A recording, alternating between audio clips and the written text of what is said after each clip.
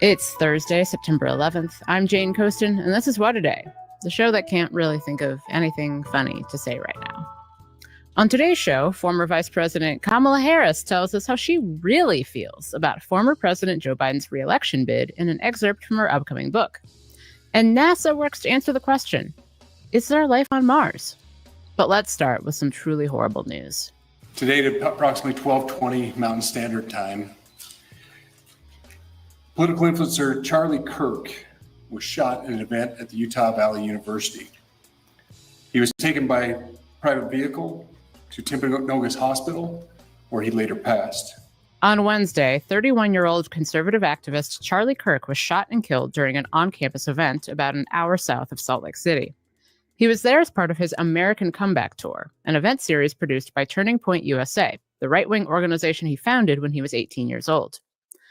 I want to be clear that this is a rapidly developing story. The assassination is being investigated by local and campus police, as well as the FBI and the Utah Department of Public Safety. Again, I want to be clear. At the time of this recording on Wednesday at 8 p.m. Eastern, no suspect is in custody and no motive has been determined, even though local politicians have stated this was an act of political violence. But political violence is evil. Not just because murder is evil, but also because political violence begets political violence. And we've seen that trend over and over and over again in recent years. From the January 6th Capitol riot, to 2 assassination attempts against President Donald Trump, to the murder of a Minnesota legislator and her husband just a few weeks ago. Let me say that again. Political violence makes more political violence more likely. Here's Utah Republican Governor Spencer Cox speaking on Wednesday. Our nation is broken. We've had political assassinations recently in Minnesota. We had an attempted assassination on the governor of Pennsylvania. And we had an attempted assassination on a presidential candidate and former president of the United States, and now current president of the United States. Nothing I say can unite us as a country. Nothing I can say right now can fix what is broken. Nothing I can say can bring back Charlie Kirk. Kirk has been a very important figure within the GOP, particularly because of his work on college campuses, even before President Trump's first term. So to talk more about Kirk's impact on conservatism and the American right, I spoke to Tess Owen. She's a journalist who covers the modern American conservative movement. We spoke at 6:30 p.m. Eastern Time on Wednesday. Tess Owen, welcome to What a Day. Thank you so much for having me. You've been reporting on the conservative movement for a very long time, and Charlie Kirk was a major figure, especially for youth within the conservative movement, with an audience of millions. Just who was he? So, yeah, I think that Charlie Kirk's influence cannot be overstated when it comes to his role in revitalizing conservatism on college campuses and bringing Trumpism to college campuses. You know, he founded Turning Point USA in 2012.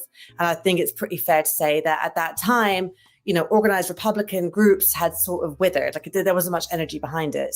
And I think he really capitalized on kind of conspiracy theories about quote unquote cultural Marxism being a plague inside American universities and about, you know, liberal rot at the heart of American education. And he leveraged these conspiracies and they kind of became his brand. Why do you think he resonated with particularly young people? I mean, I think, you know, I did a lot of reporting on the conservative movement, and one of the challenges conservatives have always had is that conservatism was something for old people, and, you know, young people were always leftist. So why do you think he resonated and was so effective with younger audiences?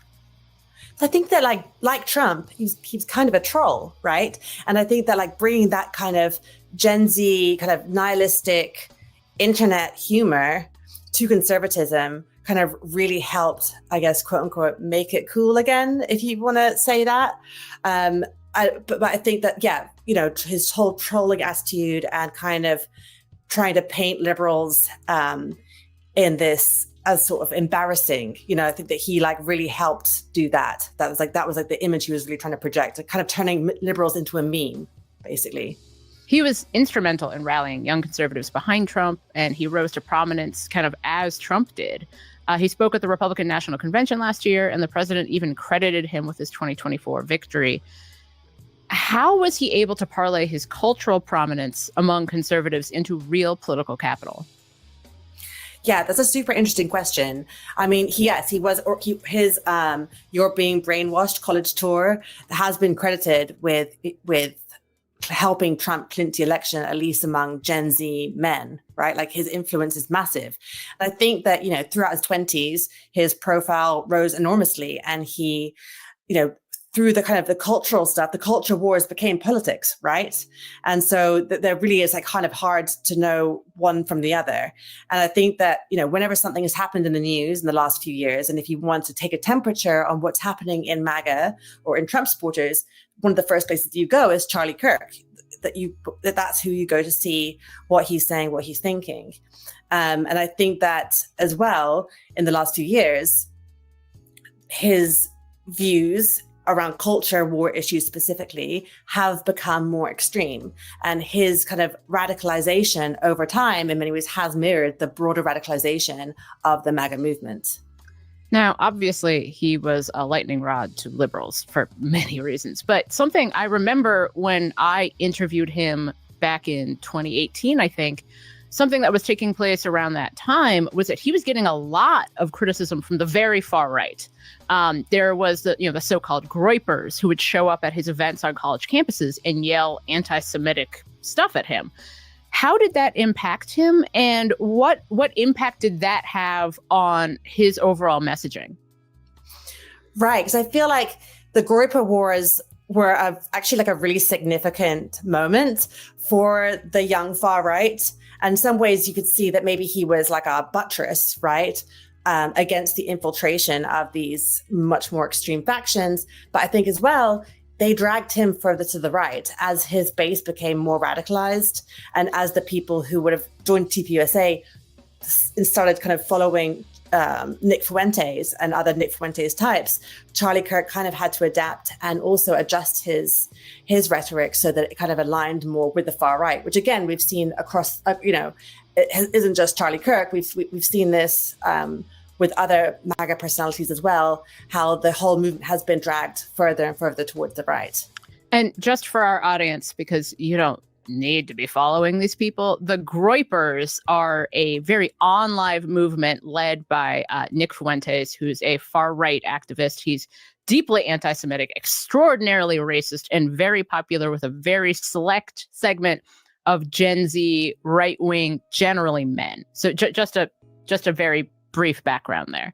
But something that was interesting to me is that a big feature of his college campus tours were onstage debates. And he even went on California Governor Gavin Newsom's podcast earlier this year and got concessions out of the famously liberal governor whose constituents weren't happy about it. You said 2020 is when you started to see the Democrats sort of advance this notion of wokeism. It's when the awakening really started. What was it? You know what I'm talking about. No, but so is it? Yes, the Latinx stuff. That, by the way, not one person ever in my office has ever used the word Latinx. So can we finally put that to bed? Yeah, we agree. But where did that even? No more Latinx, like, everybody. Well, I just didn't even know where it came from. I'm like, what are people talking about?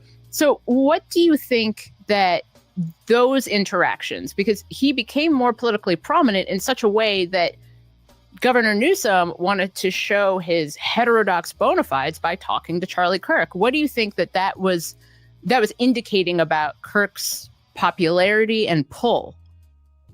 I think in a way, there's been so much attention paid to the Gen Z young men, right? And their role in the last election. And I think that Charlie Kirk is kind of the Pied Piper of them. He was the Pied Piper of them. I think that he is their voice, and he has helped move, organize them into the solidly Trump voting bloc. And I think it is useful for any lawmaker, regardless of what side of the aisle, to kind of understand Kirk. He's not an idiot. I think that, he has very problematic and very controversial opinions, but he is quick and he's quite savvy in the way that he's operated. I think Kirk's impact to me is not just about rhetoric, but also about medium. He was very online, very, had a podcast, would go with other people's podcasts, was doing kind of the live streaming thing that everybody does now.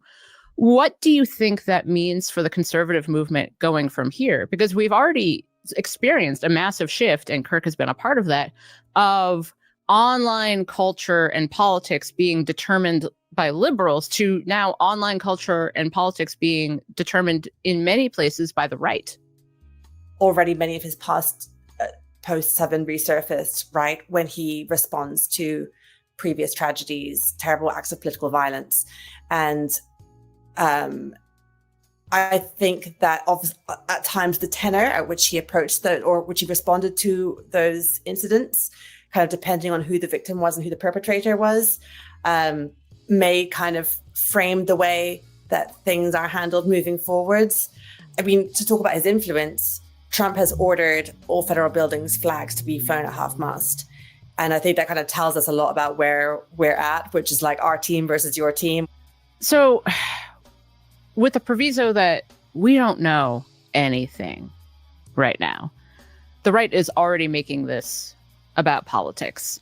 Do you think that this will change anything? Or do you think that we're just kind of in this mode where everything gets ratcheted up all the time forever? I think this is extremely significant. I think this does change a lot. I think this turns Charlie Kirk into a martyr. I think this becomes part of the right's war against quote unquote left-wing violence, which, as we've seen, has kind of been the reasoning behind sending in federal, the National Guard to a number of major American cities. So I think, again, depending on what happens, I think it's clear that it will be folded into a narrative that is already being used by the Trump administration. Tessa, I want to thank you so much for your time. Thank you for having me. Water Day is brought to you by the Freedom from Religion Foundation. Welcome to Stanley versus the World, everyone. Please make sure, if you are new, to hit the like button. Also, make sure you subscribe, share it out. I actually don't have much to say about Charlie Kirk other than, condolences to his family, especially his kids. He was a father. So let's have a look at this next video. I covered it for a couple hours yesterday live. So not much else to add. What's going on, everybody? This is Afro Think Tank. Update on the Charlie Kirk situation. Unfortunately, Charlie Kirk has passed away. This white on white crime is ridiculous, is getting out of hand. I think that Donald Trump needs to send the United States Marines to Utah in order to take control of this, because white people just taking guns and shooting each other for political reasons is just unacceptable. For decades, white on white crime has not been something that anybody ever wanted to talk about, that anybody ever wanted to talk about the statistics of, that anybody ever wanted to put any government money towards. And in all these Republican states, all these in the middle of America, where white people are just running wild with their AR-15s and all their guns, and they're just out of control. So I really think we need some sort of program, whether it's a community program, to get these white folks, some some help, because mental illness is something we talk about all the time, but yet no one wants to do anything about it. So when somebody decides to, air out their grievances at a university where children, though all pretty much adults, but we still consider them our pupils, are trying to learn and try to engage in discourse, social discourse. You have people who are mentally ill who decide to go there and want to just shoot weapons and hurt people, and things like that happen. So we really need to deal with this white on white crime that's never addressed in the media, never addressed by the government, because they are truly the victims of this situation, because it happens all the time. And you see, the media concentrate on everything else for whatever political agendas that they have. but they never concentrate on that white on white crime. That's an epidemic in the European American community. I mean, you have white folks dying of fentanyl at an astronomical commercial rate. You have white people shooting each other, whether it be in schools or churches, at an astronomical rate.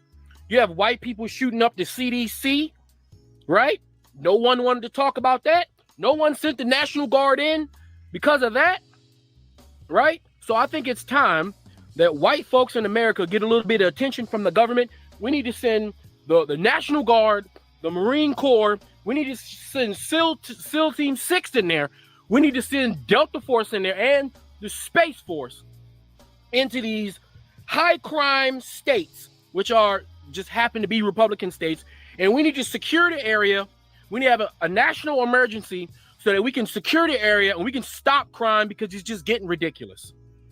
But anyway, unfortunately, Charlie Kirk is a victim of white on white crime. And so, you know, I have thoughts and prayers to the family, all right, who are also victims of this thuggery, of this gangster behavior that, by the way, Charlie Kirk participated in. So just, you know, the thuggery, you live by thuggery, you know what they say, but anyway, unfortunately, this happens, and it's been happening, and it's going to keep happening until somebody addresses this. Anyway, you guys tell me what you think in the comment section. It's Afro Think Tank. Learn something, teach something. I'm out. Well, there you have it. Charlie Kirk has passed away at the. You know what? I'm not going to go any farther than that because I haven't watched this all the way through. I just thought that monologue was pretty funny. And of course, there will be a Charlie Kirk assassination press conference. Flags are at half staff through Sunday, folks. So make sure your American flags, and I know many of you have a flagpole in your front yard. Please do as Trump asks. Fly your flag at half staff for Charlie Kirk. So this was supposed to start at 8:30. We'll watch a little bit of it, but I'm not overly concerned about it. There will be Charlie Kirk will be the MAGA Martin Luther King. I guarantee you. We're already moving in that direction. And criticism of that will certainly Deacon Dave, you know what the fuck does it matter? New Orleans, at least Louisiana, these Republican governors with large metropolitan cities, these large cities that are Democratic islands, they've had the power for fucking ever to do this. And it took a Donald Trump to put them up to it. I call these Republicans, and this is what I mean about racializing crime. Essentially, the Republican governors, and Georgia's a great example of that. And the governors, I know the Capitol, I have to look it up. I think the governor's mansion is in Atlanta. I don't know that he necessarily lives there, but Republican governors have had, the means to deploy the National Guard forever. So why does it take a Trump to do it? Did it take Trump to give Kemp balls? What's going on with this? So Trump did a good thing. He taught Republicans how to wield power effectively. Now, I think he goes overboard with it. I think he shouldn't be trusted with it. I think Donald Trump is a problem. However, he is creative. We will give him that, or at least Stephen Miller is. So, like I said, we're gonna deal. Let's see. It says here press conference in 16 minutes. We'll kibitz and listen a little while. We'll see what this press conference is about, but I suspect it's going to be a whole lot of nothing. And apparently, the president and first lady will attend a September 11th observance. We may get to it, we may not. I didn't get to do a whole lot of news yesterday because, you know what? Shout out to Orthodox guy. I had a whale of a time on his panel yesterday. And you know, this Southern connection is a thing. But shout out to Orthodox guy, and you know, most of y'all probably know who Orthodox guy is. You should listen to his show more. It's not always my cup of tea. You know, there's some things about race realism and stuff that I find just unacademic. I'll put it that way. But when he hits his stride, he's good at this stuff. He's a good host. Now we just need to educate him up, and we will be okay. On code greater than manhood. No idea what that means, Dave. Is that Black Manosphere code that I don't even know? You know what? It's like being out in the forest and hearing, you know, these animal mating calls. You know they mean something, but you're not sure what. That's what this is doing for me. On code greater than manhood. That's noise out in the forest. I forgot about my bias. My bias is towards actually brain work. Sorry. Not just talking points, thinking through it. My bias is thought process. I pissed him off now. What's up, Dave? What up? Hold on, let me set up my audio. You there? You sound okay. You're a little low now. You were fine. I'm in the van. Oh, okay. No, you're good now. Actually, better. Way better. Yeah, you don't have a problem with what he said because you agree with his narrative. That's all.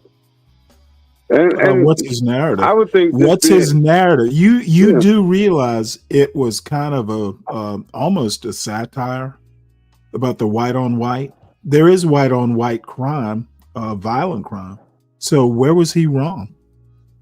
And a lot of it. Satire is on purpose, isn't it? Yes, and he was on purpose. Okay, so that wasn't on purpose. It was on purpose. That's literally because you never hear the white on white crime narrative, which in my opinion is a bigger problem. This quote black on black crime is very limited geographically. Here is where I wish he had gone with that. You got school kids shooting up each other. You got kids praying in a Catholic church getting shot up, and now you have political assassinations. That's literally a bigger deal than a bunch of, hood rats shooting up each other. Our government, people who are running the country are being assassinated. That's a huge deal. Okay, your average person in nowhere Romania is going to hear about Charlie Kirk. They're not going to hear about Pookie or Ray Ray got, slaughtered in the ghetto. This is literally something that appears on the world stage. Okay. As a class of crime, the hood violence is one thing.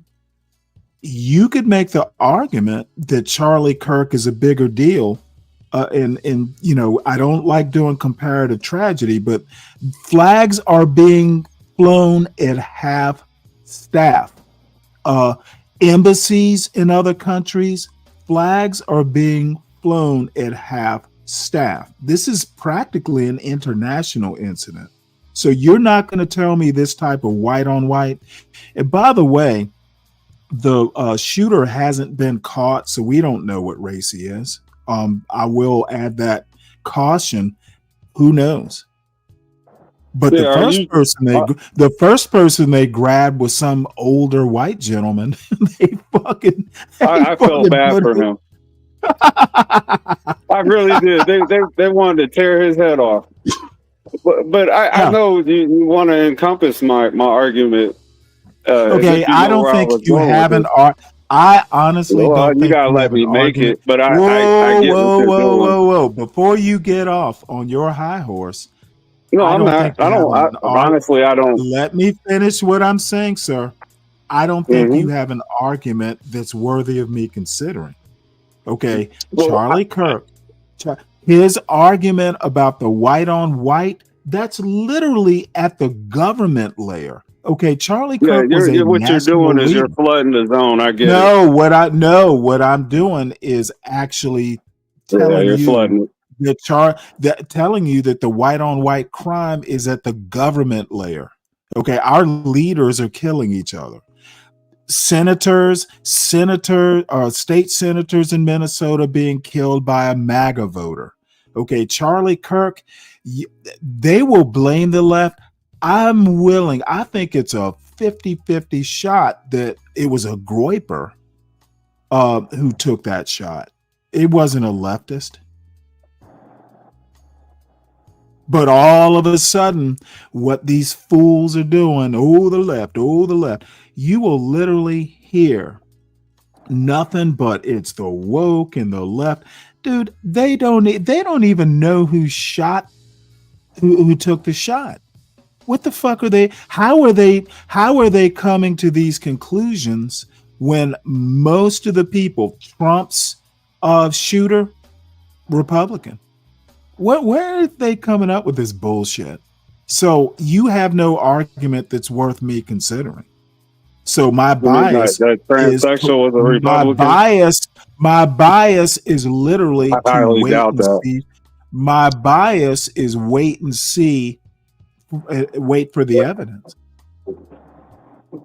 No, yeah. Now, what you need to do is you need to be talking to your daddy. Hey, you're not going to let me talk. You need to be talking to. No, I'm not going to hear your side of the argument. You're creating an argument that I'm not making. You literally, and you're flooding the zone with shit. That came up to address my comments.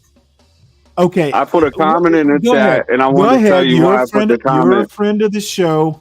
Do your thing, Stanley. No, I actually appreciate what you like. I owe it to you, Dave. Dave, I owe it to you. No, I'm nobody special. You have the floor. You have the floor. I like to pump up the bouncy house. So what do you want to do? You're jumping up and down. The bouncy house. Hey, did you notice? Yeah. You noticed the title of the show, right? Yeah. I like that. I put in there. So you go ahead. No, you go ahead and you bounce in your bouncy house, the one that you blew up. You didn't even use an electric pump. You just use your comments to blow up that bouncy house. Yeah, flame blower, right? The accordion flame blower. I forget what they call it. Go ahead, please. Go ahead, please. Yeah, I said the guy was dumb because you don't send a National Guard to a state. I mean, technically, it was a joke. It's hyperbole. Okay. All right. Okay. Yeah, it was all right, so let me address the other thing you said. What you said? Oh, I could barely hear whoever that is. Oh, sorry. Oh, it's Ryan. I was saying it's way too soon. I can hear you, buddy. I can hear you. I can hear you fine, Ryan. Okay. It just sounds like he's in a bathroom or a hallway on mine. You know what? His van's so damn loud. I can hear him. No, it's fine. And I got on earbuds. It's not, of course, my volumes, tends to be fairly low, but no, you're fine, Ryan. But let Dave finish. Okay. Let Dave finish masterpiece. His masterpiece of colloquy. Yeah, I'm gonna cry unstop. Yeah, but the black people are more confined to areas, the bigger city areas, yeah, you're going to have a spread of white people more. They're just all over. And blacks are more confined to the bigger cities, mostly in the South. I don't think that you're going to have a black city in Utah that just has a lot of crime or the same amounts of crime or the crime rate that you would have in the bigger cities in the South. So that was one point.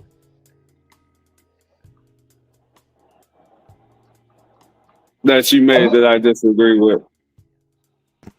Okay, well let me go back to a point that I've been making for, few weeks now. See, you want to racialize the shit. Okay. Who cares about black neighborhoods in Utah? What I'm talking about, the white on white crime that I'm talking about tends to be in schools, and it tends to be political, which are problems. You could make the argument that the rats, and please forgive this analogy, okay? I'm not being that racial, but a bunch of rats killing each other in their cages is one thing. Now we are talking. Yeah, I know that probably hurt some feelings. That's extreme. That's extreme.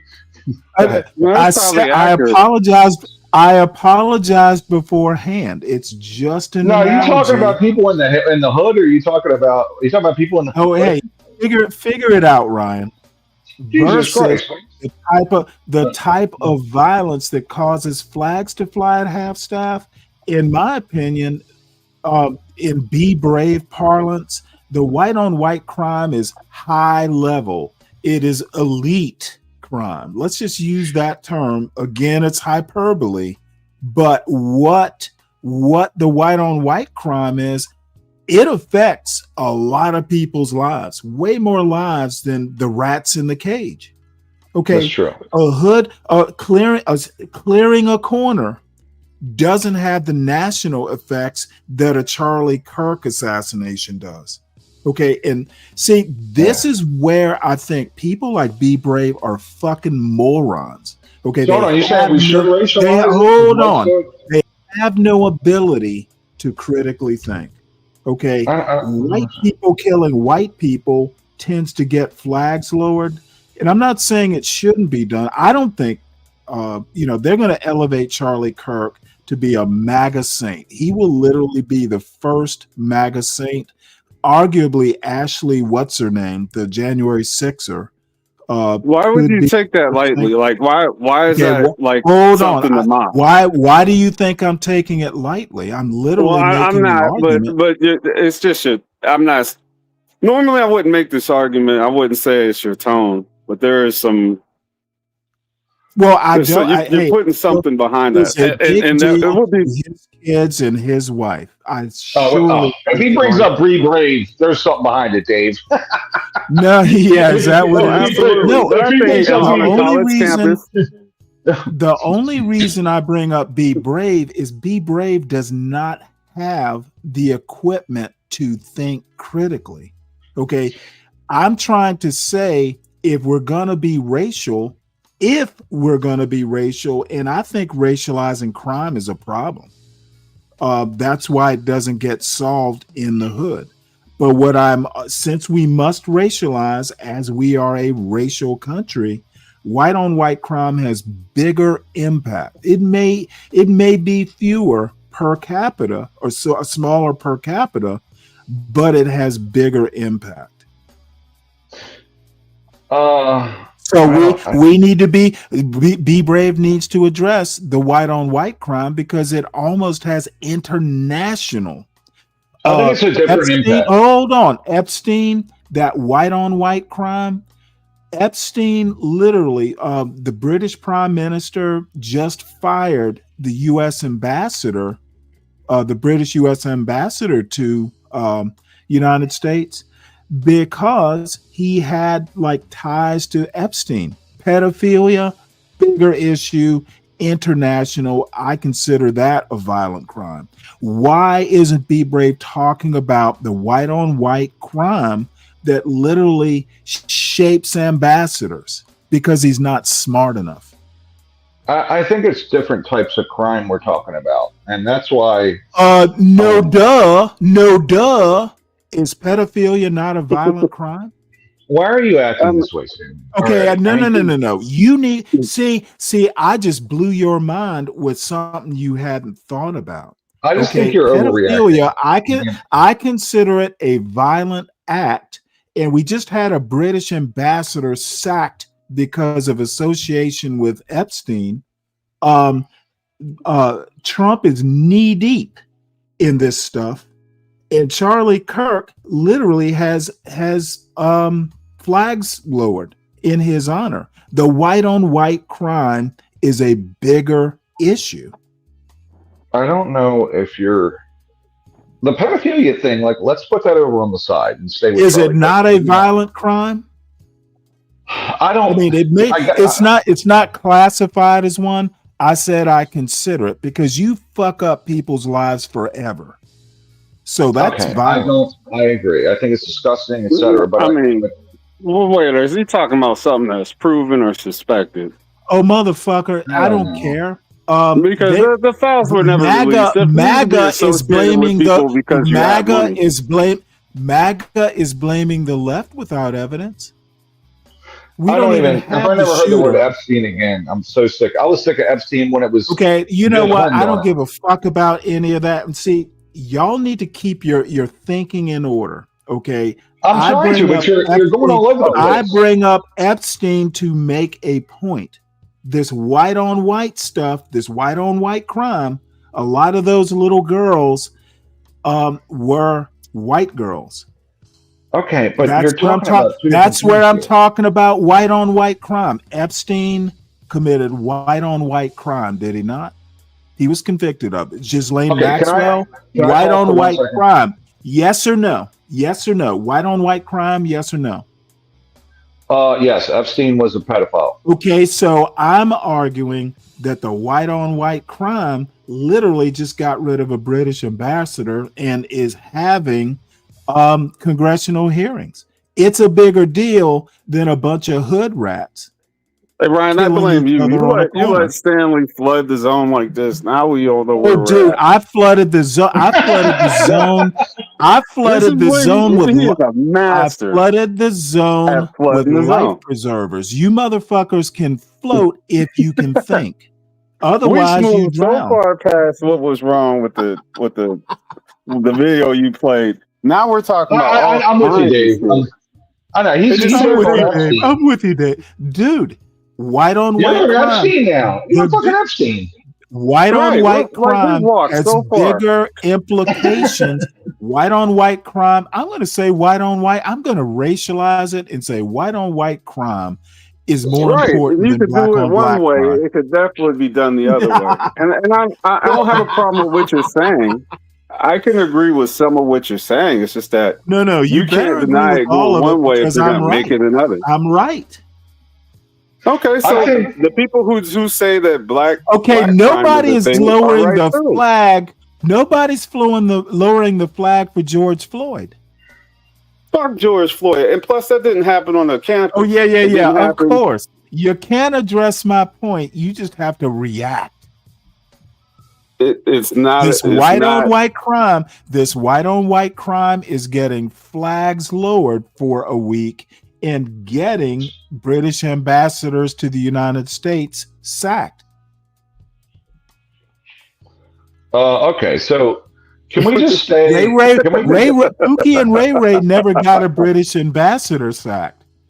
Can we go to that next after we address the video? First of all, I think it's too early. It's way too early to even talk about this. Like this dude. I wake up early. I wake up early. No, I mean with Charlie Kirk. It's too early for this sort of argument. Dude he was in front of his children and got his neck blown completely apart. So I just think it's too early. I don't care about any of that, and you don't have to be graphic. We know he is unalived. We don't need to go over the graphics. And I think there is a difference. Like speaking what that guy's talking about, right? He's trying to make it is literally more important because the world knows about Charlie Kirk. They don't know Pookie. I agree. However, I think it's two different types of crimes and impacts. Hey, dude, it's white on white Can I explain versus black on black. See, you Can I want to get clarify? granular. Be Brave never gets granular. Well, that's him. In all Well, seriousness, you are one of his acolytes. No, I'm not. I call in and talk to him like you and everybody. I called CT. I call everybody. So, but look, I think that I enjoy open debate, much like Charlie Kirk did, and encourage it. Because that's the only way you make progress, unless you. Okay, I don't think Charlie Kirk was debating. I don't. Charlie Kirk never debated. Did you ever watch Charlie Kirk's show? I have. It's not a debate. Yeah, he tends to steamroll. You don't go a 31-year-old political, like whatever he was, does not go to campuses, with your sophomore poli-sci major expecting a good debate. Okay, I don't call what he did on college campuses a debate. I call it a demonstration. Yeah, prove me wrong, right? And listen, that's not debating. And hold on, let's see what this dude is doing. I agree. I think what's happening is new cameras set Ryan, up. plant your heel when you talk to Stanley, because this dude, man. Well, he is a host. However, he does. I know. I like the way he does that. Oh wait, hold it. You know what? Keep up. Keep up. Is white on? Okay, well let's simplify it since you two were so upset. Don't you realize that the point is to fuck with you more than it is about making a point? White on white crime has more significance than black on black crime. That's my premise. Yeah, when you got somebody laying down on a building from 200 yards away, or however it happened, I doubt he used a gun under $800. Okay, can we literally not concentrate on the gun or the mechanics? You said, it was a higher quality crime. Can you address my premise, which is white on white crime is a bigger deal and more damaging to the United States than black on black crime? By what measure? By number or by? Motherfucker, I literally just spent practically an hour. Okay, flags get half-staffed because of white on white crime. Lawsuits get settled for the Ashley, whatever her name was, and money gets paid. British prime ministers get fired because they had associations with a known pedophile. Dude, Pookie and Ray Ray don't get flags lowered when they get shot up. My point is white on white crime tends to have international ripples. That's why I think it affects the nation more. Charlie Kirk could potentially very theoretically, there's talk of civil war. Pookie and Ray Ray aren't going to cause a civil war. George Floyd did, actually, and they did fly the flag. God damn it. No, he didn't. Good point. He did nothing of the sort. $2 billion worth of damage. The flag half-mast. He did nothing of the sort. Google it, Stanley. Google it. I don't need to Google shit. I reject your premise outright. George Floyd caused a couple riots. So you're comparing George Floyd to Charlie Kirk. That was billions of dollars. It wasn't just a couple riots. You're comparing George Floyd's murder to Charlie Kirk's murder as far as ramifications. The point was the flag was flown at half-mast. Half-staff, not half-mast. Half-staff, flaccid. I don't care. It was flown for St. Kirk or St. Charlie. It wasn't lowered or half-staffed for George Floyd. Now, my question to you is true, flat out right there. I will forgot. So the flags were lowered for George Floyd? You don't remember? No. Oh, maybe you should research that. Yeah, Minnesota was. No need to. No need sure, to. Ryan. It See what I'm wasn't. saying?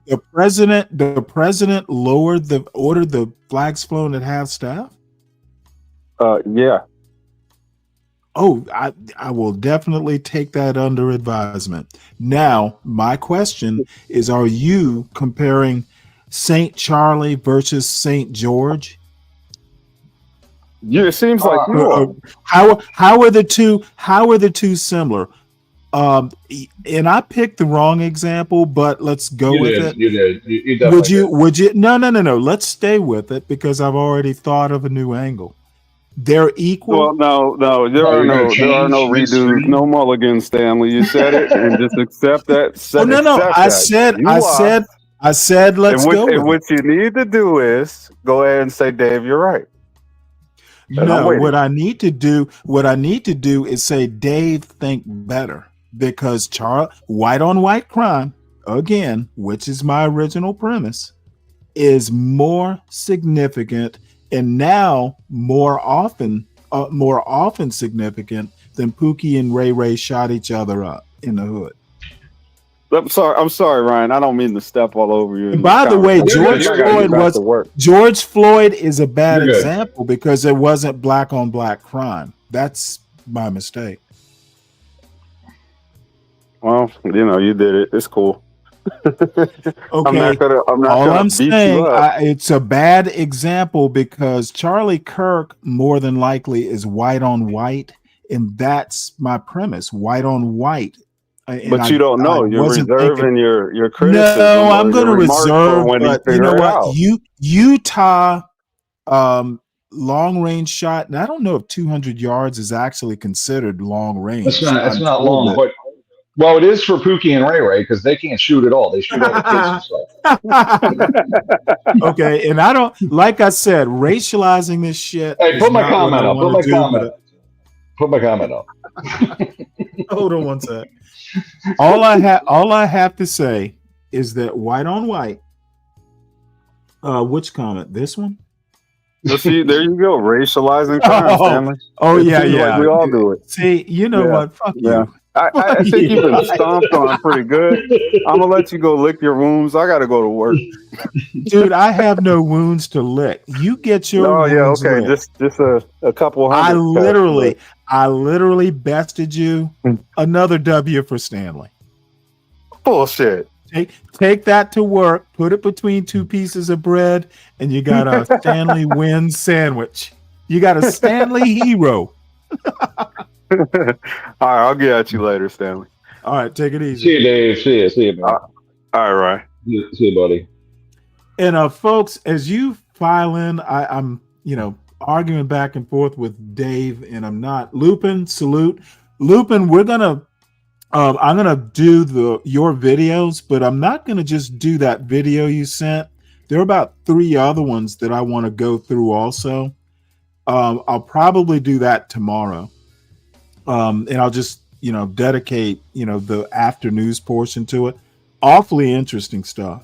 So definitely. Orthodox, what's up? That's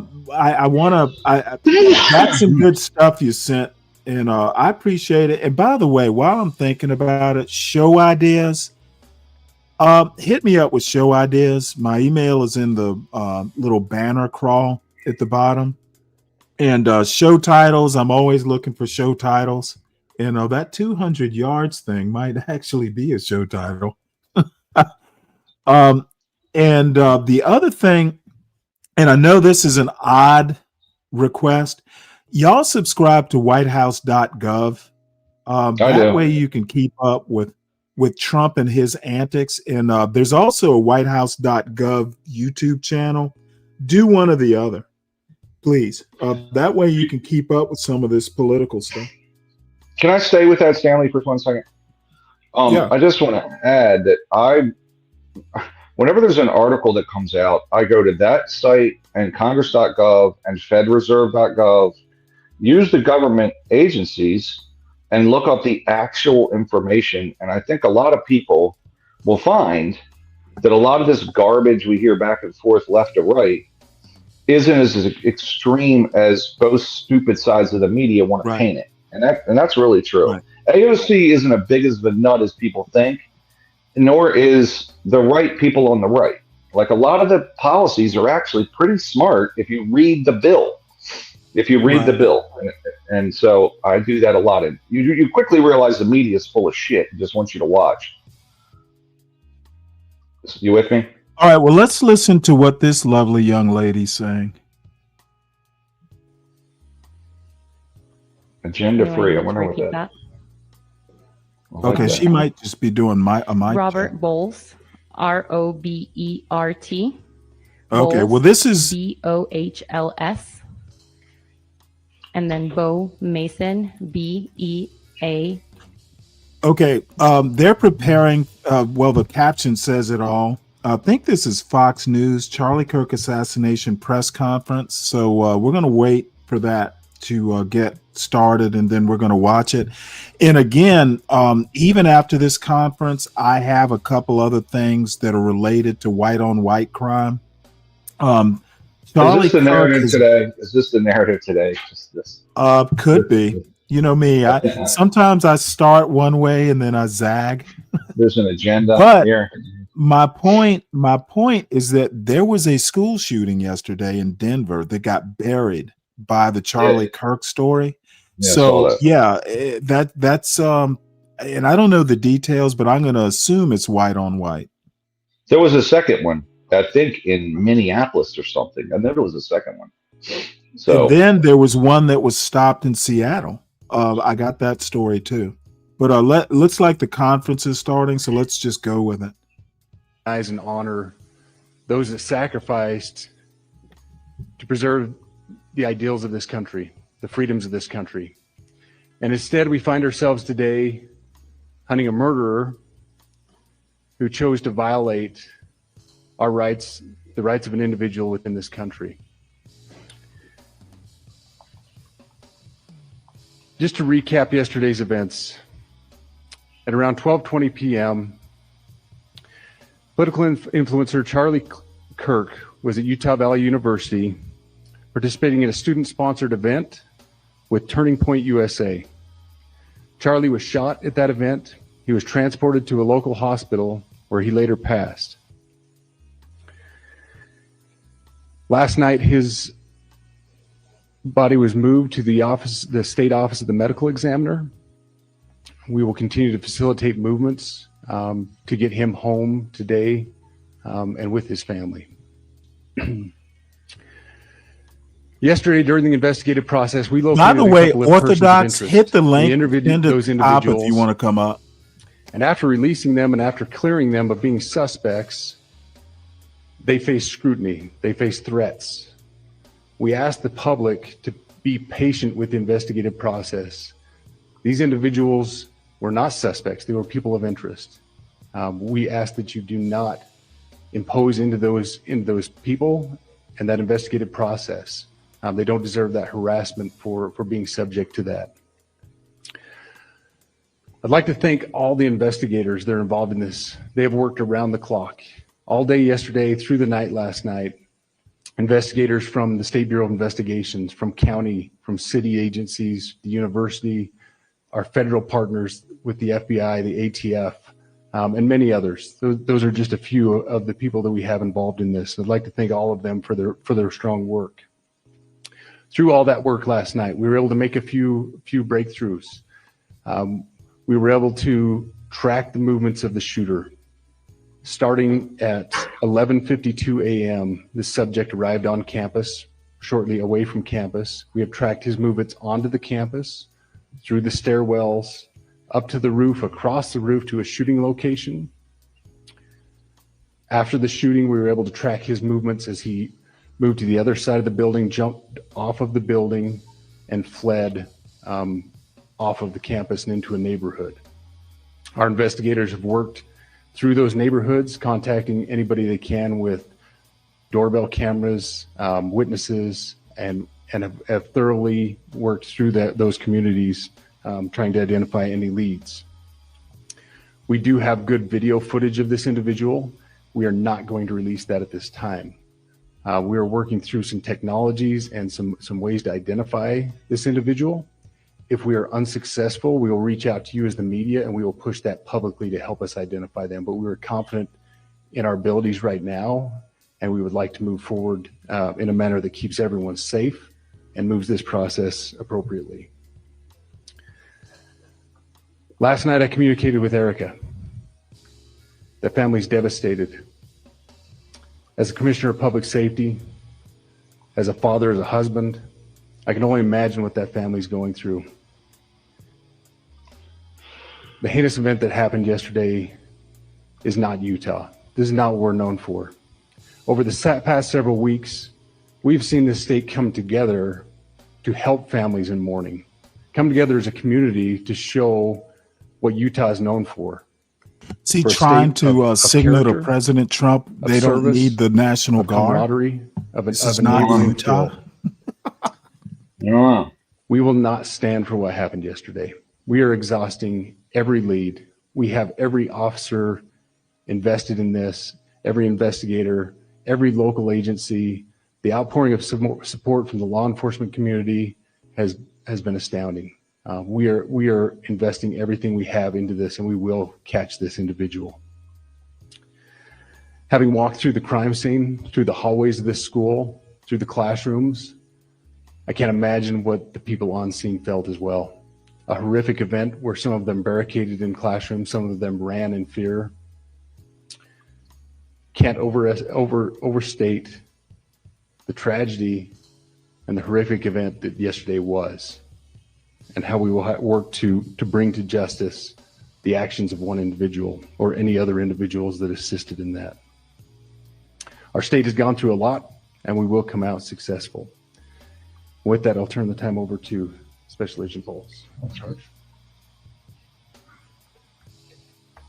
Good morning. My name is Robert Bowles, and I am the Special Agent in charge of the Salt Lake Field Office. Following yesterday's tragic shooting of Charlie Kirk, FBI agents have been working around the clock in coordination with our law enforcement partners.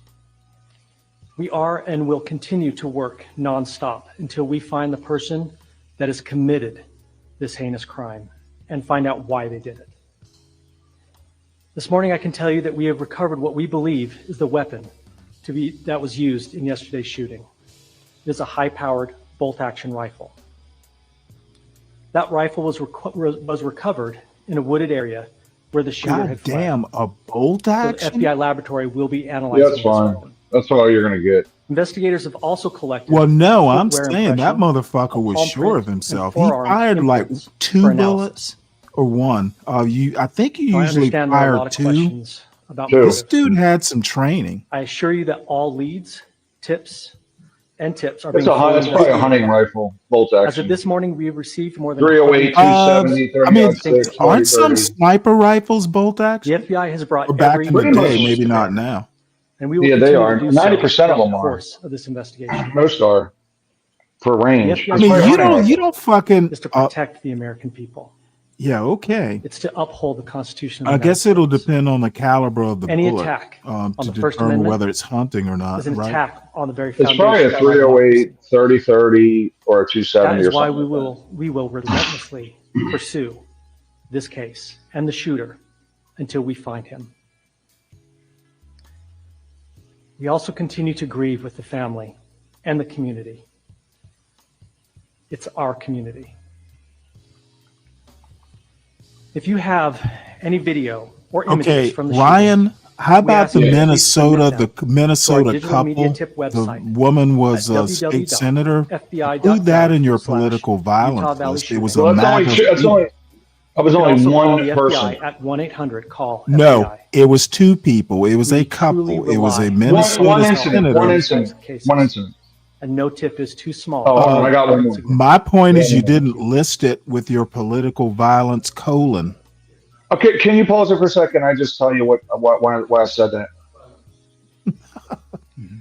So often I hear that the right-wing extremists are the violent ones, right? Well, I most thought- times they are, correct? I mean, based on these incidences, I would argue no. based on these incidences, I would argue yes. So you're saying the Trump I'm literally saying January 6th, the first kid on the roof at that Trump rally, which by the way, we were live when that happened. We were live on John Galt's show, I think. For the Trump shooting? He was a registered Republican. Ashley Babbitt is the woman's name. She's January 6th. And if that wasn't right-wing extremism, nothing is. The person who shot that Minnesota couple that she was a state senator and her husband, and then he wounded, I think, another couple that was political. And I don't remember those details. And dude, these are all right-wing people. Just in the past, no, they're not. No, that's yeah, bullshit. they are. If you're a registered Republican, you are not a liberal. No. The guy also had Yep. Ashley Babbitt participating in a right-wing insurrection. The dude that shot the Minnesota folks, he was pure MAGA. Maybe you didn't follow up, but no, he was a MAGA's MAGA. So if I had to, the kid that shot at Trump unsuccessfully, registered Republican. He had writings about Trump. His parents made him register as a Republican. He had writing after writing. He was a registered Republican. I don't care. Well, if this guy's a registered, listen. Was he a registered Democrat? So just because you're registered as one, you know what? You actually made my argument even better. So his MAGA parents forced him to be MAGA? That's even better. Yes. MAGA's a problem. His parents were terrorists. This is more making an 18-year-old vote one way or another. Oh, they're monsters. His parents were MAGA monsters. They made him register as a Republican. But they were monsters, Ryan. They were monsters. Okay. That's not the point. The point is the political violence appears to be coming from the left in a massive way. I'm afraid you have no evidence, and I'm not buying the rhetoric. Well, name me one political violence that the perpetrator is identifiably left.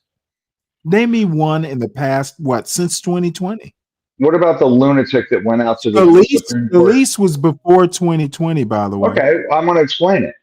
So if you have to explain it, but go ahead. I'd like to. So after the Supreme Court justices' homes were doxxed by the left, there was an attempt on, I think it was Kavanaugh or one of them. The guy showed up with guns and bombs. He drove 10 states away. Steve Scalise, if he's before that, great. This guy, in likelihood, was mad about Israel. Charlie Kirk supports Israel. And so I guarantee that's one of the motives if you look into it. Okay, so people to the right of Charlie Kirk, and you know what? I really don't.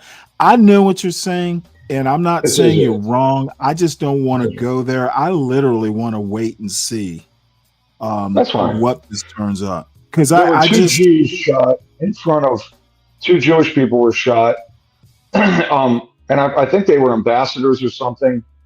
The Luigi Mangione thing, this guy was a radical. What's his name? Luigi Mangione. I can't think of the guy that was shot. The dude who was the insurance CEO. Yeah, I mean, even though he was running Nike a month before that. Now how is that political again?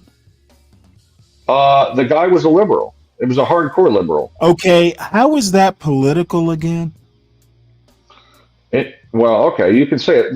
I'll just say this. Okay, how is that political again? Listen. The dude, I mean, you can probably connect some dots there, but he was the left-wing progressives. Okay, I need you to hear what I'm saying, Ryan. Celebrated it. I'm talking about political violence, and you are talking about, an insurance CEO who got shot. I'm not saying you're dead wrong. He's not a politician. You're right. He's not a I'm politician. saying it's not as obvious. Your I'm with you. example, I would never think it was political. I'll put it that way. I will say that the left-wing side of the aisle celebrated what you want to do is stretch. I'm talking political violence. I don't count Luigi as a political warrior. Yeah, okay, and that's fair. That's fair. But I will say that the celebration on the left was terrible. And I think that's so the celebration on the right hasn't been terrible? Dude, in what way? Trump came in and literally pardoned felons. I think that was a reaction. He literally pardoned people who committed violence at our United States of America Capitol. Dude, I disagree with Trump. I bet there was some celebration when their asses got sprung. Enrico Tarrio or whatever its name is. Dude, Yes. I guarantee you he had a party. So the celebrations on the left, yeah, I'm sure there's been a jig or two. But dude, January 6th, that must have been one hell of a party. So let me ask you this. So, and I don't want to get into this deeply, but Charlie's girl is fucking crazy. Is a corporate No. greed. We're not doing that. She is an old friend. She predates John Galt's channel. I've known her All right, that well, long. can I just react to her? Let's be very gentle. Okay, yeah, that's fine. She can be criticized and critiqued, but you're not going to get out of bounds with it. Yeah, I didn't. I've known her a while. I And she's a apologize. she's a very nice person. Okay, so I just want to respond. That was an overreaction by me. You're not crazy. I'm not that kind I of guy. level set. So please, and you're a friend of the show too. So don't take it the wrong way. But she is, I've known her online for a while. She has consistently been a friend of any show. Me as a YouTube person, she's been consistent, and she will not. Don't go overboard is my point. That's fine. And I understand what the guy was trying to do, which Luigi was against corporate greed and the corruption of health insurance companies. But it's not, that guy was running a different company, Home Depot, 2 years before that, and likely would have been a CEO of another company in 5 years, like maybe Nike or whatever. So to shoot the CEO who simply just is working for a company in that industry, that there's no justification for that, right? Like, the other thing is the health insurance industry in and of itself is broken due to, various things, including the whole system's fucked. So just shooting the CEO of one company, I blame the government on half of it because they're fucked up. So okay, so you have gone. It means nothing. How is this political? That was really my question. It was celebrated on the left, very, very in a huge way, and it really was disgusting. Again, It was disgusting. celebration aside, how is this political? You mean because there is a political left? It was celebrated on the political left. That makes it political? Because that's a spider's web of an argument. It can be an argument. I'm seeing a lot more.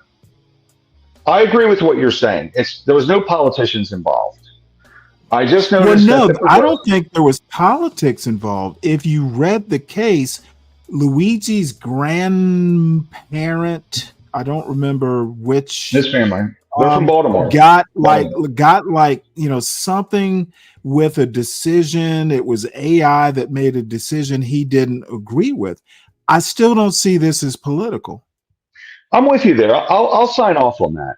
Okay. I got a family member that's very progressive and that was very happy that he got shot. And I'm Okay, like, well, that's don't be taking anecdotes and universalizing them. I get it. I said, I'm with you. I don't disagree. I just noticed that the celebration on the left, and that's all I'm saying. So maybe it wasn't political. The shooting wasn't motivated politically, whatever. But it just appears that the left has this angst and anger. And they say it's the And right. the right doesn't? I'm saying, hold on. I'm saying that as far as I'm concerned, both sides, if you want right-wing extremism, I hear about it in the news all the time, the left is just as fucking crazy. And they need to report that. They're just as fucking nuts. Okay, then go to Fox News. They report it daily. Okay, you're not looking at the right sources. It gets reported if you are of that persuasion. Again, I read all sides. I read all sides. Okay, and your point, which is you've already kind of given ground on it, but I'm going to do it just for the sake of making a joke. Okay, the left celebrates books. Are all books political? Okay, celebrating stuff is not a sign of being political. And Charlie Kirk wasn't a politician, but he was politically. Okay, Charlie Kirk was a major influencer. The goddamn president ordered. I was kidding, dude. I was going to say that. I know. You don't have to be a politician. He had a whole president to be the politician. Listen, I was going to say exactly what you're saying. He's a political influencer. He was very influential, just like Jordan Peterson, just like, the Democrats have them Jordan too. Peterson had and I'm kind of quibbling here, so please forgive me. Jordan Peterson didn't have half the influence that Charlie Kirk had. I would say a tenth of the influence. He didn't have a tenth of the influence. Okay. Charlie Kirk probably reached several million. I mean, he just did tour after tour. So, the one thing is he did get a lot of young people interested in politics. And that's a good thing. For a 31-year-old, it's pretty remarkable that he did. Well, it's pretty remarkable that as limited as he was, if you ever watched him, and I've watched him in detail, for years, but since the Candace Owens is a part of, she was a part of Turning Point at one time. Years ago. So, I mean, I was never that impressed with Charlie Kirk. Charlie Kirk wouldn't last long against a non-college student who knew what the fuck they were talking about. Nah, just children he would debate with. I get that. Yeah, and Ben Shapiro, and I don't want to get too deep into that. I understand your Luigi point, but it is the most tenuous of connections to politics. Well, I say that because I noticed that some of these, at a lot of these left-leaning protests about Trump, they have the Luigi hat, which is from Super Mario Brothers. A lot of these lefties do. And I'm like, okay, like what the guy did, by the way, he comes from super wealth. Luigi's family, he went to the highest. Oh, yeah. I know. He UPenn engine software. Dude, it was at huge the time, money. Yeah. He's a blue blood. It's old money. It's old. He's a wealthy here's fucker. What I'm saying. I don't care about any of that. It is rather interesting, but it wasn't political. Not political enough for me to care that much about. In my opinion, it was just simple emotion. Listen, I agree with Louis. It wasn't political. However, the left ran with it hard with that Luigi hat and other shit. And the progressives did. I don't mean the Democrats. I mean the fucking progressives, which is the death of the Democratic Party as far as I'm concerned. It's the MAGA of the Democrats, right? It's the extreme wing. Well, the MAGA of the Democrats, you're right, are progressives. They're populists. They're fucking crazy. And no more dude, no more. You know what? and this is going to be a very weird thing for me to say. I think if Bernie had become president, there would be a whole lot of outrage. He would have done some things. The only way you can be a progressive, especially a progressive, left progressive, but MAGA, what they want, populism, at least in the form it is in 2025, you literally need to do what Trump is doing. And I made this argument once or twice in the past, and people won't remember it, but to get what a populist wants, you have to use force because most people don't want that shit. Yeah. Okay, if you want a socialist government or more socialist government in the United States, the progressives are going to have to force people to do it. The ballot or the bullet. You know, that sort of bullshit. Well, we'll see if one wins. Same thing with right-wing populism. To get what MAGA wants, they're going to have to put people in, they're going to have to put troops in the streets. They're going to have to build a narrative. I think America, if we're to be, if experts are to be believed, America is center right, and I don't agree with that. I think they're actually center left, but who am I? I'm not that. No, I agree. Also, I think they're center left and to their own demise. I'm not that kind of political philosopher. I just dabble in it. I'm a fucking amateur. I'm not trained. It's autodidact if I make sense at all. But the one thing I do know is America, your normal person, and I think it was you who said that, dude, when I walk out into the grocery store, I want to be fucked with. That's my day to day. And I honestly think that, and I will get into stories later where inflation has crept up. This is going to become the basics, like it's the economy stupid, that James Carville maxim.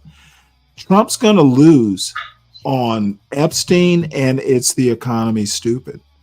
Trump is fucked up big time and he's not going to be able to back away from it. He's going to lose on the economy. Epstein is dumb. I didn't care about it. No. It was a campaign promise. And you know what? I read a story that I didn't even talk about where some guy had been in prison for some child, like some essay thing. Dude didn't last a month. Okay, and the rumor, at least in this news story, was that, he was a white guy, the Aryan Brotherhood either gave him up to it was a black kid, but a little black baby that it was disgusting. Yeah. The Aryan Brotherhood, according to the story, is like, we don't want him. Y'all blacks can have him. So, dude. Of course. Epstein is not going to go away. Okay, but can I just let's talk about Epstein for a minute, if we will. This was a story initially Republicans were putting out there, release the files, release the files, release the files. I personally always thought it was bullshit then and they said, Bill Clinton's involved and all these other characters. Even if Epstein's not going to keep documents, and why would he want to include all these people in his crime? He would keep them just for manipulation purposes, blackmail purposes. That's why. That's what they claim, right? Well, I don't think that claim is far-fetched. Well, so dude, we literally just had a British ambassador fired because the newly discovered files that they released to Congress, he's knee deep, or at least knee deep enough that that the British Prime Minister fired the British ambassador. That's a big deal. Well, when Prince Andrew gets in trouble in Britain, then I'll say it's a story. because he was with Epstein more than any person, right? But my thing is, Stanley, this whole story, I heard it on the right for years. I always thought it was bullshit. Now I hear the left talking about it as well, and I don't think there's a story or a provable story either way. I think it's bullshit. I think there's not a provable story because they're not going to release. Look, fucking Bill Gates's marriage broke up because of Epstein. Okay, why? Because he was you remember that? Yeah, I didn't know that was Epstein was involved. Okay, dude, I keep saying this is a big deal. I don't know if it is, man. I don't know if it is. At one point in time, I don't know what you call a big deal. You got the British fucking ambassador to the United States of America fired because he here's the question. No. I need you to let me finish. You want to deny that this is a big deal. Marriages of billionaires have broken up. British ambassadors have been fired. Who knows what's going to come of this? Trump is knee deep in this. And when the right, it's literally all I'm saying is it's not nothing. This isn't going away. I'll say this and much, it's MAGA. It's MAGA that's not going to let it go away. Keep wanting to include the left in it, and I'm sure there's plenty of people on the left. Gates. Hold on. How do you know? No, I need you to let me finish. Okay, well, I want to talk after that. You got to give me a little space. Good. I don't gotta have to do, but you can.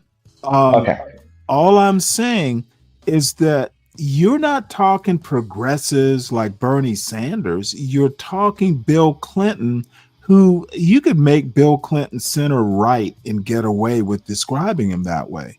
Okay, you're not talking about the left, and people just refuse to understand how politics works. When you say the left, you're not talking about Kamala Harris or Joe Biden. You're talking about Bernie Sanders. The radicals, yes. I don't think Bernie Sanders is that radical, but for all intents and purposes. So what people like a Charlie Kirk or Donald Trump, they want to classify everybody as far left or communist. Eventually you live by the sword, you die by the sword. Okay, in 2028, I will truly be surprised if MAGA still exists. That's why I think Marco Rubio is probably going to wind up being the winner out of all of this because he has good enough sense to keep himself somewhat distant from this MAGA foolishness. Look, so go ahead. My whole point, and we were talking about the story initially of the Epstein stuff, right? I was hearing it on the right years ago. I always said, well, first off, the story goes that there's this island, Epstein, all these people went there. There's jet logs and bullshit. This guy was a very influential billionaire that managed a lot of people's money. Like, he was a big shot in New York. So everybody from New York's going to know him. And then Bill Clinton took the plane and did all this shit like hundreds of times and whatever. I've always said, I don't believe anything will come of this story 4 years ago when it was coming out on the right. Now it's switched sides and the left is trumpeting it. And I feel the same way. I don't think anything's provable. Okay, I think you're absolutely wrong. It's MAGA. It's MAGA that made a big deal out of it because it was a campaign promise.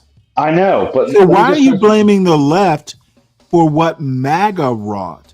Literally, the MAGA base was like, oh no. Okay, it wasn't the left. Well, it was the left plus, but you can't say this is just the left. The MAGA base. I said that. Let it go. I said initially. You need to emphasize it more because, in my opinion, MAGA is the biggest reason it's even. They made it a story. I said that. Yes, they made it into a story. They made it into a big story. one that won't go away. A big it's story. not going away. Yes, and now Trump is getting hit by the left because again, I said the left is God not damn it. Let hitting me talk Trump for a as minute. hard as MAGA. Stop making this a big deal. See, what you're trying to do I'll is say the make left-wing this, media oh, the is left, trumpeting oh, the this left, story oh, the more than left they is ever doing have. it. Trump's base is the Idiot. heavy hitter in this. If it was just the left doing it, this would have gone away before summer recess. I mean the left-wing media. The left-wing media. Dude, Didn't cover it. MAGA is the Shit. Hold on. driving I might be force. breaking up. I'm having major problems here. With your logic? Stanley, you there? I am. All right. Well, again, Ryan and I just never agree. Dude, this whataboutism, it's MAGA that kept this story alive after Pam Bondi basically said, hey, there's no there. There are no Epstein files. It was MAGA that erupted because they wanted to see left-wing blood. So where you think that the left is the driving force behind this Epstein issue, Ryan, I don't see it your way. And Ryan will be back. What's up, dirty dude? Trump gave props to. Oh yeah. Stand by. Stand back and stand by, or some bullshit like that. Police have good video. Views over on Facebook and any other ones I'm missing. Linda Belk, Larry, Misha on X, and our YouTube moderator. And I don't know. We'll listen to a few more well. minutes of this. And sorry, hold on. The results of the press conference is that they have good video and a weapon is found, and they didn't say what kind of weapon. Davio is moderating. I think Sabrina was there. All right, and then we'll just move on to the next story, which I wish Ryan could be here for. I was talking about white on white crime being a very big problem. Evergreen High School shooter dead from self-inflicted gunshot wound. Now, I had to go to Colorado Public Radio. It wasn't in the New York Times. It wasn't in the Washington Post. It wasn't, on my usual, news source things. Definitely wasn't on the Washington Examiner. And again, kids are like the future. I'm kind of, anytime kids get hurt by their adults, it catches my attention. But so we want to talk about white on white violence. Evergreen High School shooter dead from self-inflicted gunshot wound. This is somewhere in the Denver, Colorado area. And this is something that that a lot of these fools who want to just harp on black crime, I make the argument that black on black crime, according to people like Be Brave, is not ruining America. The white on white crime is, because it tends to be either in high schools, where kids will carry these mental injuries forever, or it tends to be political, as in January 6th or, yesterday. So I'm going to read this through a little bit. The student who opened fire Wednesday at Evergreen High School, injuring 2 other students, died Wednesday night of a self-inflicted gunshot wound, the Jefferson County Sheriff's Office said. 1 student remained in critical condition, according to doctors, while another had non-life-threatening injuries. The sheriff said the shooter was a 16-year-old male. He fired a revolver at students at 12:24 p.m. Wednesday, bringing scores of first responders to the school. 3 students, including the shooter, were treated at Common Spirit St. Anthony Hospital for gunshot wounds. A 4th student took themselves to the hospital with injuries sustained while escaping the high school and fleeing to a nearby elementary school. This is the scariest thing you could ever think could happen, said Jackie Kelly, public information officer with Jefferson County Sheriff's Office, at a press conference Wednesday afternoon. Honestly, I don't know if our suspect is old enough to even drive. Well, I don't even know what to say to that comment. And Ryan tells me there was actually another school shooting that I'm not aware of. I didn't hear it, but everything got suppressed by St. Charlie's news yesterday. So this is actually something that I didn't get around to yesterday. Police arrested a 13-year-old in Washington State who had everything ready to go for a mass shooting. Again, and I don't know the race of this kid's, I'm probably being horrible, but I'm just going to go with the trend of this type of violent crime. And I'm lowering myself to the John Galts or the B. Braves. I'm just kind of, lowering myself, but let's do it. Okay, when police arrested a 13-year-old boy in Washington State last week accused of making threats to kill, they found he had everything ready to go to commit a mass shooting, including a trove of more than 20 guns in his home. Where the fuck were his parents? These are the weapons. This picture, this motherfucker, where? I'm like, what? I guess he was going to do like a Q thing where he goes and selects the weapons for the mission he is to carry out. Dude, white on white crime literally is the biggest problem in America. Okay. And it is literally, I will never understand how these morons fucking come up with some of their ideas, except they do it through the lens of a racist point of view. CK, there is MAGA media. Fox News is MAGA media. One America News is MAGA media. What's RL something or another? There are at least 3 MAGA medias. Then you have the Washington Examiner, the Washington Times. I'm not going to lump the Wall Street Journal because they can be a little bit less MAGA. National Review, Bill Buckley's Foundling. There's plenty of MAGA media, and then we won't even get into there's an online outfit, Epic Times, that's MAGA media.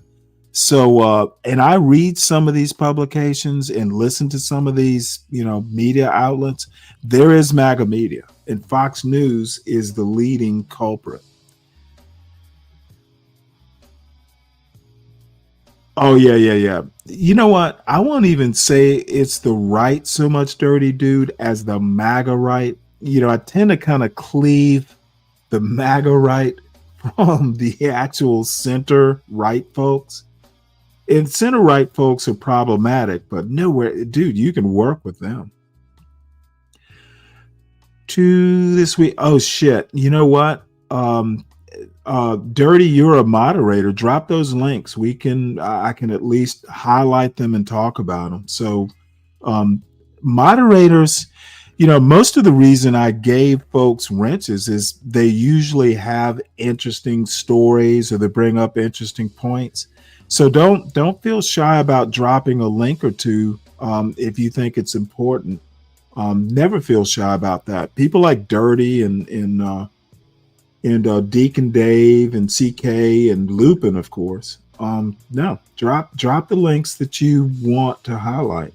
You can participate in this madness. That way I could spread the blame. No, CKJ3, I will not stop it. Fox News is literally MAGA media. Truth Social, yeah, I forgot about Truth Social, but I'm not subscribed to it. I think Rumble is MAGA media. Don't tell me to stop it. CK, you know I don't say this shit, without some reflection. MAGA, dude, Trump appears all the time on Fox News shows. How can you say it's not MAGA media? Don't tell me to stop it. You need to think better. Until people admit that both, no. MAGA, MAGA is not the totality of the Republican Party. I think we all know that. MAGA is a cancer. Okay, there's no both parties bullshit. MAGA specifically, and I've said before, if I had my way, they're progressives, they're Democrats, there's MAGA, and then there's Republicans, and then you have fringes on either side. Don't do that both partyism. You have a point, but not a big enough point that I need consider for my point. MAGA, bad. Never good. MAGA, literally, every now and again, Trump, will do that broken clock thing where he gets something right. But this both sidesism, nope, not going to work today. In normal politics, in normal times, it would work. But these aren't normal times. And I think yesterday proves that point. So this is Ezra Klein, who is, definitely a left progressive. Charlie Kirk was practicing politics the right way. I want to hear this. I haven't read it. It's rather short. Charlie Kirk was practicing politics the right way. This article is by Ezra Klein and read by an automated voice. The foundation of a free society is the ability to participate in politics without fear of violence. To lose that is to risk losing everything. Charlie Kirk and his family just lost everything. As a country, we came a step closer to losing everything too. We've been edging closer for some time now. In 2020, a plot to kidnap Gretchen Whitmer, the governor of Michigan, was foiled by the FBI in 2021. A mob stormed the Capitol in an effort to overturn the result of the election, and pipe bombs were found at the Democratic and Republican National Committee headquarters.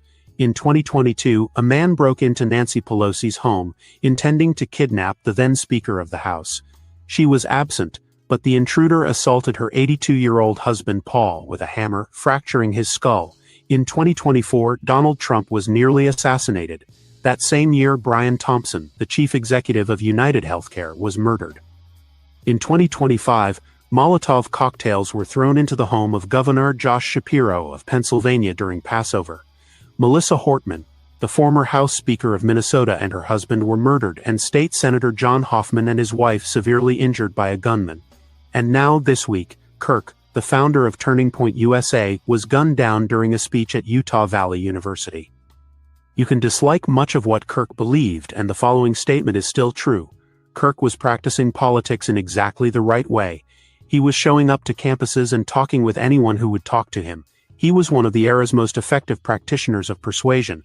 When the left thought its hold on the hearts and minds of college students was nearly absolute, Kirk showed up again and again to break it. Slowly, then all at once, he did. College-age voters shifted sharply right in the 2024 election. That was not all Kirk's doing, but he was central in laying the groundwork for it. I did not know Kirk, and I am not the right person to eulogize him, but I envied what he built. A taste for disagreement is a virtue in a democracy. Liberalism could use more of his moxie and fearlessness. In the inaugural episode of his podcast, Governor Newsom of California hosted Kirk, admitting that his son was a huge fan. What a testament to Kirk's project. On social media, I've mostly seen decent and human reactions to Kirk's murder. There is grief and shock from both the left and the right. But I've seen two forms of reaction that are misguided, however comprehensible the rage or horror that provoked them. One is a move on the left, to wrap Kirk's death around his views. After all, he defended the Second Amendment, even admitting it meant accepting innocent deaths. Another is on the right, to turn Kirk's murder into a justification for an all-out war, a Reichstag fire for our time. But as the list above reveals, there is no world in which political violence escalates but is contained to just your foes. Even if that were possible, it would still be a world of horrors, a society that had collapsed into the most irreversible form of unfreedom. Political violence is a virus. It is contagious. We have been through periods in this country when it was endemic.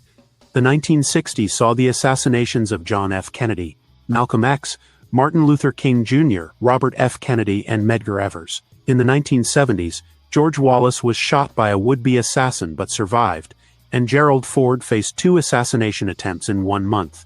In 1981, Ronald Reagan survived after John Hinckley Jr.'s bullet ricocheted off his rib and punctured his lung.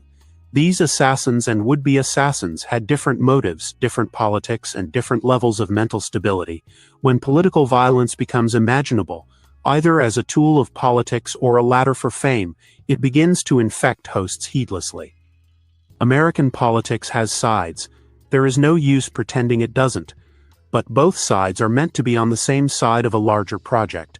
We are all, or most of us anyway, trying to maintain the viability of the American experiment. We can live with losing an election because we believe in the promise of the next election. We can live with losing an argument because we believe that there will be another argument. Political violence imperils that.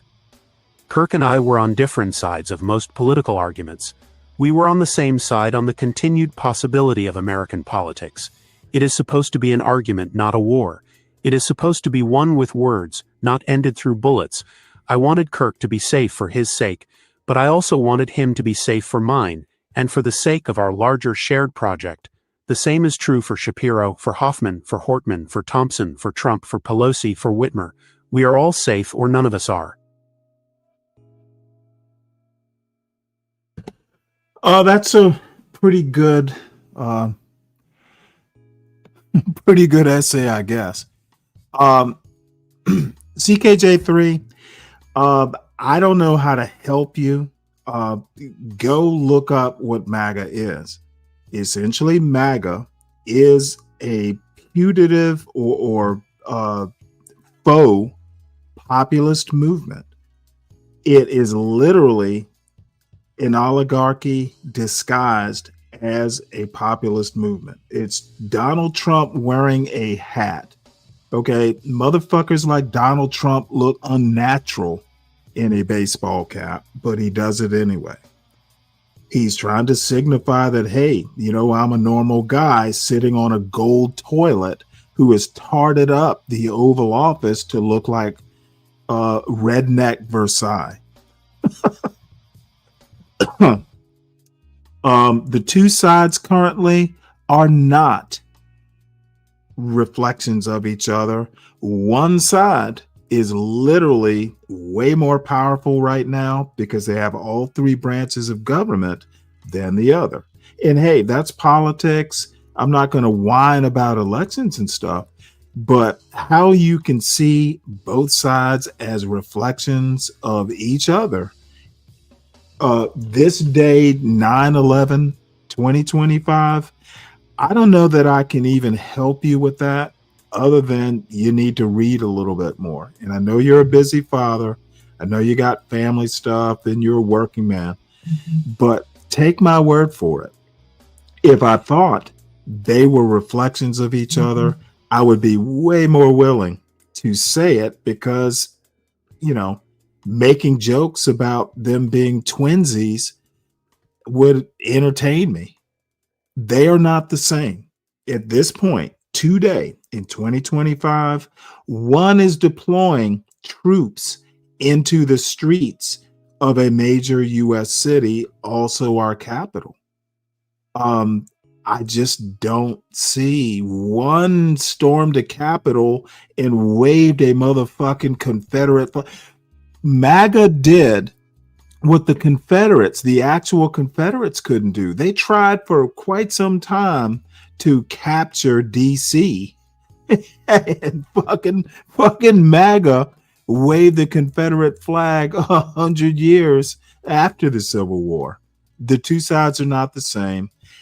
This is the best I can do.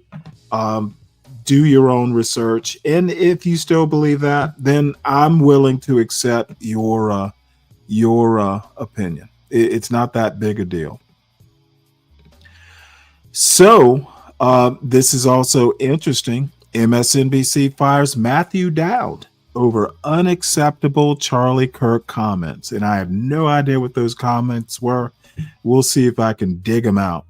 MSNBC fired Matthew Dowd for his comments regarding Charlie Kirk's fatal shooting, which were deemed inappropriate and insensitive by network president Rebecca Cutler. Dowd suggested that Charlie Kirk's hate speech contributed to an environment for such violence, leading to significant criticism on social media. Dowd apologized for his comments, stating that he did not intend to blame Kirk for the shooting, while also expressing his condolences. Well, sometimes the truth shall not set you free except from your job. I have no problems with that comment. Kirk literally used what is it? Stochastic terrorism. He made his bed. And again, my condolences to his loving family, his loving wife. She had a difficult job being his wife, I'm absolutely sure. And his two kids. I do not like, kids to grow up, losing their father like that. But condolences to his family are as far as I'm willing to go.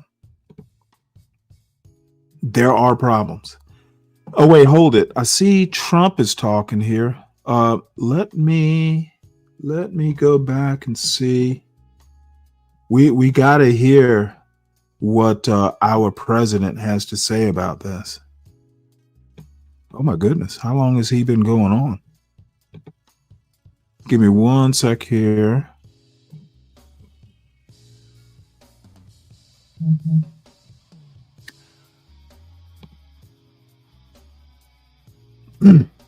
So I didn't realize President Trump was going to speak.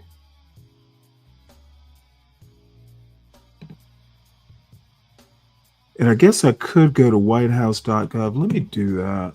It'll be easier to figure this out.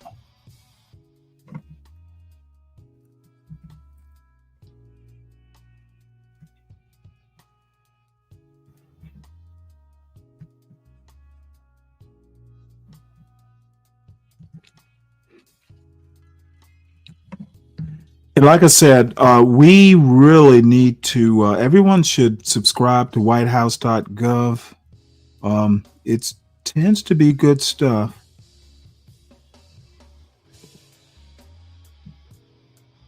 Okay. Oh, shit. Oh, my Lord. This is so sacrilegious. Oh, this is September 11th. This is, I forgot, they're doing a September 11th thing, the First Lady and the President are. So let's just get, yeah, I wanna see what he's got to say, and I forgot about it, fussing about the left and right not being the same currently.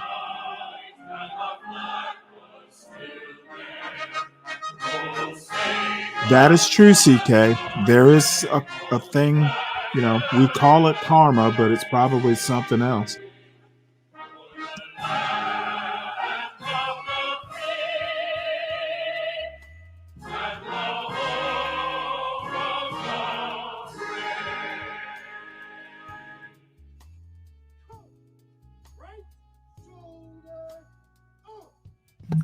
Well, I would like to grift. I have to figure out how to grift.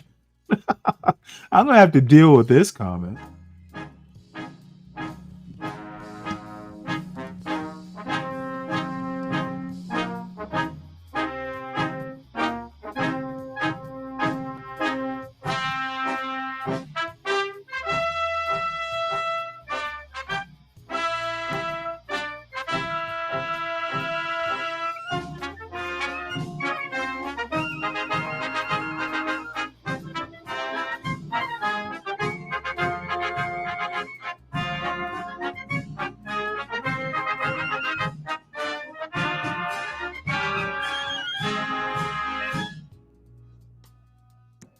Ladies and gentlemen, please be seated.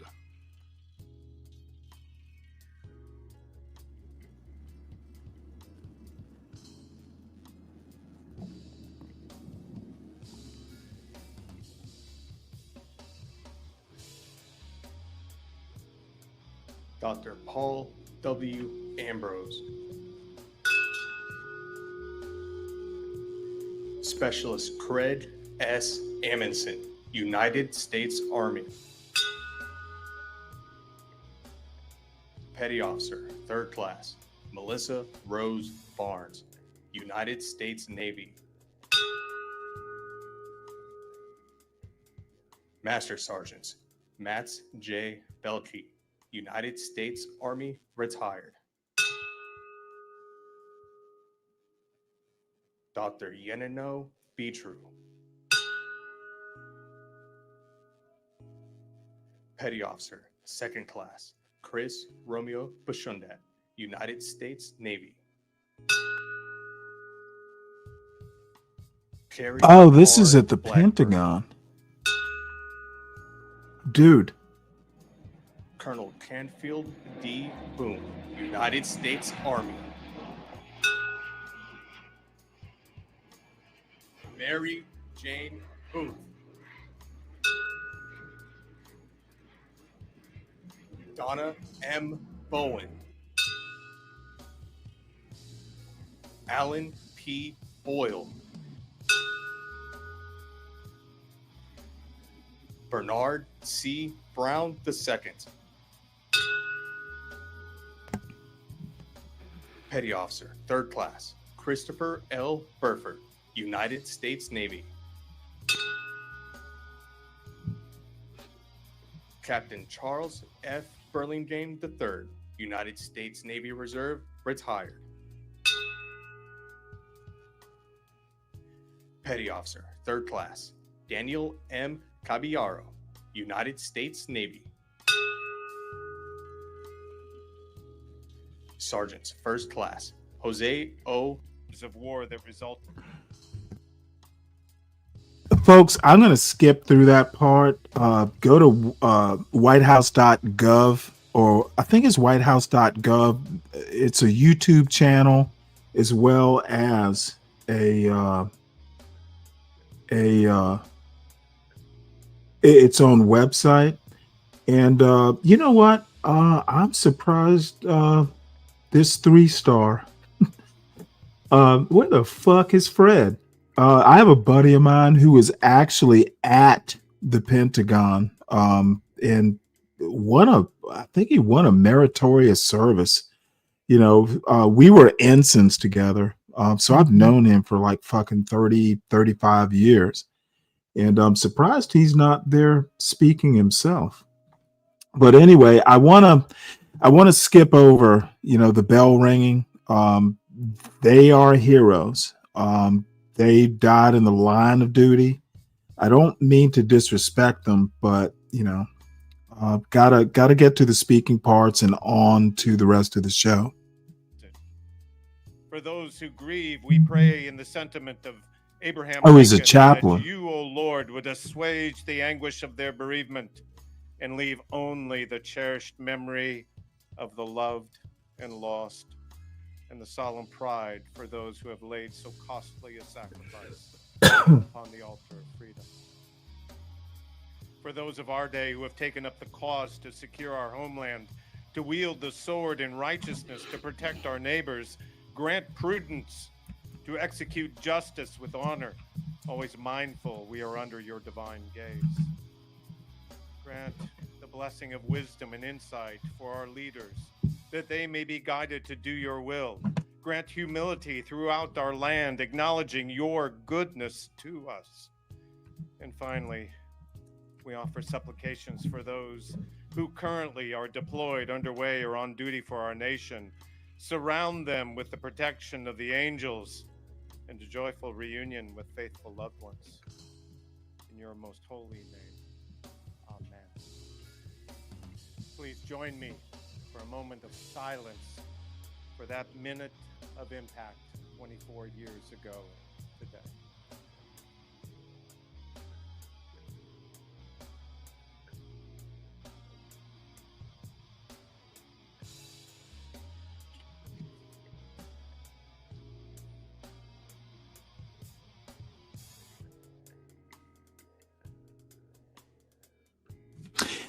Yeah, Dirty, look, I've said it many a time. Dude, I'm a center left. I consider myself a pragmatist. Um, as far as politics goes, I like solving problems, and sometimes the solutions aren't all left, right, or even indifferent. Solutions are solutions, and of course, I'm not going to be invited to shit, but I'm an asshole. I know it. A lot of people know it, and it is what it is. I'm not gonna change. Oh wait, hold on. Dirty, I thought you were talking. Hold on one sec here. Dirty, I thought you were talking about whoever that was in the chat, and you gave them a timeout. That's what I meant. You're a moderator. If you think it's necessary, do it. So we might be talking about different things. Oh, my bad. Oh, okay, Dirty. This is what happens when I, read a chat, 8 chats in. No, I was talking. You do what you want to do as a moderator. The moderators, the reason you have wrenches is I trust you implicitly. Y'all do what you think. So if I miss something, I apologize. Ladies and gentlemen, General Dan Kane, Chairman of the Joint Chiefs of Staff. Good morning, Mr. President, Madam First Lady, Secretary Hegseth. What has happened? Why is my screen dark? And leaders from across government. American Airlines Flight 77 took off at 8:20 a.m. from Dulles International Airport with 59 passengers and crew bound for Los Angeles. Here at the Pentagon, soldiers, sailors, airmen, Marines, Coast Guardmen, and civilians began what they thought would be an ordinary day of service. They kissed their loved ones goodbye, dropped kids off at daycare, and commuted in here for another day of duty, having no idea what they were about to face. 200 miles north of here, Al-Qaeda terrorists took control of 2 aircraft, American Airlines Flight 11 and United Airlines Flight 175. At 8:46 a.m., the first plane was flown deliberately into the North Tower. And minutes later, the second airplane was flown into the second tower. We all knew at that very moment that our world had changed, that America was at war. And then at 9:37 a.m., just moments ago, 24 years ago, American Airlines Flight 77 ripped through the west wall here at the Pentagon, where our flag outside the building now hangs. And this ground that we stand upon became hollowed. 2,977 were lost in the attacks that morning. The conventional wisdom is that our nation went to war weeks later in Afghanistan. The truth is, we went to war immediately, and America started to fight back before the attack was even over. In New York City, firefighters, police officers, paramedics, first responders, and everyday citizens charged into towers, climbing hundreds and hundreds of flights of stairs to rescue their fellow Americans. And right here in this courtyard at the Pentagon, as flames filled the corridors and smoke followed, service members and civilians went into that flame to save their fellow teammates. They covered their faces with t-shirts rolled in water to shield their skin and pushed through the fire and rubble. They carried the wounded out and they went back in again and again and again and again until others had to stop them from going back. And even as this building burned, the Pentagon never shut down. Survivors organized and thousands went to work to defend our nation. And there were 40 first responders on United Airlines Flight 93. 40 heroes who, unlike us who wear the cloth of our nation, never took an oath to protect and defend our nation. They just got on an airplane. And knowing full well what was happening, they found the courage and commitment to run forward in that airplane, sacrificing themselves over the fields of Pennsylvania to save Americans that they would never meet and never know. And I, for one, think of them every day and the gift of courage that they gave my squadron mates and I on that day. So as we come here together, let us reflect and let us never forget. Let us never forget the families who've shown us what true courage looks like as they continue to persevere through the years after. And let us all be inspired by the determination of those brave heroes who showed us that day what America is all about. And let anybody who ever considers attacking the United States remember those examples as well, and the great American warrior spirit that was shown that day. Thank you very much. And now it's my distinct honor to introduce our nation's Secretary of War. May we never forget our fallen. May we never forget our deployed. Ladies and gentlemen, the Secretary of War, the Honorable Pete Hegseth. Jesus fucking Christ.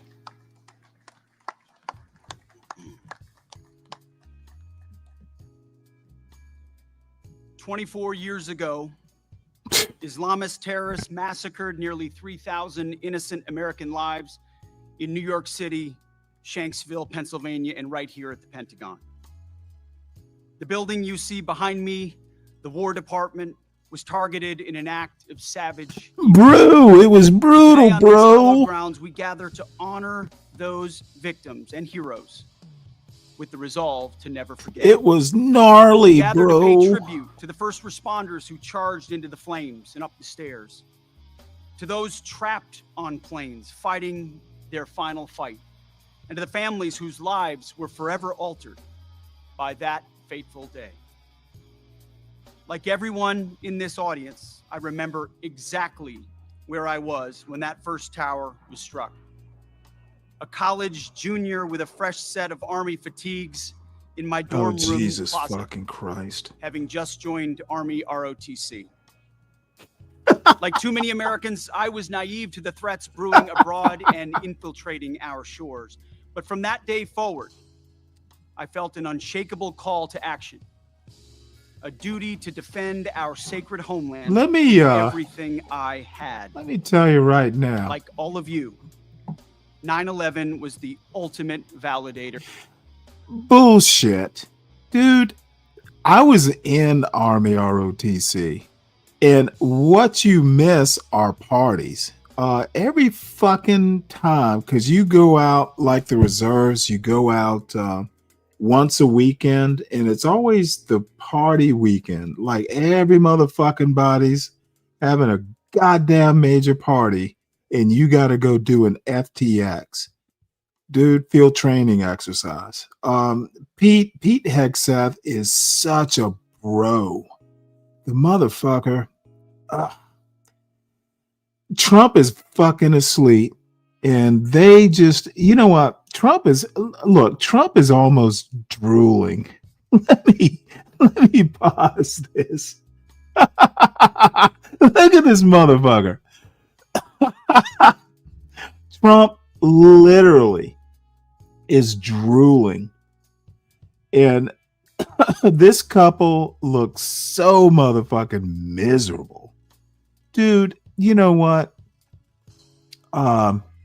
I don't know what to say, but I gotta take a goddamn screenshot of this shit. These are literally the people. The only one fucking with half a brain is Raisin Cane.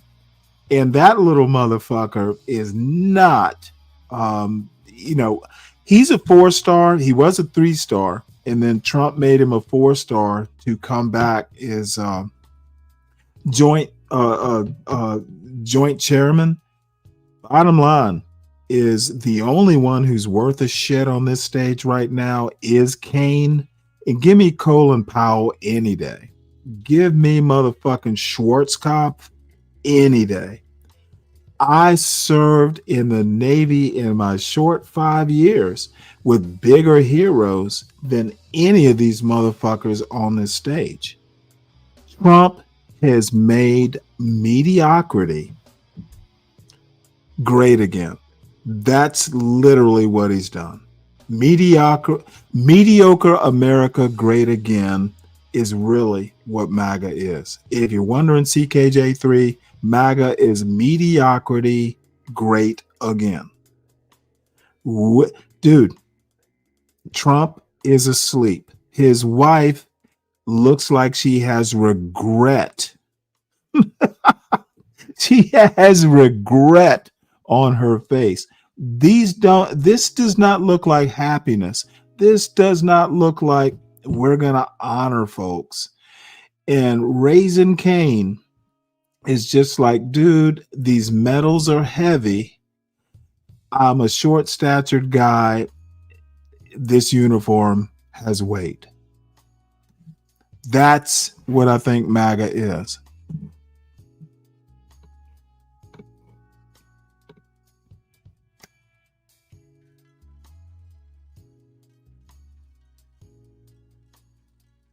Dreams. We should hit hard, wreak vengeance, and return home. Wreak vengeance? For 2 decades, What the fuck is this moron talking about? Valor every day, far from home, even though sometimes their leaders gave them nation-building missions and half-baked exits. Thankfully today, we have an American military that President Trump has now rebuilt twice. Gotta mention President Trump once every other sentence or he will fire your ass. Will always honor the service of our warriors and all they left behind, never straying from the warrior ethos they and those on 9/11 embodied and deserve. We best honor their memory and the memory of 9/11 by learning the correct lessons of that day and the decades of courage that followed.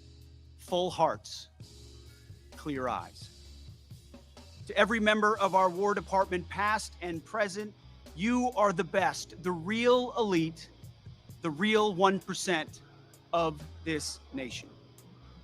Standing here today, we honor those 184 rings of the bell, souls lost at the Pentagon and on Flight 77. Even as first responders were grossly outnumbered by the wounded, many ran toward the chaos, cared for the injured, and comforted the dying. It was bedlam. But in that moment, American heroism was laid bare. That purpose, that spirit lives on in uniform today. Despite such tragedies, our republic endured. It endured that day. It endured on Flight 93, charging that cockpit. And at the Pentagon, it endured over those Islamists. It endured over 2 decades of war, and it endured stronger, wiser, and tougher, forged by the blood and courage of patriots. Our job now is to ensure that future generations inherit a strong and vigilant America. 9/11 is vivid for me and all of you, but it will soon live only in the history books for our youngest. We must teach our children that the price of freedom we love is eternal vigilance. Instill in them the importance of upholding America's Constitution, holding tight to our freedom and our faith, and relentlessly pursuing our enemies. Prepare them to defend this nation Oh, by this the is ballot, literally wallet, and when fucking necessary, the mediocrity. cloth of our country. Dude, you Because are the no. world remains a viper's Pete nest. Hegseth thinks requires he could be president. Look at As how I he's speak, hostile fucking elements plot to structuring this curb our power and bullshit. slaughter our people in our homeland, in our hemisphere, and halfway around the globe. Not everyone needs to wear a uniform, but some of us do. That is our profession. What's up, and our CK? promise to this nation. What's going on, Stanley? Oh, nothing much. Scripture, Romans Let chapter us 5, mute verses our 3 new Secretary of War. Actually, what do you think about renaming the Defense Department? I heard that it used to be called that, and then they changed it. Yeah, it changed in 1947. Yeah, I heard it used to be called this name. So I mean, I really don't care, Stanley. You know me. It's what you know. I'm just from my perspective, like I'm tired of like stupid people, man. You know. Oh, you and me both. Just tired of stupid people. And the reason I said earlier in the chat about like the media is because I was looking at the case with the girl. Was she on a train or something, subway or something like that? Yeah, in Charlotte. So I'm just watching how. Now I watched the video, the whole video, and if you go, I know you don't have like X or Twitter, but like if you go on there and you watch how both sides they do it, right, and you watch how they portray like the people that were like sitting on the bus, how they don't show the clip of them helping the lady out. Like the one guy took his shirt off, was trying to stop the bleeding, and because it happened so fast. So because the guy, he stood up, I think he grabbed her, and then he walked off. So they didn't even have a time to like react to like what happened because he already, he said. You're absolutely right. And he walked off, but they purposely don't show the clip of them getting up and helping her. Like the guy, I said, the guy took his shirt off, was trying to stop the bleeding. He was trying to do CPR on the chick, but they purposely don't show that to make it seem like, oh, these black people, they didn't want to help out her because she's white. It has nothing to do with race. Look, CK, your military, you know how shit, dude. I can only imagine how fast that happened. I said yesterday, because I talked about it yesterday, dude, that's milliseconds. Stanley, if you watch, there's no way you can stop a dude. No way. There was no one even around them. They were just sitting there, and if you see it, like I heard somebody say like the guy was stalking her. How if he was already on the train? He was already sitting on the train. The girl got on the train and sat in front of the guy. The guy was, if you look at the guy, he looked like he was kind of like out of it, like he was like asleep. And then when she sat down, it kind of like woke him up. And then he looked like. CK, I literally made this argument. I really feel bad for that young lady, that girl, new to America, and I've dated a couple, women from Denmark and Sweden.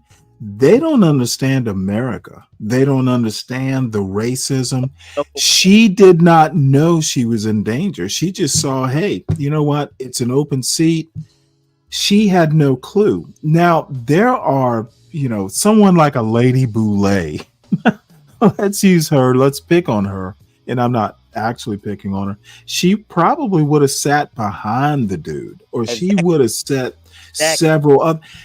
She's a victim of American culture, not, and that's kind of a rhetorical thing. I wouldn't have sat fucking in the bench in front of him. I would have sat like up with the other people. I feel extremely sorry for her. Yeah, I do too. She just did not motherfucking understand America. Stanley, the only reason me personally, that I would sit in that seat is if that was the only seat available. Dude. Now let me tell you something. You are spot the fuck on, spot on, dude. Now, when I was a kid, like before I drove, I could drive, because I was too young. So to spare my mother or father from having to pick me up, because my school was kind of out south side of Savannah, and we didn't have buses. It was a private school, but there was a city bus, and in a way, it was awesome. Dude, that's why I love Savannah so much, dude. But it's a whole separate show. One day I'm going to do a Savannah show. Dude, it was like, people would think, oh, you had to catch the bus from school. Ooh, you didn't have a car? Well, I did when I was 16. That bug you see in my thumbnail there, that was my first car. It was my brother's first car. That shit, my father is getting the band back together. He's refurbishing it. Bought it new off the lot. Literally new. 1973. My point is that catching the bus was freedom for a 14-year-old motherfucker. I used to time the schedules because my mother was usually home when I got home. So she, there would be like a time frame, a window of time, like, oh, if he's not home, motherfucker, I had all the freedom in the world for like an hour and a half. From the end of school to the time I was expected to be walking through my front door, motherfucker, it was freedom. It was like, dude, I used to fucking get like, and again, this is old stuff, bus transfer. I'm not going to take the bus directly to downtown. I'm going to take a little detour. Dude, it was fucking awesome. However, you would never fucking sit in front of someone or behind someone who looked threatening. That's what, and she did not understand this. And you know what else? You know what else I noticed, Stanley? She was so focused in her phone. And a lot of young kids, I think she was 22, 23. They situational awareness. Dude, you can walk up the street. They do not pay attention. They be so focused into their phone and not paying attention of what's going on around them, Stanley. There's so many things for watching that video, and I'm just like, oh, yeah, she was wrong on that. Yeah, she was wrong on that. Not to say like the dude, I mean, the dude was, he wasn't even in his right state of mind, but it's just like, I'm not about to get on a bus and sit right in front of somebody. I want somebody to be in front of me. I want to see who's coming on, who's going off. That's just me, how I am. Just that awareness, just to have. Well, dude, how you are is you might sit all the way at the back of the bus so no one's behind you. Exactly, Stanley. Exactly. Dude, I do that shit in restaurants. I want to see the doors.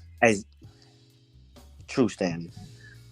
It's just self-awareness. She didn't have self-awareness. And that's, I'm not saying like she didn't know American culture. That's why I feel so bad for her. She just didn't know. There was no way she could know. No, not at all. Not at all. And frankly, to draw a horrible parallel, you know what?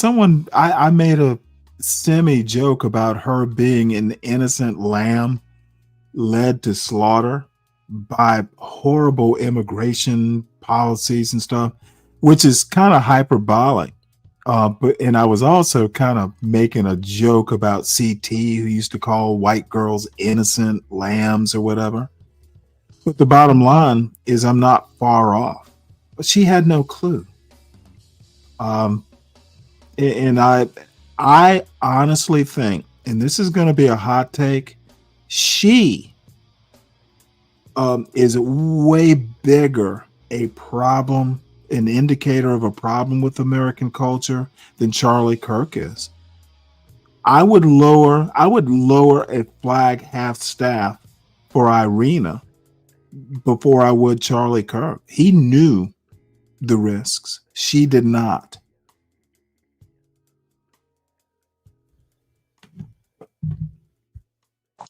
Yeah, well, you don't got to worry about that, Stanley, because I think I heard Elon Musk is paying people $1 million to paint her face, like a mural of her face, like around the country. So, yeah, dude, that guy is. Well, that's No, only because he wished he'd met her to marry her. Stocks and stuff, and I'm just watching Oracle, the guy from Oracle pass him, and I'm just like, this guy's so focused on, not even focused on his company no more, and like your stock is just dropping. It's just like, get back to, what you were so-called good at. Like, well, either that or just retire. Stop pretending. I mean, yeah. But like Stanley, like he's on X, right? Mm-hmm. He's just like, dude, like you have so much money, and you just race bait. Yeah. That's what he's doing all day on Twitter. Race bait. And it's like, do you have the funds, the resources? You probably can stop some of this stuff with the money you have, But you just on there just. Well, look, you know what? He's not.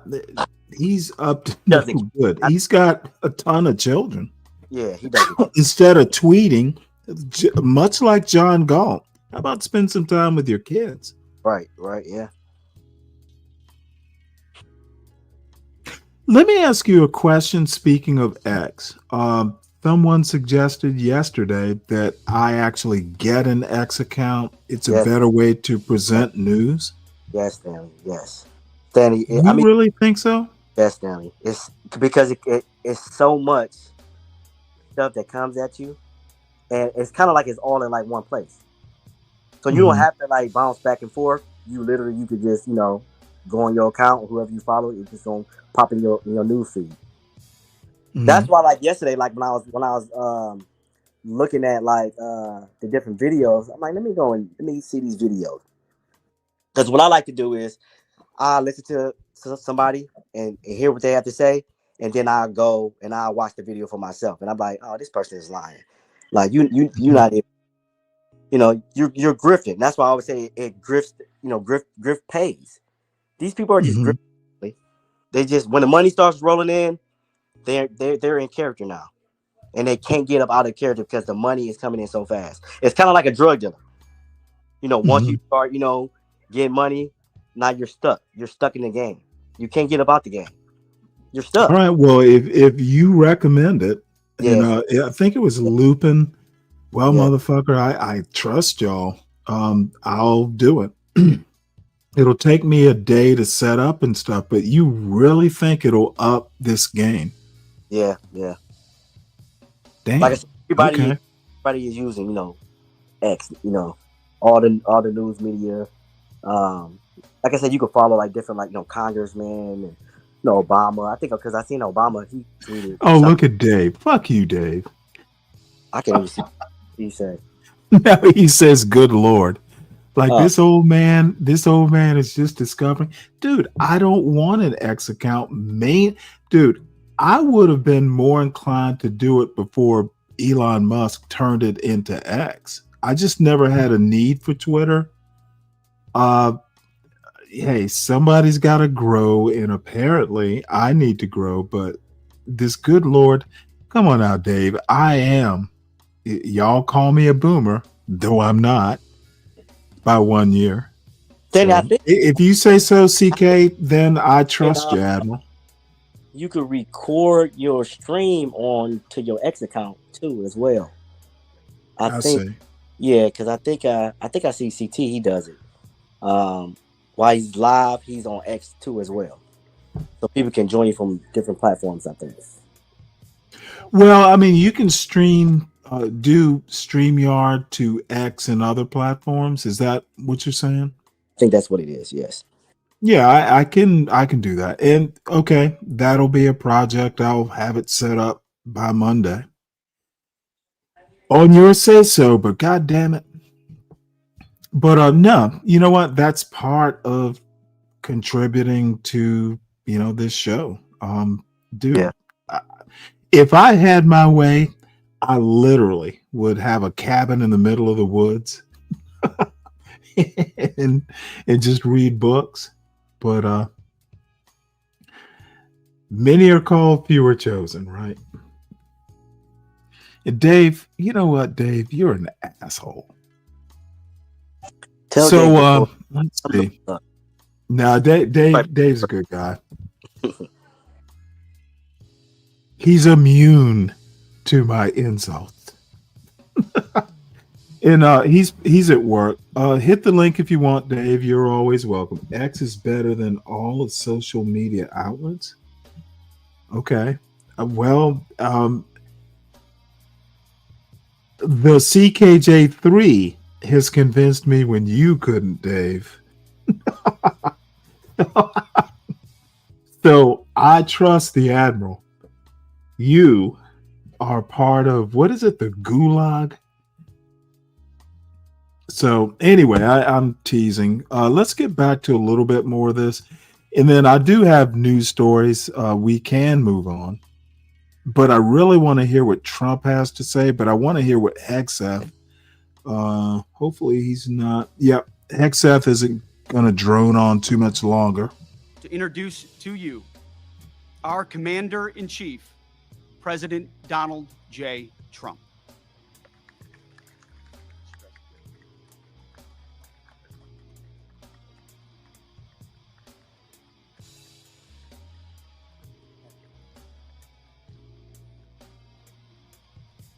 Thank you very much, everybody. Thank you very much. Before we begin, let me express the horror and grief The of horror. Americans at the heinous assassination of Charlie Kirk have felt. Charlie was a giant of his generation, a champion of liberty, and an inspiration to millions and millions of people. What a Our prayers fucking are moron. with his wonderful wife, Eric, and his beautiful children. Fantastic people they are. We miss him greatly, yet I have no doubt that Charlie's voice and the courage he put into the hearts of countless people He's going to be in especially that young garden of heroes. will live on. I'm pleased to announce that I will soon be awarding Charlie Kirk posthumously the Presidential Medal of Freedom. The date of the ceremony Of will be course you announced, are. and I can only Of guarantee course you you one are. thing, that we will have a very big crowd. Very, very big. Thank you, my fellow Americans. 84 years ago this morning, the banks of the Potomac were filled with the clamor of construction workers who broke ground on the building now known as the Pentagon on September 11th, 1941. At the time, it was the biggest building ever built. From that moment forward, this structure stood as a monument to American strength, power, and cherished American freedom. Exactly 6 decades later, on September 11th, 2001, those same walls, built with the sweat and muscle, blood of our parents and grandparents, were scarred by flame and shaken by terror as our country came face to face with pure evil. On that fateful day, savage monsters attacked the very symbols of our civilization. Yet here in Virginia and in New York and in the skies over Pennsylvania, Americans did not hesitate. They stood on their feet and they showed the world that we will never yield, we will never bend, we will never give up, and our great American flag will never, ever fail. That terrible morning 24 years ago, time itself stood still. The laughter of school children fell silent. The rush of our traffic came to an absolute halt. And for 2,977 innocent souls and their families, the entire world came crashing down so suddenly. In the quarter of a century since those acts of mass murder, 9/11 family members have felt the weight of missed birthdays and empty bedrooms, journals left unfinished, and dreams left unfulfilled. To every member that still feels a void every day of your lives, the First Lady and I unite with you in sorrow. And today, as one nation, we renew our sacred vow that we will never forget September 11th, 2001. Amid the horror of that morning, some used cell phones and office lines to whisper their final words to those who mattered most. They whispered indeed. At 8:59 a.m. aboard United Flight 175, Brian Sweeney called his wife, Julie. He told her, "Do good, go have good times. I totally love you. I'll see you again. I'll meet you up there." 4 minutes later, his plane hit the south tower of the World Trade Center. At 9:12 a.m. aboard American Airlines Flight 77, Renee May called her mom. Just the day before, Renee had learned that she was 7 weeks pregnant, but she never got the chance to share the news. She simply said, "I love you, Mom." 25 minutes later, Renee's plane struck the Pentagon. So violent, a strike it was. At 9:53 a.m. aboard United Flight 93, Elizabeth Waineo called her stepmom. "They're getting ready to break into the cockpit. What do I do? I love you so much. They're going to break in." 10 minutes later, Flight 93 ended in the hallowed field near Shanksville, Pennsylvania. At 10:25 a.m., Tom McGinnis was trapped on the 92nd floor of the North Tower when he told his wonderful wife, Elena, on the phone, "There are people jumping from the floors above us. If we get out of here, it'll be a total miracle. I love you, darling. Take care of Caitlin, beautiful daughter." 3 minutes later, the tower fell. Out of the ash, we witnessed the awesome power of that incredible love. We've seen it rise again. Out of the wreckage, we watched unbelievable courage suddenly take form. And out of the darkness, we saw the timeless truth of American character shine for the world to see. In America, we take blows, but we never buckle. We bleed, but we do not bow. And we defy the fear, endure the flames, and emerge from the crucible of every hardship stronger, prouder, and greater than ever before. Last year, we were a dead country. Now we have the hottest country anywhere in the world. In New York, there were heroes like Chuck Costello, 46 Show title, humble. You just motherfucking come in here with tomorrow's show title. Oh, that is funny. That is motherfucking funny. In the elevators. Good fucking not job. Found until Oh, the that following is January, deep under the debris. While going through his belongings, Chuck's widow, Mary, a phenomenal woman, Chuck? discovered He's a personal Chuck prayer now? written in his own words, "Help me to light the way for those in the dark. And when I enter the darkness, let me not panic, but patiently wait to remember the light." Beautiful words. When the time came, Chuck ran boldly into the darkness of hell on earth, and now he shines in the light of heaven above. Oh, okay. I thought he We was talking remembered him about this Charlie morning. Kirk That being a day we hero. learned My that bad. The American heroic spirit was all around us. We saw it in the police officers, the great firefighters, the service members here at the Pentagon, and in the hearts of every American who answered history's call. Does this motherfucker sound such like hero was this is Army a Sergeant prelude First to a Class nap? Steve Workman, Jesus. who was on the edge Inspiring? of No. the impact zone. Inspiring When this slumber? incredible Yes. Pentagon was hit, he was right there. After leading hundreds of people to escape routes, Steve turned back and plunged into the inferno itself. Pushing through the debris, he came upon a severely burned Navy lieutenant, the only survivor from the Navy Command Center. Only one. The wounded lieutenant looked into Steve's soul and said, "Don't let me die." Steve replied, "I won't. I've got you. Just hang on." He wheeled the lieutenant out of the wreckage on the back of a maintenance cart before getting in the ambulance and taking him to Walter Reed Hospital. That man Steve saved, Lieutenant Kevin Schaefer, went on to join the elite team of CIA operatives who located Osama bin Laden. Steve, you're an American hero. We appreciate it. We appreciate what you've gone through.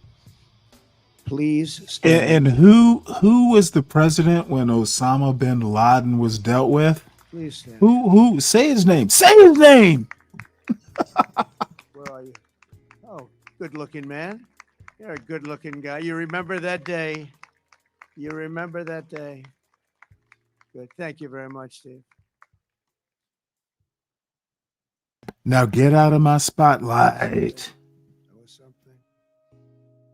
In the years that followed, America's warriors avenged our fallen and sent an unmistakable message to every enemy around the world. If you attack the United States of America, we will hunt you down and we will find you. Go all over this sometimes magnificent earth. We will crush you without mercy and we will triumph without question. That's why we named the former Department of Defense the Department of War. It will be different. We won the First World War. We won the Second World War. We won everything before that and in between. And then we decided to change the name. Well, now we have it back to where we all want it. Everybody wanted it. Everybody CK, is you so can happy comment to have it anytime back. you want.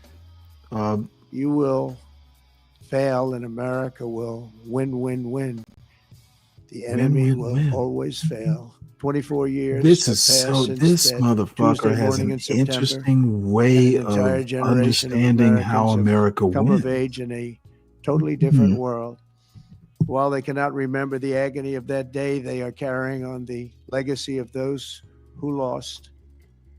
Around 8:30 a.m. on the morning of the attacks, Army Lieutenant Colonel Kip Taylor sent an email to his friends and family describing the joys of fatherhood and his excitement for the upcoming Jesus birth of Christ. his unborn This son.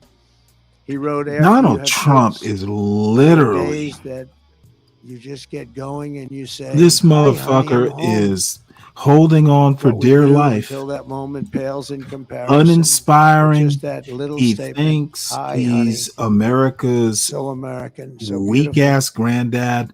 But that's really the I'm point not of it sure I'm all, gonna be isn't able it?" to fucking An do hour this for after he much sent longer. that email, Flight This 77 flew into motherfucker is Colonel Taylor's weak. Pentagon office and claimed the life of a very proud father. Department of War 6 weeks later, on October Commander 25th, in Chief. 2001, Colonel Taylor's son, Luke, Oh God. was born.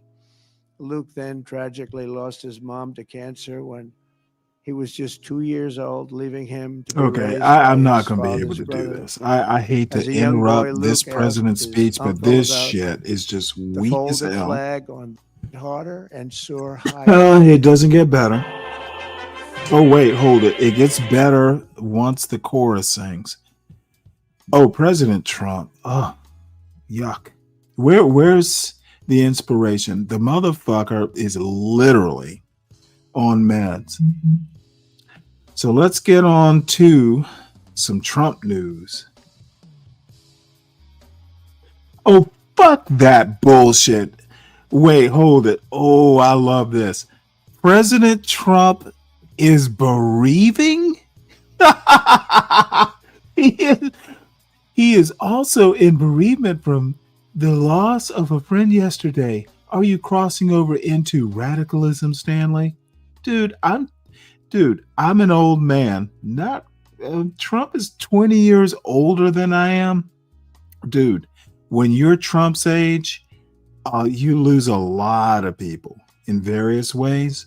Don't motherfucking tell me about goddamn bereavement, you asshole.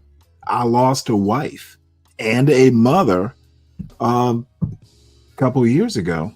Don't tell me about bereavement, Deacon Dave. Fucking think before you write this stupid shit. Trump bereaves no one. He's a sociopath. Ugh. The horror. You really wanted to pull that card, son? So anyway, inflation quashed. They should have said squashed. It would have been better writing. Quashed household income gains in 2024 census finds. Inflation's a problem is the point. You're listening to Inflation Quashed Household Income Gains in 2024 Census Finds, a news story written by Gaya Gupta and read by an AI-generated voice. Most Americans' household income remained steady last year, in part because inflation counteracted gains in income, the U.S. Census Bureau said Tuesday. But there were some notable exceptions. The richest 10% of households saw their income rise, and women and Black people lost ground, the census data shows. After inflation, the median household income last year reached $83,730, a slight but not statistically significant increase from $82,690 in 2023. Overall, the Census Bureau found median household income is relatively unchanged from the 2019 level when taking into account inflation, which has increased the prices of everyday goods in that period. We didn't see a lot of big changes for middle and lower income households, but we did see the continued persistence of racial and gender disparities, said Lelaine Bigelow, executive director of the Georgetown Center on Poverty and Inequality. And it goes to show that the progress that we've made in the past is still very fragile. The census findings may help explain why many Americans have felt unhappy with the economy and financially squeezed by inflation and price hikes on housing, groceries, childcare, and other everyday costs.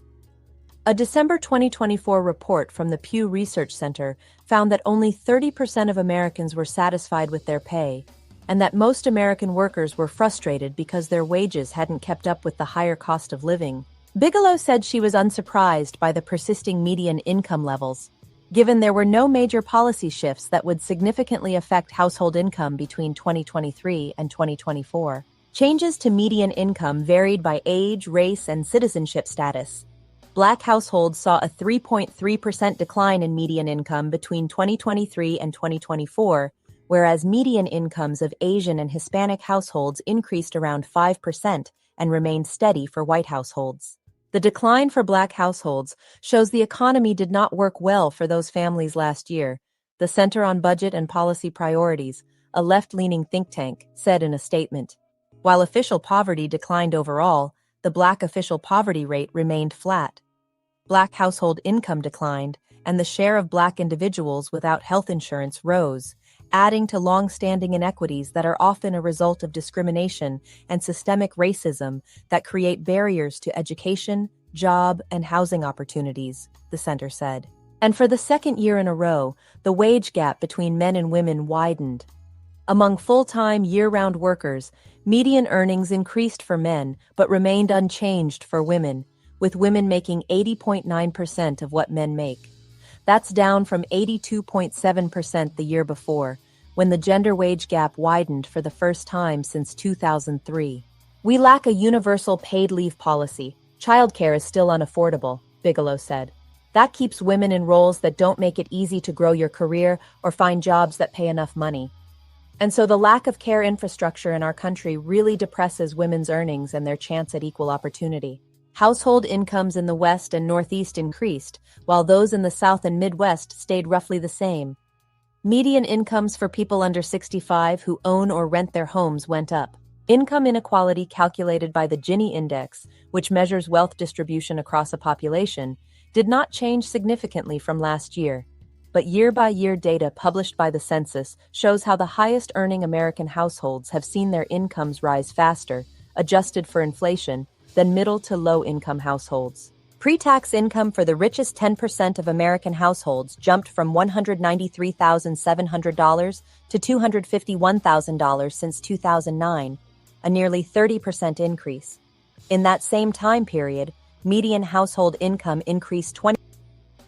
I'm not going to bore you with the rest of this article, but the next couple are kind of in the same vein. Employers added nearly 1 million fewer jobs than believed. Employers added nearly 1 million fewer jobs than believed, data shows. This article is by Ben Castleman and read by an automated voice. The U.S. economy probably added close to 1 million fewer jobs in 2024 and early 2025 than previously reported, the latest sign that the labor market, until recently a bright spot in the economy, may be weaker than it initially appeared.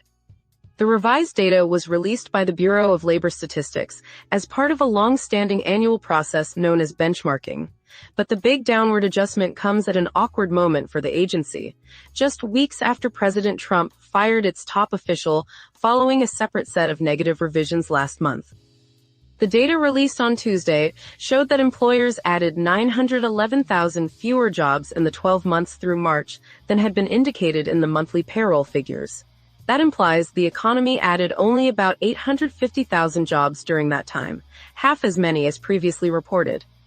The revision covered the final months of the Biden administration and the early months of Mr. Trump's second presidency. The report did not provide details on when the overestimates took place, or if they were evenly distributed across the 12-month period. The revision was large, but not surprising. Forecasters had anticipated a substantial downward adjustment based on quarterly data released earlier this year, before Mr. Trump fired the head of the statistics agency. The report doesn't directly affect the period since March, but the scale of the overestimate has led many economists to conclude that more recent job gains have probably also been overstated. That could concern policymakers at the Federal Reserve, who have been watching closely for signs that the labor market is losing momentum. In a speech in Miami last month, Christopher J. Waller, a Fed governor, cited the forthcoming benchmark revision as one reason that he supported cutting interest rates at the central bank's meeting next week. The case has only grown stronger since then. On Friday, the Bureau of Labor Statistics reported that employers added just 22,000 jobs in August, and that the unemployment rate had edged up to 4.3%, its highest level in nearly 4 years. The revision announced on Tuesday is preliminary and won't be incorporated into the government's official jobs figures until complete data is available early next year. The annual benchmarking process is necessary because the monthly jobs figures are estimates based on a survey of more than 100,000 employers. Once a year, the Bureau of Labor Statistics reconciles those estimates with less timely but more authoritative records from state unemployment offices.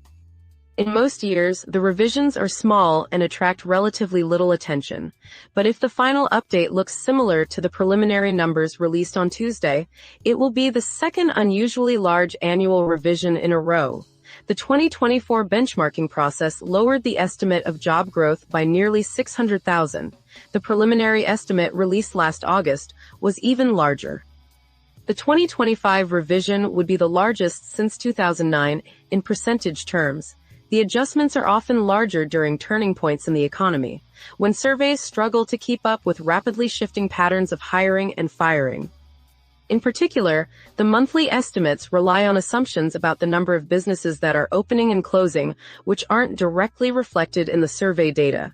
The pandemic led to an unusual surge in new business formations, which some economists theorize could have skewed the government's models and led them to overstate job growth once that surge ebbed. The downward revisions were broad-based, but were particularly pronounced in the services sector. The leisure and hospitality sector added 176,000 fewer jobs than previously believed. The retail industry now appears to have lost jobs during the period covered by the revision, rather than eking out a narrow gain. And the information sector, which includes the rapidly changing media and technology industries, lost even more jobs than initially reported. The White House has pointed to the big revisions as evidence that the Bureau of Labor Statistics has been struggling to measure the economy accurately, and that Mr. Trump was right to fire Erica McIntyre, its Senate-confirmed leader. The president has nominated E.J. Antony, a longtime critic of the agency, to replace her. This is exactly why we need new leadership to restore trust and confidence in the BLS's data on behalf of the financial markets, businesses, policymakers, and families that rely on this data to make major decisions. Caroline Leavitt, the White House press secretary, said in a statement following the report on Tuesday. The White House is preparing a report detailing issues at the agency, including declining response rates to its surveys and large recent revisions, as part of its effort to win Senate confirmation for Mr. Antony, according to people familiar with the matter. Administration officials have argued that new leadership is required to push the agency to modernize its approach to data collection, including by relying less on surveys. Experts on the statistical system from both political parties say those criticisms are mostly unfair. They say the agency has been trying to make many of the changes proposed by its critics, but has been stymied by budgets that have declined under both Republican and Democratic administrations. Mr. Trump's proposed budget would make further cuts to the agency's budget and staff. In a statement on Monday, the National Association of Business Economists argued that increased funding could help reduce the size of future revisions. With sufficient funding, agencies can modernize data collection and improve the accuracy of first estimates, outcomes that benefit businesses, investors, policymakers, and households alike, the statement said. Probably bullshit. The way we do it is fine. We can always grow, but the way we do it is fine. It just doesn't fit Trump's narrative. So, inflation grew hotter in August as tariffs hit consumer prices. No duh. You're listening to Inflation Grew Hotter in August as tariffs hit consumer prices, a news story written by Andrew Ackerman and read by an AI-generated voice. Inflation heated up in August at a 2.9% annual rate, a faster pace than in June and July, as trade policy continues to filter into consumers' wallets. The Labor Department's Consumer Price Index for August picked up as expected and well above April's post-pandemic low of 2.3%. Despite the president's sweeping tariff actions, higher costs have filtered into consumer prices more slowly than some analysts expected. Many duties didn't take effect until weeks or months after they were announced. Companies also rushed to stockpile goods before the levies hit, though those inventories are now largely depleted. Earlier this summer, consumer prices began rising across a broader range of goods and services. June data pointed to notable increases in imports such as cosmetics, shoes, and toys, as well as medical care. In July, furniture prices, heavily exposed to tariffs, jumped 0.9%, while tomato prices, hit by duties on Mexican imports, surged 3.3%. Tariff pass-through is going to be gradual into 2026, said Matt Bush, U.S. economist at Guggenheim Investments. Eventually, it will fade by the end of next year, but in the meantime, it's going to keep inflation at a sticky level. The inflation picture is complicated by signs of cooling elsewhere in the economy.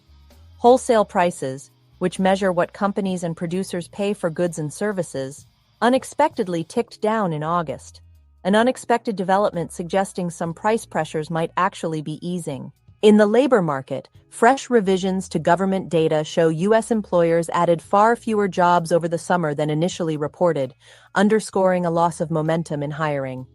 The Labor Department said Tuesday that businesses created 911,000 fewer jobs from April 2024 through March 2025 than earlier estimates suggested. Evidence the slowdown was already underway even before Trump's sweeping new tariffs and immigration policies began squeezing business costs. Some analysts say the data suggests an economy that risks entering a stagflationary mix, slower growth alongside stubborn price pressures. That is an especially thorny backdrop for the Federal Reserve, which meets next week to set interest rates.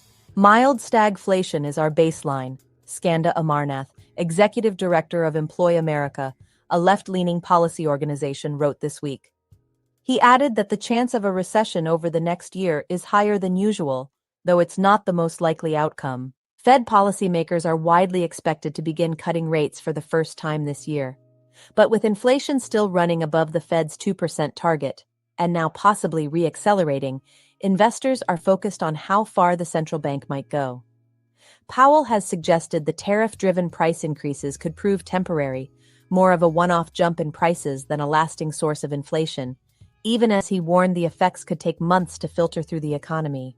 Of course, one time does not mean all at once, Powell said last month, speaking at the Kansas City Fed's annual economic symposium in Jackson Hole, Wyoming. It will continue to take time for tariff increases to work their way through supply chains and distribution networks. Moreover, tariff rates continue to evolve, potentially prolonging the adjustment process. The bottom line is cutting the rate will literally benefit the 1% and no one else.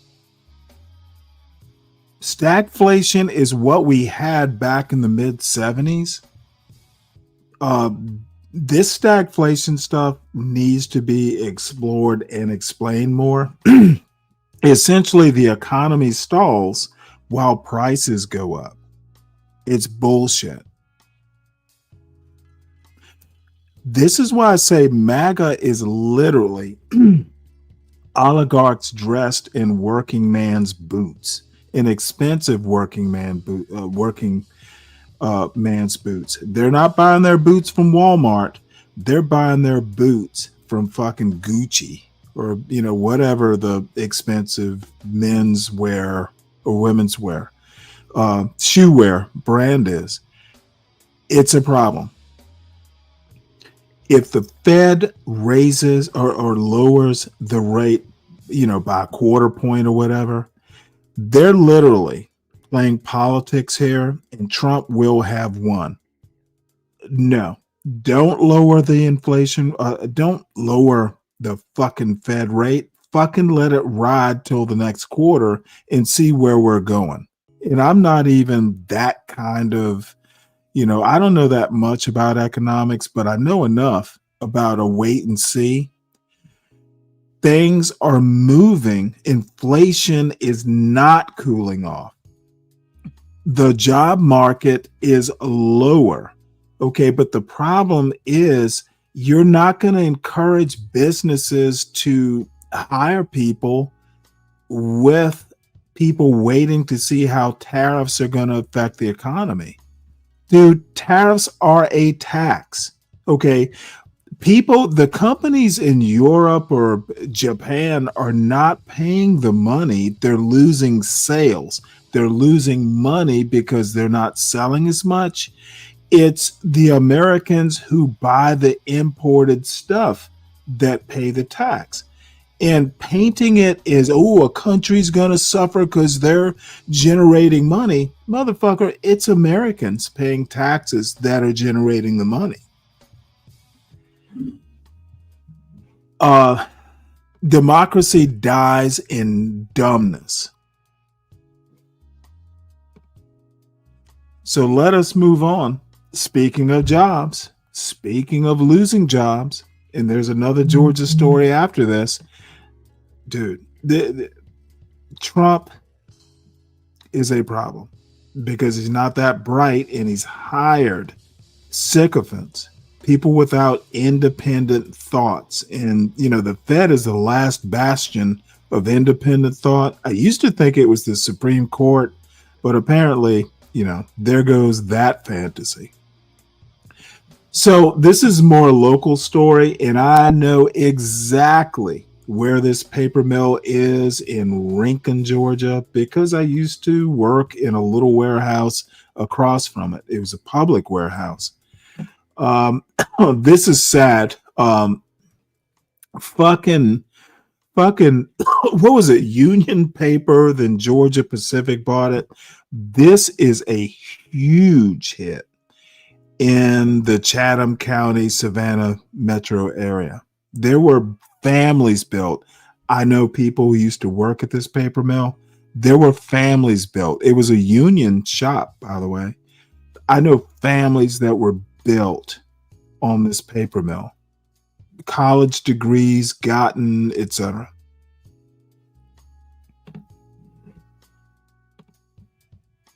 Atlanta, Georgia. Atlanta News First. The sudden closure of several Georgia paper mills has left workers and communities stunned, with state lawmakers scrambling to contain the economic fallout from one of the state's most important industries.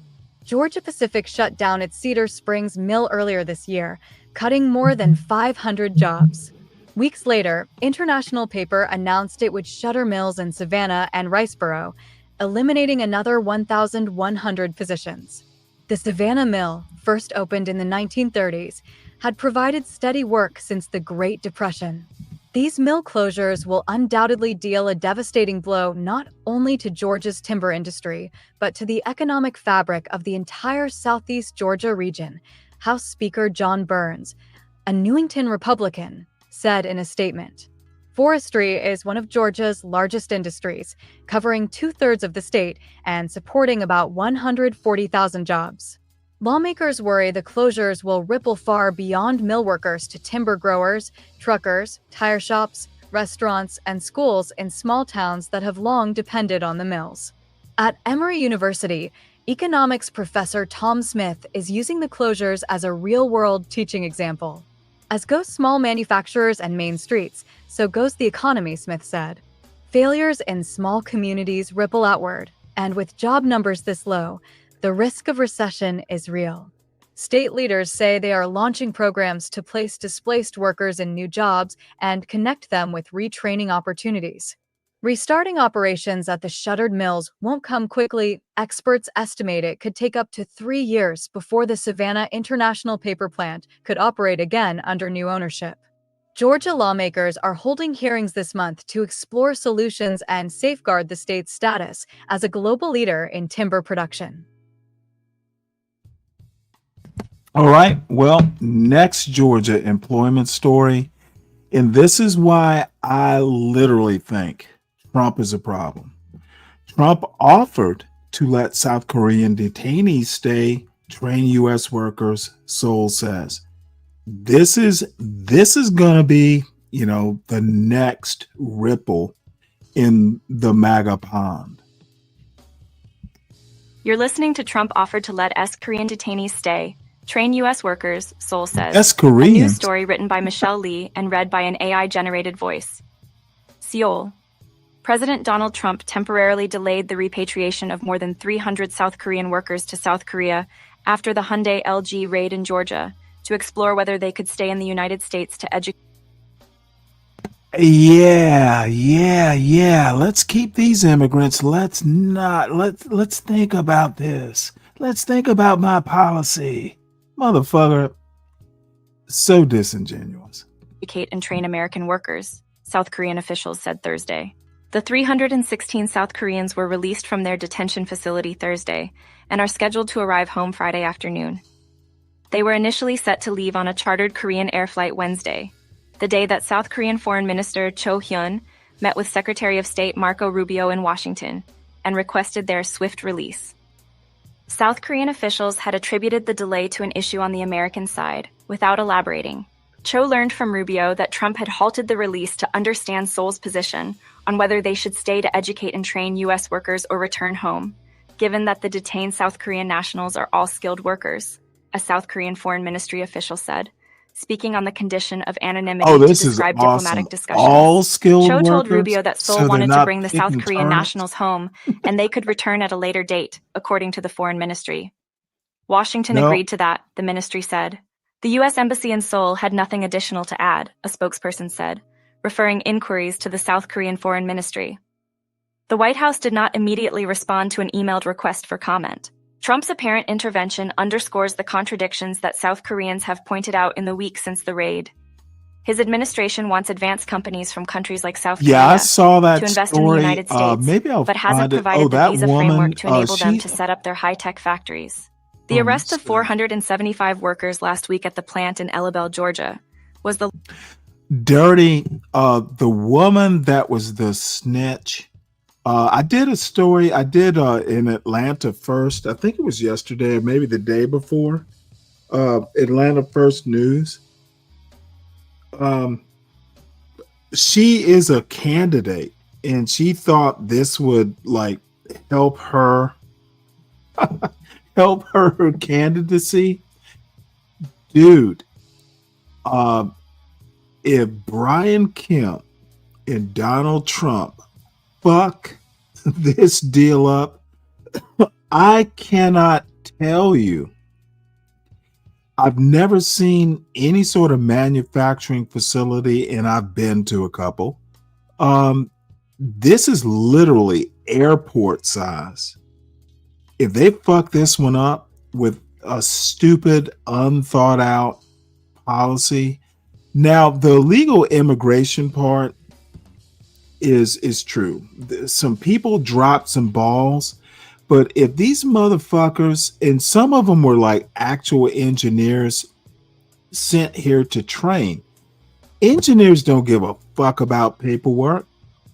Dude, having to deal with paperwork, this is more a bureaucracy problem than, oh, hey, I'm here to have an American job. I want to take jobs from American workers. These motherfuckers, America's gonna take a little bit of a ding. South Korea is not fucking Mexico. If you go and look at the math engineers that they put out per capita way more than America does. These folks were here to train Americans to do shit they didn't learn in high school. And this is the picture. Put your hands on the bus. Look how these, look at this picture. These aren't little scrappy looking Mexican motherfuckers. These are literally people who are dressed like work casual engineers, if you've ever worked. And these people are not just the phenotype. Hey, these aren't poor looking people. Donald Trump is a motherfucking moron, and he's leading us to perdition, folks. And the Deacon Daves and the folks who want to go, well, the left is like the right. Not these days. Donald Trump is literally a problem. Charlie Kirk, God bless his family. I feel for his family, but the politics of it, Charlie Kirk was a problem. And if I think about it, dude, literally, he was talking about black gangs before his demise. Dude, the motherfucker, these fucking John Galt's, these fucking Donald Trumps, these fucking Be Braves, these fucking Ock Nations, y'all better pull your head out of your asses and actually think for yourself. Stop letting these fools think for you. Now, I sound like a persnickety, old man, but motherfuckers, y'all better start thinking for yourselves. Don't let Ock Nation do it. Half the time he's fucking snoring. The largest worksite enforcement operation to take place so far in Trump's second term. In addition to the 316 South Koreans, one requested to stay in the United States with their family. The incident revealed questionable visa practices by South Korean companies and their subcontractors, who are building factories in the United States at the encouragement of multiple U.S. administrations to help revitalize American manufacturing and compete with China. Industry officials say South Korean companies had sent workers under temporary visa waivers or on short-term business visas to help build and establish their high-tech factories, because those highly skilled jobs are hard to find in the U.S. and long-term work visas are elusive. South Korean President Lee Jae-myung said Thursday that the incident could have a chilling effect and make South Korean companies very hesitant about expanding their operations in the United States, especially without changes to the visa system. I think this will have a significant impact on direct investments in the United States moving forward, Lee said in a news conference. Our companies that have expanded overseas are probably very confused, he said. We are not there for long-term research or employment. You need a facility manager to install the machinery and equipment when you establish a factory, right? Lee said the two nations are negotiating ways to resolve the visa issue. In the meantime, he said, the U.S. government offered the choice to the Georgia plant detainees. Those who don't want to go don't have to.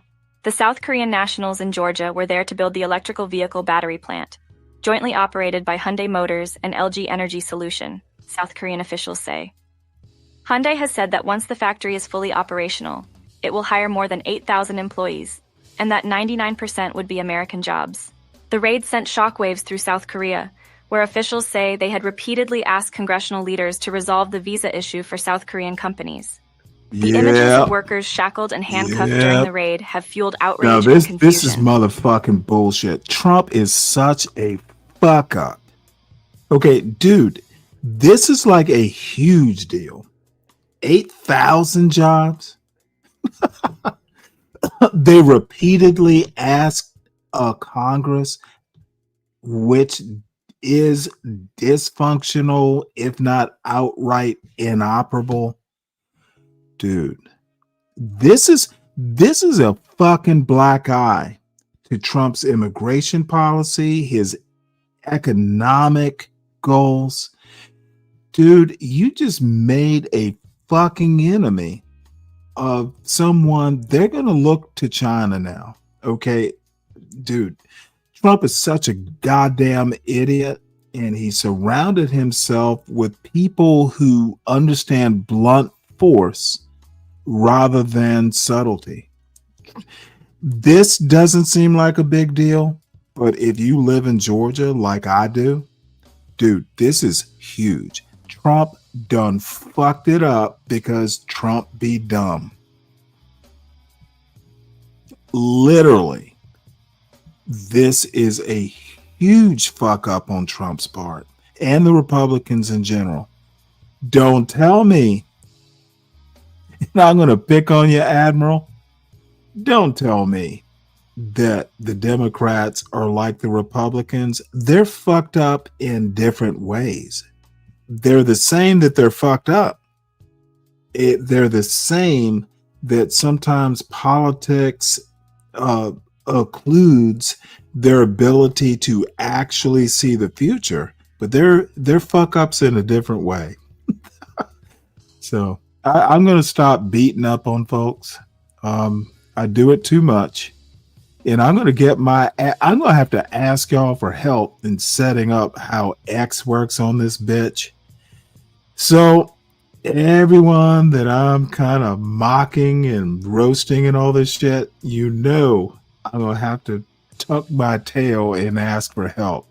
I have no fucking clue how X works. And y'all tell me I need to care, but I just don't want to. It's an Elon Musk platform. Is there an alternative to X that's just as effective? Someone tell me. I'm looking for that alternative. So anyway, judge blocks Trump from firing Fed Board Governor Lisa Cook. Don't even need to get into this. She's been even indicted. She's not been indicted. You can't fire someone for cause if there is no cause. She's not been indicted. It's white supremacy. I'll just put it there. White supremacy and fucking just this weird red pill bullshit. Trump moves to crack down on drug advertising. I'm not sure I disagree. You know, even Trump with that, you know, broken clock medulla can be right every now and again. Look at him shaking hands with a Kennedy. Look at me, I'm Trump. I'm shaking hands with a Kennedy. I haven't watched South Park this season, but I will. But what I want to do is binge watch it. I'm not going to do it week to week. When the season is over, I'm just going to watch them all. And might even, motherfucker, you know, now that I'm doing X, maybe I'll do a Rumble. Do leftists survive on Rumble? Are there any leftists that anyone here is aware of on Rumble? That is a question, because don't let me be the token on Rumble. That could be dangerous. That could be Charlie Kirk dangerous. Trump moves to crack down on drug advertising. This article is by Rebecca Robbins, Christina Jewett, and Donnie Bloom, and read by an automated voice. You think so? No. President Trump I signed a don't know. memorandum on let me Tuesday pause this right directing quick. his No, I don't. I really, CK, this is an honest disagreement. I think Charlie Kirk was way more influential than Steven Crowder. Steven Crowder's a wife beater, a wife abuser. There's some moral failings that Crowder was just like pudding. If I have something positive to say about Charlie Kirk, he was upstanding, at least as far as I know. The motherfucker literally did walk the walk. Crowder did not. So please, I'm open to debate on that, but I see Charlie Kirk is much more laudable as a political figure. Steven Crowder's literally just vanilla pudding. Dude, Steven Crowder's disgusting. Kirk, problematic, but not disgusting. I have a feeling Charlie Kirk was a good father and a good husband. Maybe, little hard to handle, but I see Charlie Kirk as a much more formidable intellect. Like, you would literally have to he was just, you don't agree with his politics, but I'm not going to doubt that he was a good man in his way of being a good man. Sometimes you just don't agree on politics. administration to revive a decades-old policy that is likely to sharply restrict advertising of prescription drugs But on I mean, that's television. politics, CK. The move reflects one of the top priorities of the health I secretary, saw Robert F. Kennedy um, Jr., who has CK, repeatedly called for a ban on drug CK, advertising on did you ever see television. that video The policy change where threatens to dent the how revenues of Steven pharmaceutical Crowder companies. interacted with The his memorandum pregnant also wife? stands to hit It was major television disgusting. networks, which That was earn his substantial undoing. revenue from Steven pharmaceutical Crowder's a advertisers trying horrible, to reach older like, viewers. The actual, proposal, like, which would dude, I effectively would reverse a never treat 1997 policy my change wife that like opened the that, floodgates pregnant to a or not. deluge of The TV dude is drug advertising, despicable. is likely to be aggressively opposed by the drug industry, which has long had the courts on its side on this issue. Past efforts to even modestly restrict drug advertising have been blocked by the courts on First Amendment grounds. The White House said it planned to change the policy via a rulemaking process. Dr. David Kessler, who was commissioner of the Food and Drug Administration in the 1990s, opposed loosening restrictions on drug I think he was advertising, under said, Clinton. the approach that I they are remember the proposing name. to follow would in essence remove direct-to-consumer advertising from television. The industry will Related story, and I'm going to jump ahead. Unrelated, but kind of related. Ozempic maker Novo Nordisk to cut 9,000 jobs. Now, they're in Denmark, so it doesn't directly affect, but I wonder if it does. Ozempic is pretty popular in the States. I'll have to figure out if I care that much, how they're related, but businesses restructure and lay off all the time. So let us move on. Trump says Princeton student Elizabeth Surkoff freed after being held by Hezbollah. I think that's I think it's more an I than an E. Hezbollah for 2 years. So that's a win for Trump. Elizabeth Surkoff, an Israeli-Russian Princeton graduate student, kidnapped in 2023 by Kataib Hezbollah in Iraq. Was released and is now safe at the American embassy in Iraq. Her release followed negotiations involving the condition of U.S. troop withdrawal from Iraq and assurances no U.S. or Israeli strikes would occur. Iraqi security services worked out for many months to secure her freedom, while Israel's ongoing regional conflict added to the tense context. Emma, Elizabeth's sister, who resides in California, expressed on X her gratitude to President Trump and envoy Adam Bowler, sharing how the family eagerly awaited Elizabeth's return for 903 days. The release reassures Iraq's leadership, which reaffirmed its commitment to law enforcement and protecting the country's reputation amid regional instability. Iraq? I thought Iraq was fucking under control. Iraq is not. It's going to be a problem going forward. Thanks, President Bush Jr. It will never go away as a problem. All right. Chief Justice Roberts lets Trump block foreign aid for now. USAID. And the for now means that it's still percolating up to the Supreme Court. This season of the Supreme Court, we are going to do a whole lot of listening to some of these cases. This is probably going to be the most interesting Supreme Court season that I've ever been aware of. So, let's see. Headline: Evangelical Christians break with Trump on cuts. To USAID.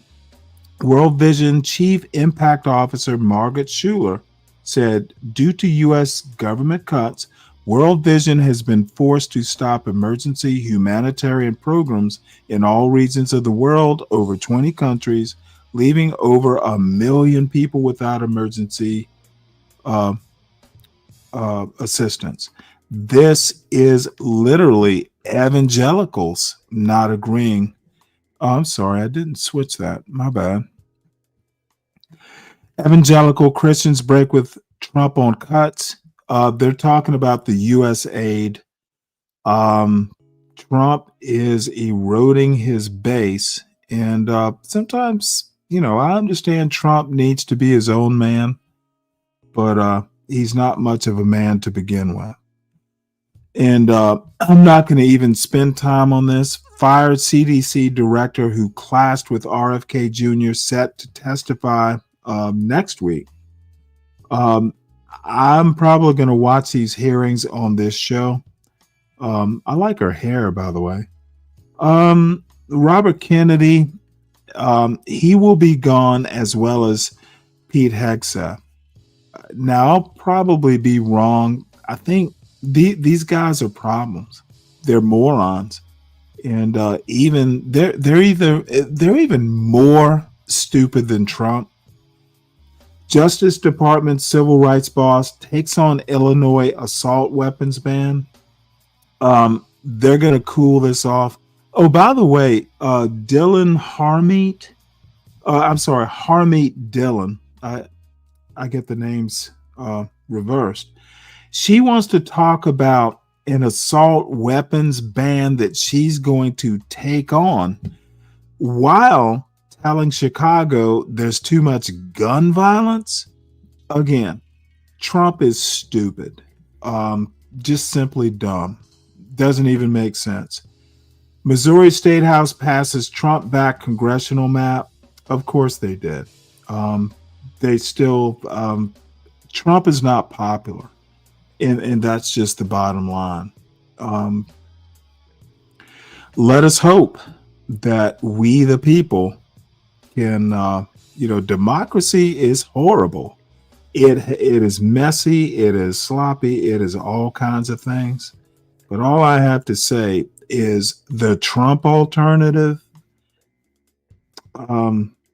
deadly. Oh, look at this. I knew it. And this fool, let me show you this. Chaotic Truth is asking, was Charlie Kirk the white man's MLK? See this thumbnail here? Yeah, of course these fucking anti-black blacks are gonna ask that question.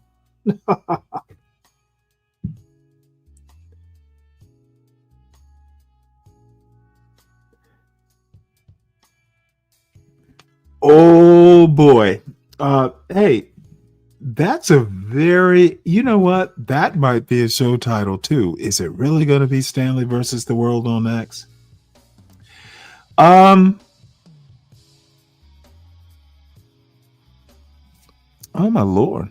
Lost connection to your screen share audio. Can y'all still hear me? Test, test, test.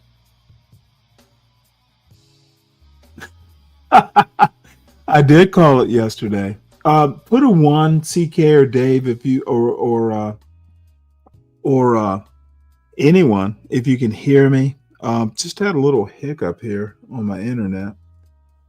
But no, I'm not going to follow up CT's show, but you know, it's kind of a natural progression.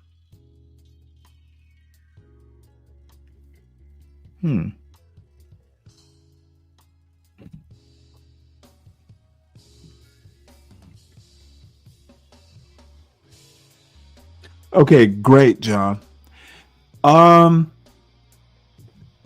There, I guess I'll just go because I was going to do history videos. But I'm going to do this. Let's listen to Orthodox for a minute.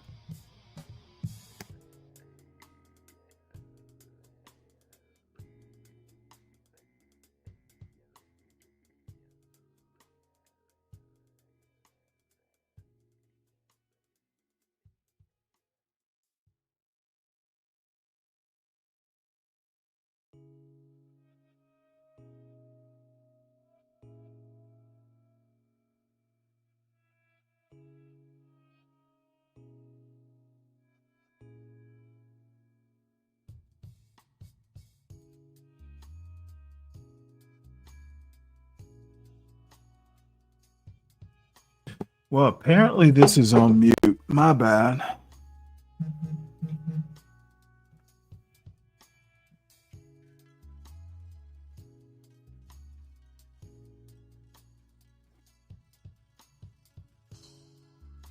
Oh, okay.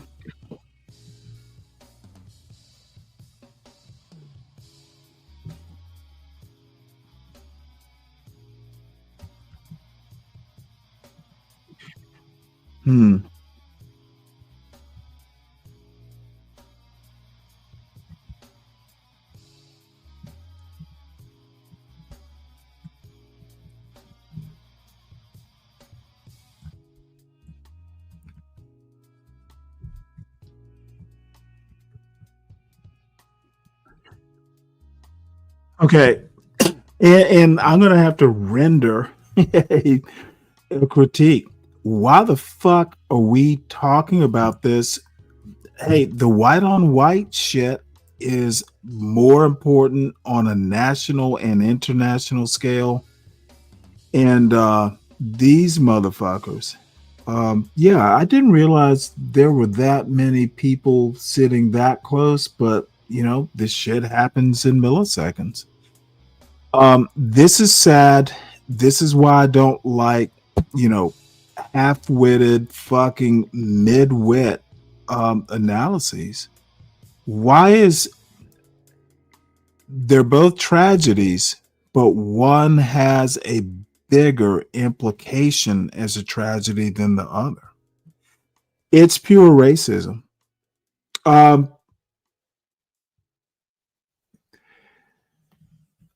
on one sec. Let me.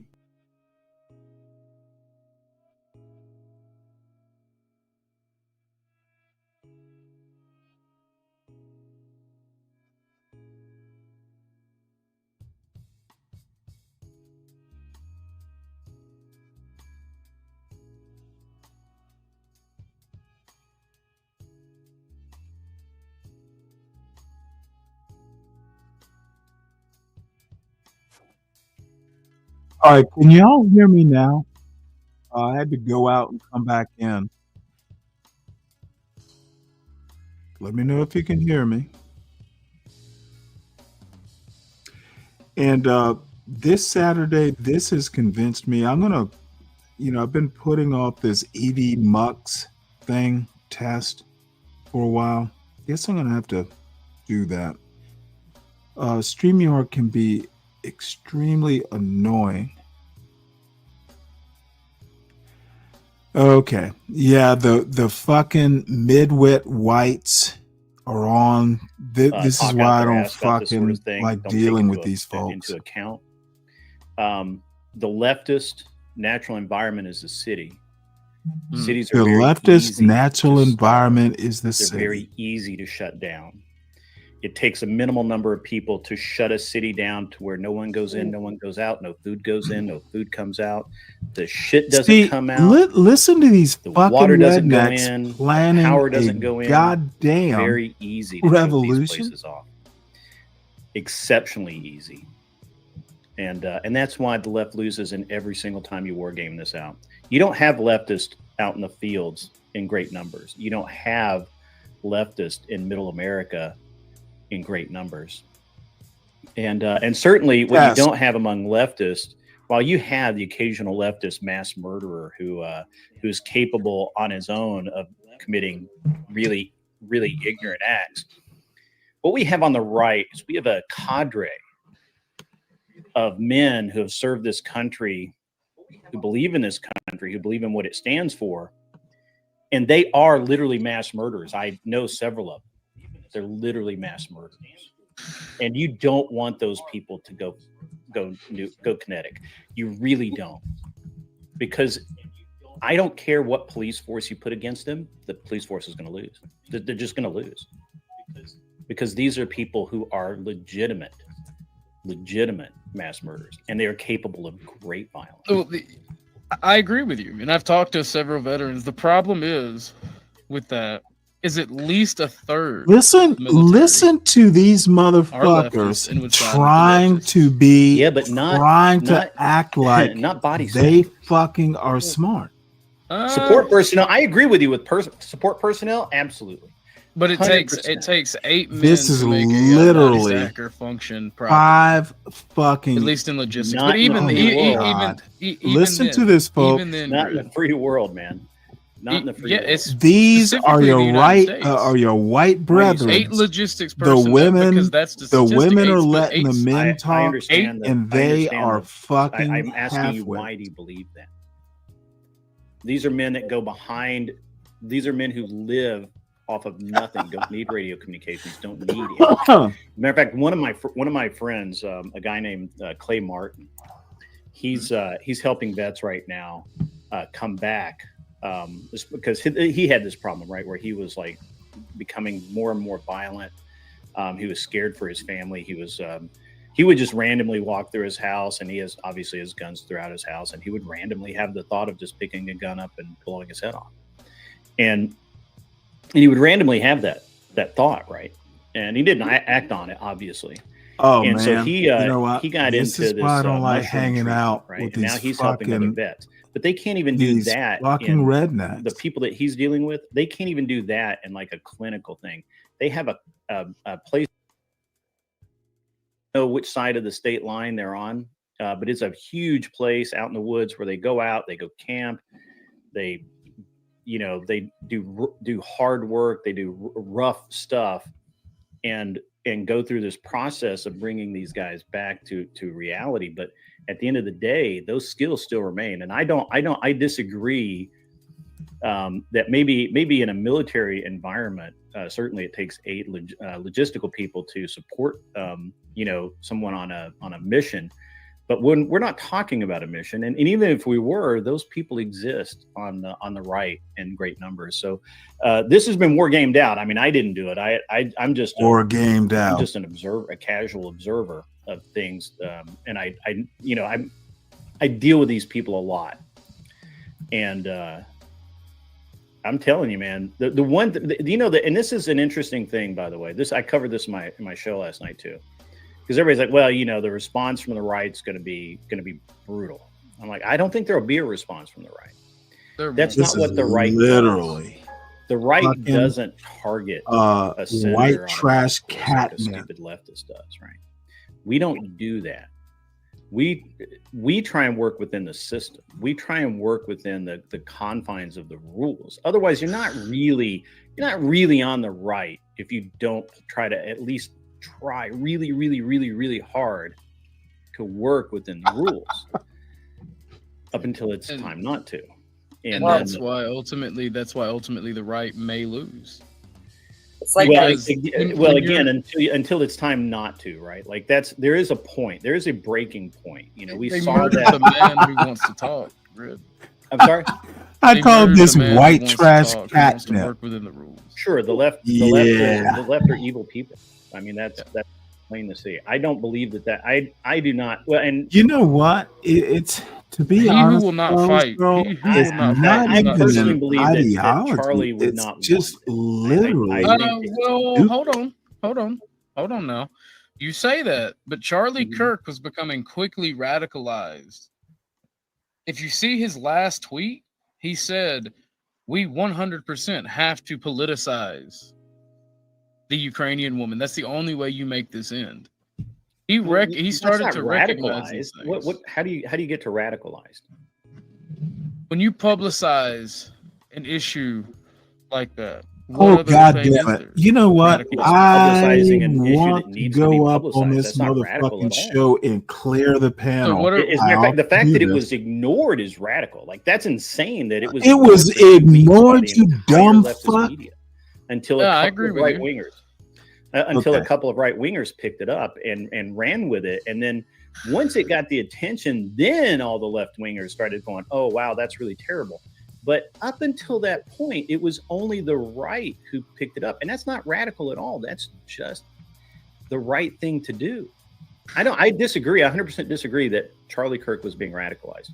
You can watch hundreds of hours of his video and not see him say a hateful word. You don't have to be hateful to be radicalized.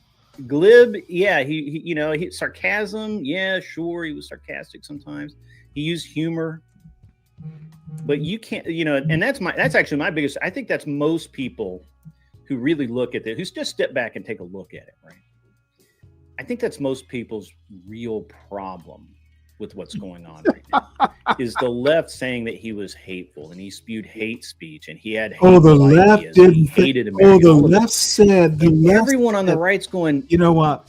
No, that's not true at all. Dave, like this is insane. These are your this is peeps. Insanity to say these things. John Galt, and so is your peeps. The pushback, I think, is going to come in the form. I mean, honestly, I think the pushback's going.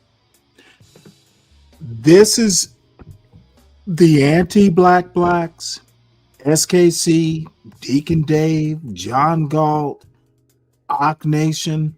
They Grid One Sports. Everyone knows who he is. I had no idea he was this level of white supremacist and or anti-American. But this is my point. Dude, there are shows. These motherfuckers are literally soft core being anti-American. And the women, the tattooed woman, and I talked to both of them yesterday. They seem like nice women. But goddamn, I simply cannot believe that no one's pushing back against this moron. And I kind of want to do it myself, but you know what? It would be an all-day experience, and I do not have enough beer to fuck with these kinds of morons. Maybe tomorrow. I am disappointed in Orthodox guy. There's zero pushback, and I need to move on. This is why America is fucking up. It's literally the white on white bullshit that's fucking America up. It's literally Grid One and Be Brave. Y'all are fucking up your own heritage if you want to look at it that way. So we go. And we're going to do a little bit of history here. And then let's see, where am I? almost 4 hours. That's the other thing. I'm going to start limiting these shows because when I start fucking Grid One Sports is, and I can't think. There's another name he goes by. This is literally. These people are afraid they will be replaced with smarter white people. That's literally what these folks want to talk about when they talk about woke. These folks are scared that smarter white people who are better educated are going to drown them out and go, oh, hey, we understand American history. It is, MAGA is literally the people like a Donald Trump who want power and are going to use people, motivate people, radicalize people. Charlie Kirk was indeed a radical. Some of the shit he used to say, dude, he was talking about black gangs. Of course, black gangs are a problem, but so are white gangs. How about the gangs who are police? There are literally police gangs, but the motherfucker would just racialize it. Trump racializes it. John Galt racializes it. All your little anti-black heroes racialize crime and talk about it that way because they do not want it solved. And to go back to maybe a point, Dirty, and I can't speak for Dirty Dude, but you know, it's kind of in that vein. These people want to grift. They want to do a whole show, monetize the hate and the racism. John Galt literally has monetized a whole channel now that I'm gone to push back because no one else will. This motherfucker has literally monetized racism. Racism is paying his children's bills. Not like he lives with his children.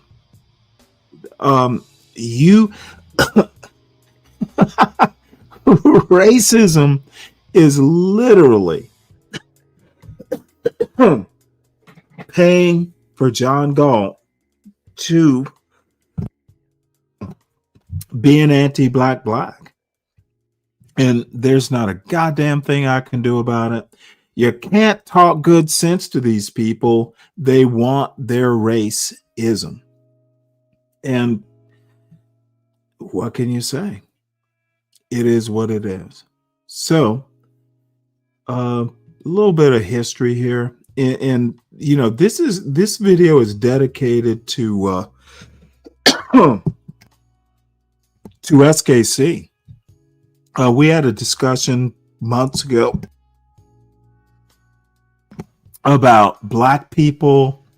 You know, SKC's premise is white people gave black people in America their freedom. They gave it to them. It was a privilege. Therefore, we should be thankful we're not in Africa. We're here. We should go, thank you, President Trump. Thank you, Charlie Kirk. Thank you, Grid One Sports. Thank you, Orthodox Guy. With your leave, by your leave, and with your permission, we will act like we're Americans, but we're second-class citizens. Lord, be brave. Thank you for even mentioning us, mentioning our depravity, our problems. Thank you for even thinking of black people. Prince, be brave. The prince of the trailer trash.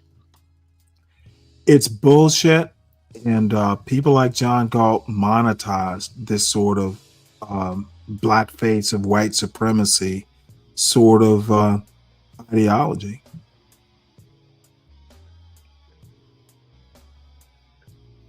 And I'm going to have to stop this and rewind it a bit. Oh, thank goodness it was muted. But here we go. This is my idea of a John Galt white supremacy fucking I suck Jason Kessler's dick bullshit. 2 times, 2 shows. John Galt fucking bowed his head to white supremacy so Jason Kessler could spray some white on his face after the suckling. Mississippi is America's problem. Because if America wanted to do something about what has been going on in Mississippi, it could have stopped by now. It wouldn't have been in the past few years. Didn't want to stop it. Between 40 and 50 churches. Neither does John Galt. He wants it to continue. This lead me to say, all of the burning and bombing that was done to us and the houses, nobody never saw. Oh, and by the way, this clip is from the 60s? But let something be burned, by 1968. And then, my God, you see, the flag is drenched with our blood. Because you see, so many of our ancestors was killed because we have never accepted slavery. We had to live on it, but we've never wanted it. So we know that this flag is drenched with our blood. So what the young people are saying now, give us a chance to be young men, respected as a man. As we know, this country was built on the black backs of black people across this country. And if we don't have it, you ain't gonna have it either, because we gonna tear it up. That's what they saying. And people ought to understand that. I don't see why they don't understand it. They know what they've done to us. All across this country, they know what they've done to us. This country is desperately sick, and man is on the critical list. I really don't know where we go from here. Now, that's 1968. So this weird bullshit like about I said, this weird bullshit about or the narrative that this country was built on the backs of black people. It literally was. Thomas Jefferson had time to think great thoughts because he didn't have to hoe his own fields. George Washington, Ona Judge. Look up Ona Judge, O-O-N-A. I think that's how it's spelled. Judge, J-U-D-G-E. Literally, our first president employed slave catchers to capture a slave from the president's office. Now, this was before the White House was built, but George Washington, our first president, was a slave owner first. He was a massa first. He was the massa president. The motherfucker literally signed a motherfucking constitution about all men created equal, but yet hunted slaves from his office. And dude, he didn't just say, oh shit, try and get her back. This motherfucker literally was cruel. He was threatening to, persecute her Ona Judge's relatives if she didn't come back. Oh, this motherfucker was brutal. That's the part that they don't want you to know. It's literally American history. I don't know how that would make a white kid feel bad other than to just go, President Washington, ew, you did that? But he did. It's documented. You can't get rid of it. Not teaching it means people don't know it, but it did happen. So anyway, this is from my buddy Bob's channel. And Bob, you are excellent. You're an excellent thinker. You're an excellent person. You and I will always have minor disagreements, over politics and that sort of stuff. But whoever your little minions are running your channel, this came up to my attention. Sambo versus Uncle Tom unveiling slavery's hidden meanings. I can't imagine more stupid commentary. I don't know what's going on there, but dude, it's not a history lesson. So, like I said, Sambo is the antagonist who went around telling on all the other slaves in the book, and it's based on a true story, actually. And Uncle Tom was the protagonist, the one who was taking absolutely the Fannie all the Lou other Hamer, slaves motherfucker. Hey, Tyrone, Fannie Lou Hamer came up in Heather Cox.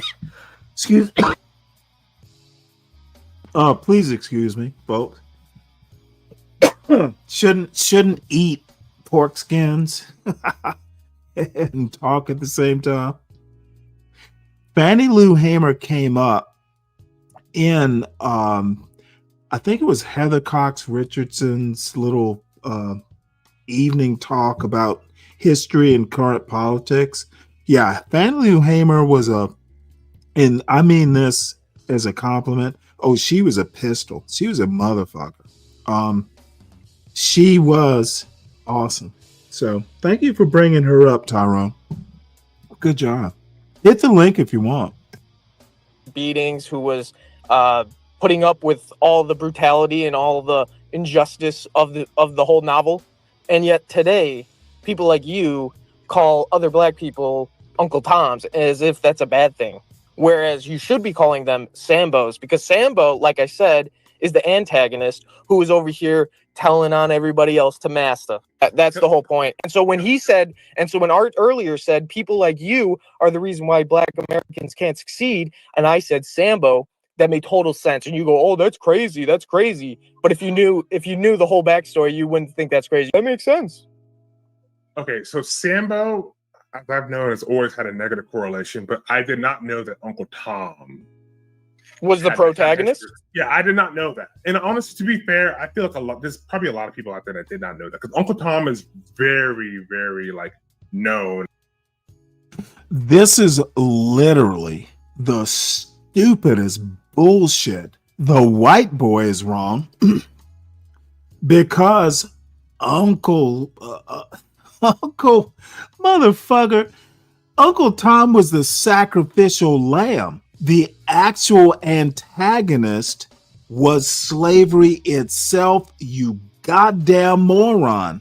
Simon Legree was literally the antagonist, you goddamn fucking half-educated, mid-witted bro of a white boy.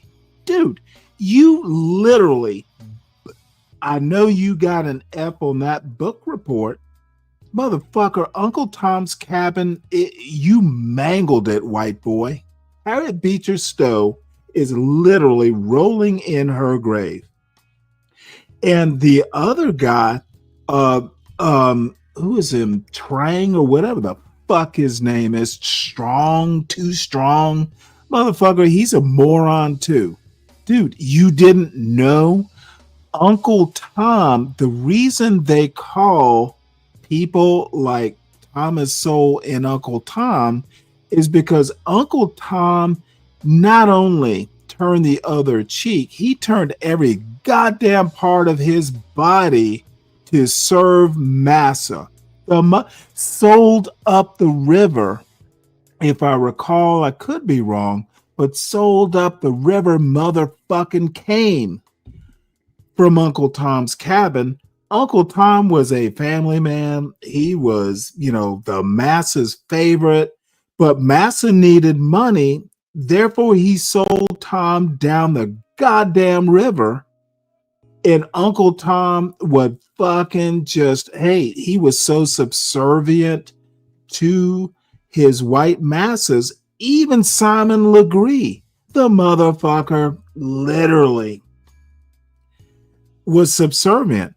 That's why Uncle Tom is a pejorative. And two little mental midgets, one white, one black, y'all are sad, and this is why I don't like fucking coming on Bob's show. Bob, I love you, man, but your fucking panels, your fucking guests are literally uneducated, if not outright miseducated. You don't have the sort of people I want to come up on a panel and talk to. Literally, they're uneducated motherfuckers. And the women are that way too. There's not a smart goddamn person that ever shows up on a CT panel, a John Galt panel, a motherfucking Bob channel, an Ock Nation channel. And that's why I've caused ripples, because I'm willing to go, you're a dumb motherfucker, let me educate you. And this goes back to my commercial. Hit the like button or don't. Hit the don't like button for all I give a fuck. I will not back down. The worst thing for America are stupid motherfuckers who don't know its history. And I am not, if I'm the only motherfucker on this goddamn channel fucking speaking actual history, you can disagree on what the history means, but you can't deny that Uncle Tom is a pejorative because he was subservient. Thomas Sowell never pushed back hard. He never stood up for black people. He never stood up for his goddamn self. He did it for gain. And who knows, maybe he actually believed that bullshit. He probably did. But motherfucker, Uncle Tom is not a compliment, you dumbass white boy. And Sambo was not the antagonist. Simon Legree was, you fucking miseducated. I went to English class a couple times because I did hooky to smoke pot in the ghetto. You fucking moron. Bob, I'll join this goddamn panel one of these days when you motherfucking have people up there who actually read books and don't do the Cliff Notes version. So let's move on. And I hope I hurt some goddamn feelings. I rarely get all this righteous, but motherfucker, dude, these motherfuckers will sacrifice entertainment for a grift. Truth is just more helpful. And one of these days I'll have some people, I'll turn this into a business, but not, dude, all you have is your goddamn soul, and I'm not going to sacrifice my soul for a fucking super chat. Fuck is type. Which is the opposite of the. Like, I had that idea, but I did not know about the Uncle Tom. Thank you for telling me. That's pretty interesting.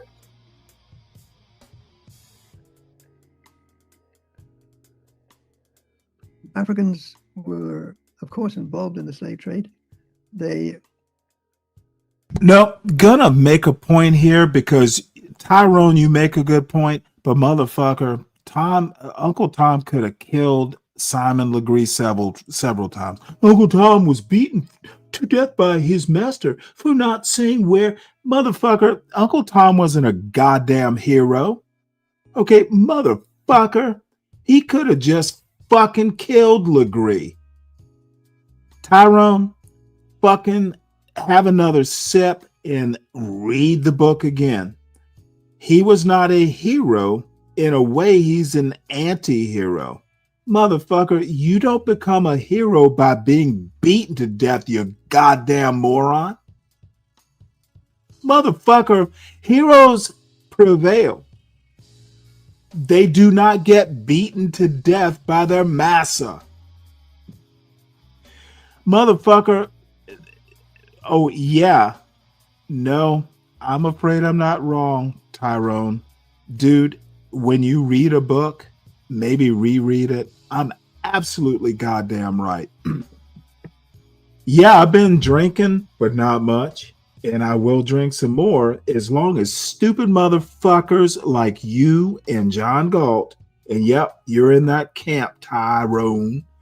Ooh, he was beaten to death protecting slaves. Motherfucker, he could have killed Simon Legree any goddamn time.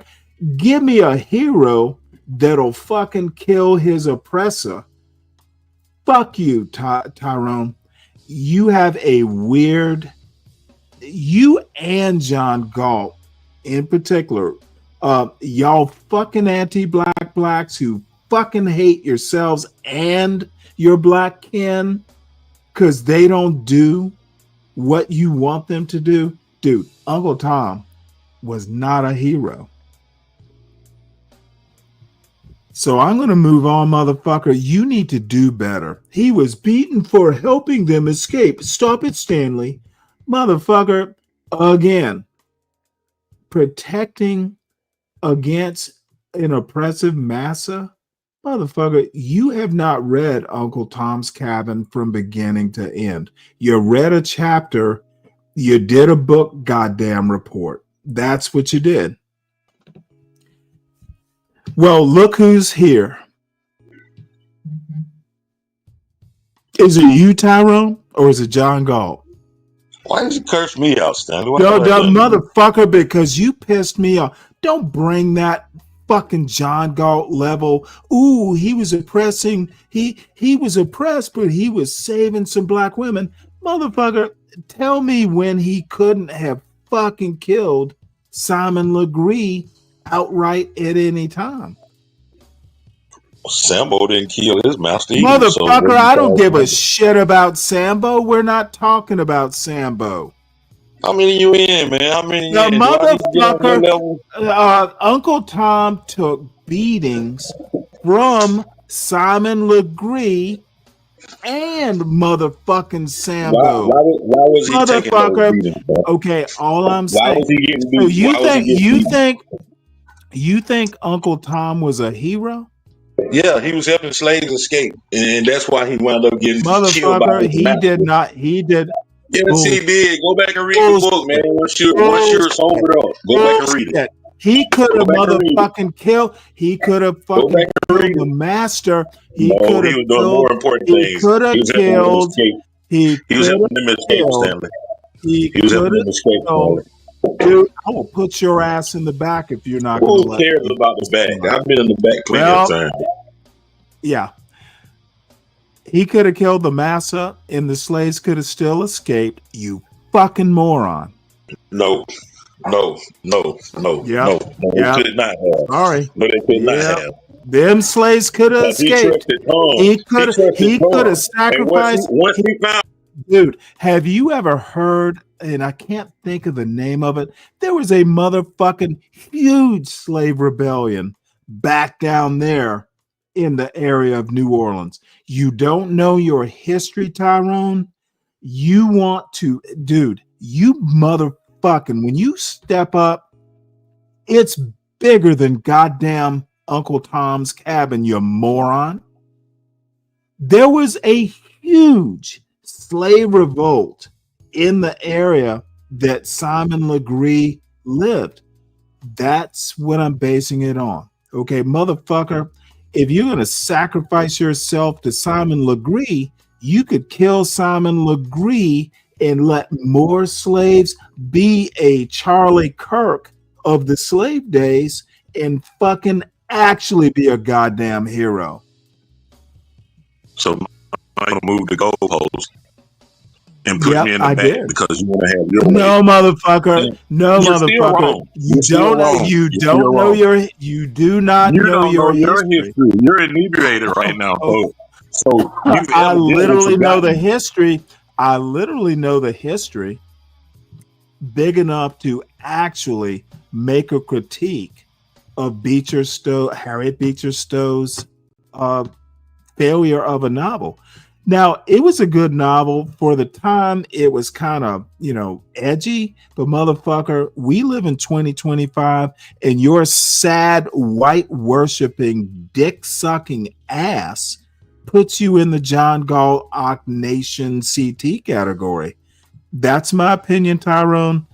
I'll give a fuck if you want to explain it away. It's what I think.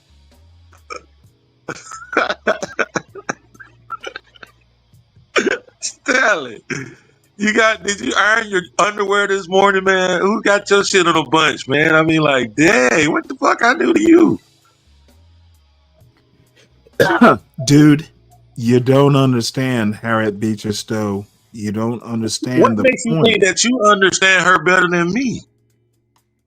Because I've read the book. I've read the book too. Motherfucker, when? Motherfucker, when I was in school. When did you read it? Okay. What's the most recent that you read? Within the motherfucking last year, dude. It's on my Kindle. You a motherfucking lie. You haven't read that book. I literally reread it. No, you didn't. You know, one of the things. Okay. No, you haven't. You ain't had time to read it. You've been on this motherfucking YouTube. I'm afraid I'm not the kind of I'm not that nigga John Galt type of Do you remember you was doing YouTube streams damn near 24 hours a day? You remember I was there some of those days, and I know you haven't had time to read that book this year. So cut your bullshit out, Stanley. When's the last time we did a 24-hour stream, moron? I said when you were doing it. You said you read the book okay. When did you say you read the book? In the last year. In the last year, you were doing 24 hours streams. And again, when did we start? Dude. Check Stop your it, man. Stop your madness. You were taking trips, taking your son back and forth to school, going to see your father-in-law. Did we do 24? Stanley, we've been a part of your life for like 20 years, Stanley. Once again, the 24-hour streams ended in January, you dumb fuck. My channel was created as a backstop to the John Galt bullshit channel in January. I've had plenty of time to read. Oftentimes I will say I read overnight. I go to sleep early. I wake up around 12 or 1 o'clock. I read till the show starts. Dumb fuck, keep up. The 24-hour bullshit ended in January. Keep up, sir. You're lying. You haven't read that fucking book. Okay. You have not read that fucking book. Oh, you gonna get your little ass spanked. Let me while you're bullshitting, I'm going I'm into not bullshitting. While you're bullshitting, sir. While you're bullshitting, sir. Keep talking. You know that. When you sober up, go back and really read it. You'll see. Oh, I'm sober now, fool. No, you're not. You just told me that you've been drinking. Yep, but that doesn't. Yep. Hey, no, you do realize that you can have a couple beers and still drive, which means you're. No, you can't. I don't drink. Hey, motherfucker! I don't do a John Galt or Tyrone Sly and drink to excess. Really? Does drinking mean you drank to excess and got sloppy drunk, bitch? I'm gonna take a shot to that. Dude, you are such a failure. Such a motherfucking failure. Dude, you can have a couple beers. You can have a couple beers. You can have a couple beers. You do the same thing I do. What makes dude, motherfucker. Am I doing it now, sir? Am I doing it now, sir? What makes me such a failure, you motherfucker? Let me tell you why I think you're a failure. You failed to realize that I'm not sloppy drunk like you are. I'm not drunk. I just took one shot. You're not. Well, hold it. I took one sip. Then you're not drunk. No, you took more than one sip. If I say I'm drinking, does that mean I'm drunk, bitch? Not yet. You drinking. You're on your way there, and I can hear your voice. You know what, motherfucker? And you came up. You came up. Right there. You know what, motherfucker?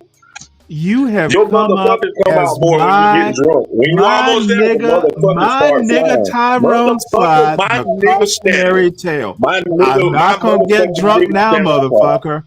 I'm not gonna Motherfucking get Stanley drunk Clark. now. I'm My not nigga, gonna get drunk motherfucking now Stanley Clark. because your drunk ass has warned me I'm and not drunk. told me on it. I drunk one Yeah, shot. you are. Well, wait, hold it. You're gonna get drunk, right? You're gonna Definitely get not drunk, real Stan. sloppy drunk, bitch. You're gonna get I tell sloppy you what I'm drunk, gonna do. aren't you, I'm gonna bitch? grab me a beer. I'm gonna grab a beer right now, and this is what I'm gonna do. I'm gonna grab a beer and take another shot, and I'm gonna get on your level. That's what I'm about to do. Oh, motherfucker, you will never be on my level. You don't have a level, Stanley. It'll take a negative 12 pack to get on my level. Dude, you can't be drunk and be on my level. What the fuck are you talking about? You don't have a level, Stanley. Oh, I don't.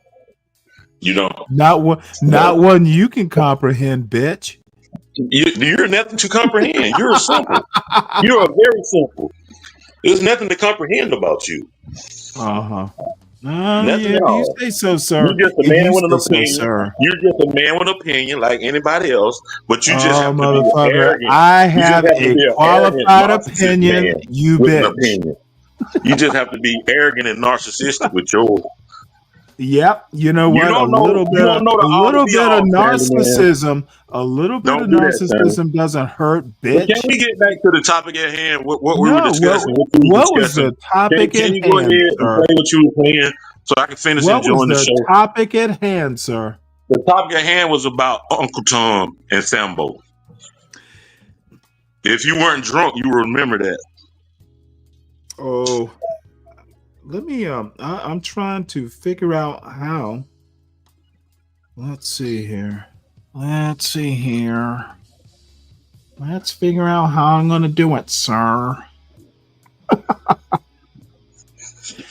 No, motherfucker. I've literally read Uncle Tom's Cabin for moments like these because I knew some dumb fuck. I asked you when was the last time you read it. I knew What some month? dumb Was it fuck. within the last 3 months? Y'all love to Was it challenge within the me. last 3 months, man? Oh, wait, hold it. I said the last year, so now you want to talk the last The 3 last months? year, you said the 24 hours stopped in January, so it's September now. Oh, I thought we were talking Uncle Tom's Cabin. My bad.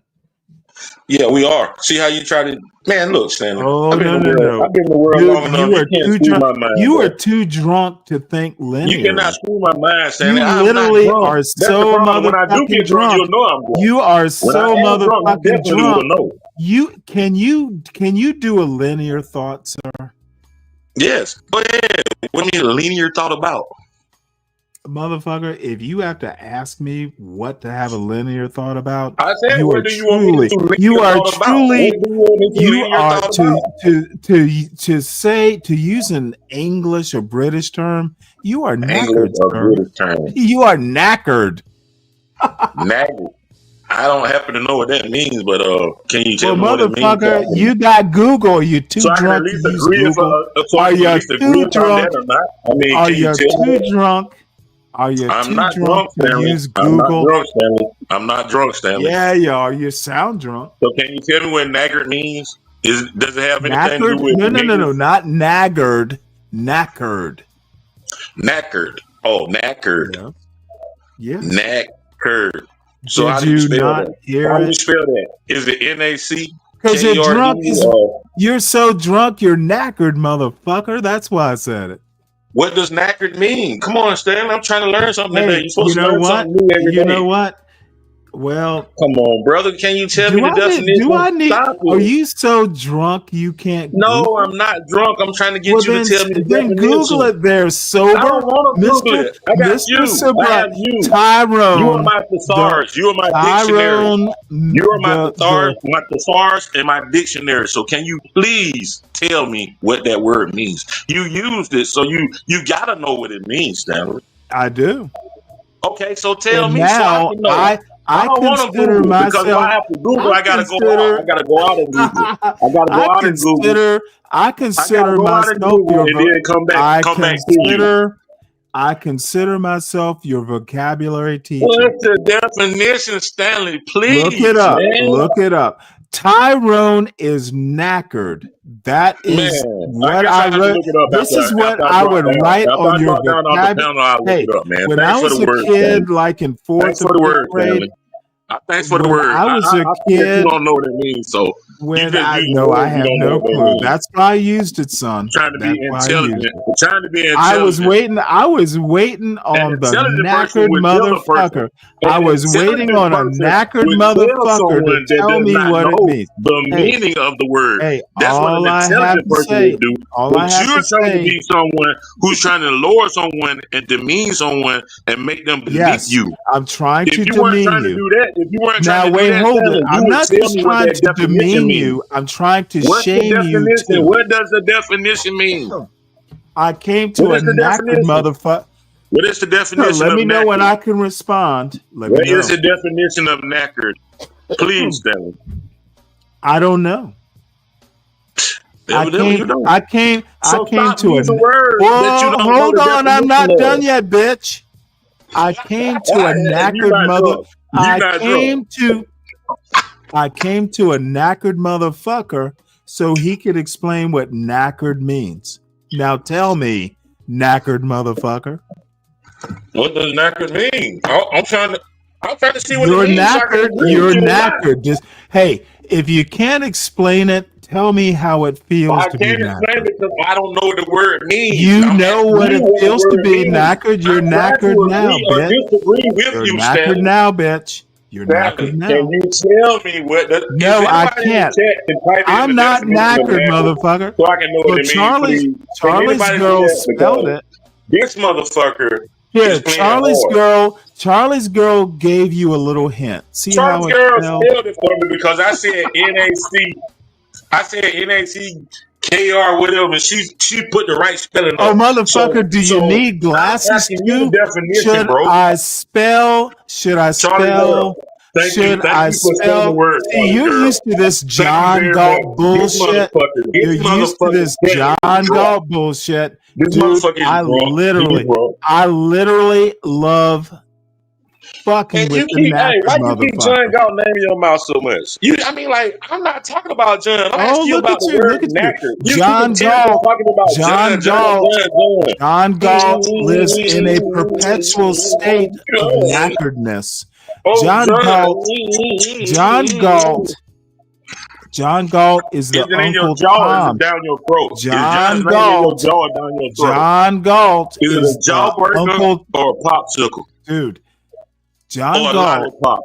Okay, dude, you keep talking every time I do. John Galt is the literal Uncle Tom of drunk motherfuckers. That's what I'm trying to say. You're knackered, and you know what? That's why I came to you. Tell us how it feels to be knackered all the time, sir. Knackered. I've been asking about that. I said nothing about Charlie's girl. Charlie's girl. Name into the conversation. Charlie, yeah, motherfucker, I did. And you want to know why I brought him up? Because I knew it would. I knew it would fuck with you. Is why I brought him up. Now, do you want me to bring up Be Brave? Because I know that's gonna fuck you too. You fucking dude. You are a problem, Mr. Knackered.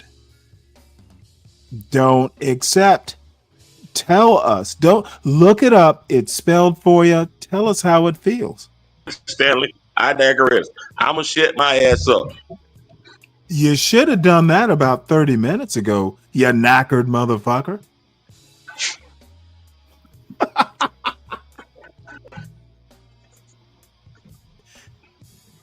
You're not going to look it up? Well, let us sally forth with this show. Were astute merchants on the coast, and the idea that they were somehow gutted by an influx of cheap European goods is just not appropriate.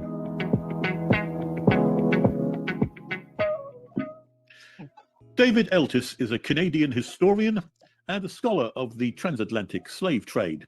He is the Robert W. Woodruff Professor of History Emeritus at Emory University and he is recognized as a leading figure in the study of Atlantic slavery and migration. He's known especially for his work on slavery databases and digital humanities projects. And his latest book is Atlantic Cataclysm, Rethinking the Atlantic Slave Trades. So, Professor Eltis, thank you for joining me today. My pleasure. I believe your book really is a first in many ways, because it's, I think, the first book, correct me if I'm wrong, the first book to make a systematic use of the enormous databases and information about the slave voyages, which have recently come online over the past 40 years or so. Tell me, what did delving into that information tell you? It really begins in 1516, when I think the first voyage that actually went from Africa to the Americas occurred. Previous voyages had taken captives from Spain specifically to the Americas. And it covered Hey, knackered motherfucker, did you know that there's a whole database that you can do research on slavery? Did you know Nigga, that? hey, nigga. Hey, No, don't, hey, we don't use that. Whoa, Whoa. We don't use that N-word. Stop it. We don't use that N-word here. This isn't John Galt's panel. What the fuck? Did you forget, Hey, my nigga. you Hey, my knackered nigga. I don't motherfucker? believe in that slave trade shit. Okay, well, you don't have to. No one asked you to. I asked you, did you know there's a whole database? Okay. Man, look I here, asked man. you, okay, motherfucker, I asked you what you know, not what you goddamn believe. Can you understand the difference? What you know versus what you believe are literally two different things. I don't care to know about that, motherfucker. That's what you're not Okay, understanding. well, You've okay, yet to well, tell you me don't what care. knackered Hey, means. I accept. Can you tell me what knackered means? You haven't looked it up. You still. No, I We're haven't. still No, talking I about haven't. No, I knackered. haven't. You fucking used it, so you tell me what does it mean. Oh, dude, it's what they. You know, if you took a Come on, horse, man. You've been in the military, man. You're if gonna leave you a had soldier. a, if you had an you old, gonna leave your no, naval. it's not a What do it's y'all not call a each other in the military. military? What do y'all call each other in the Motherfucker, Navy? it's not a Motherfucker, military what the term. fuck do It's a y'all call each farm other in the term. Navy? You Oh, gonna leave your bitch. See, midshipmen? You gonna leave your this is midshipmen what in I distress? get. Are you gonna Dude, leave your it's not. midshipmen in distress? It's not a Are you gonna leave military. your? It's not a military term. Come on, dude. It's a farm term. Are you gonna leave me in distress? I don't know why you would be distressed over a I'm word. distressed because I don't know what the word means, and I'm asking you. Well, motherfuckers, you're obviously you have access to the internet, right? Not right now. I don't. Motherfucker, are you talking to me at the end of a can on a string? Yeah. Yeah. See, what it is, and I think you will understand after I tell you this.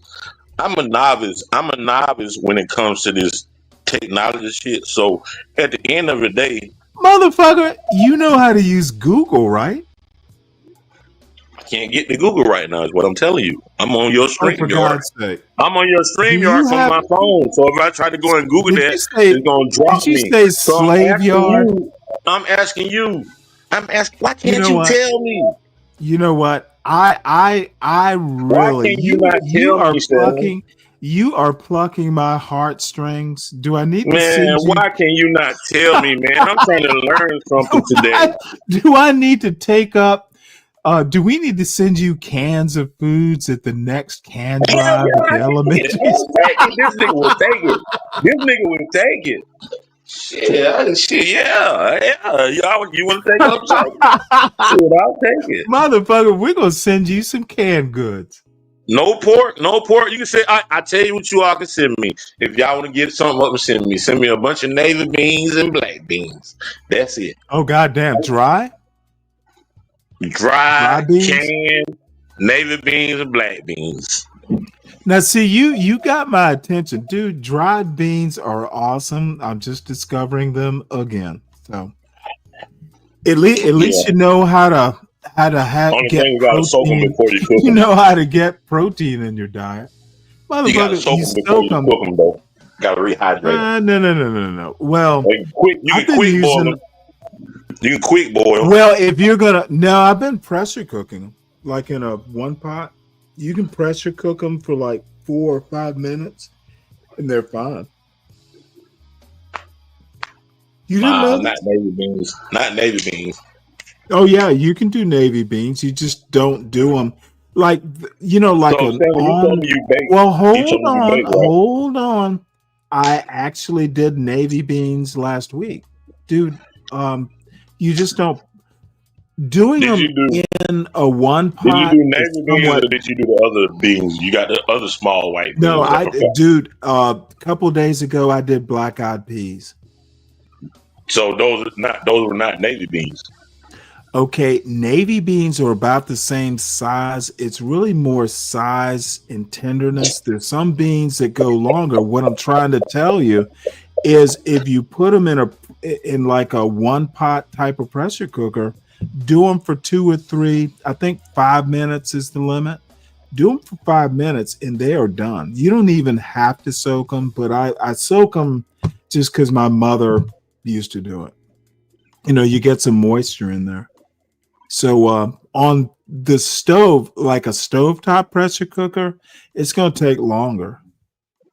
I'm not talking about the technological thing that you use. I'm talking the conventional way. Yeah, which is stovetop, I right? don't even own a microwave. When I rewarm my food up, it's gonna either be in the oven or on top of the stove. I don't do I microwave. understand that. No, I respect that.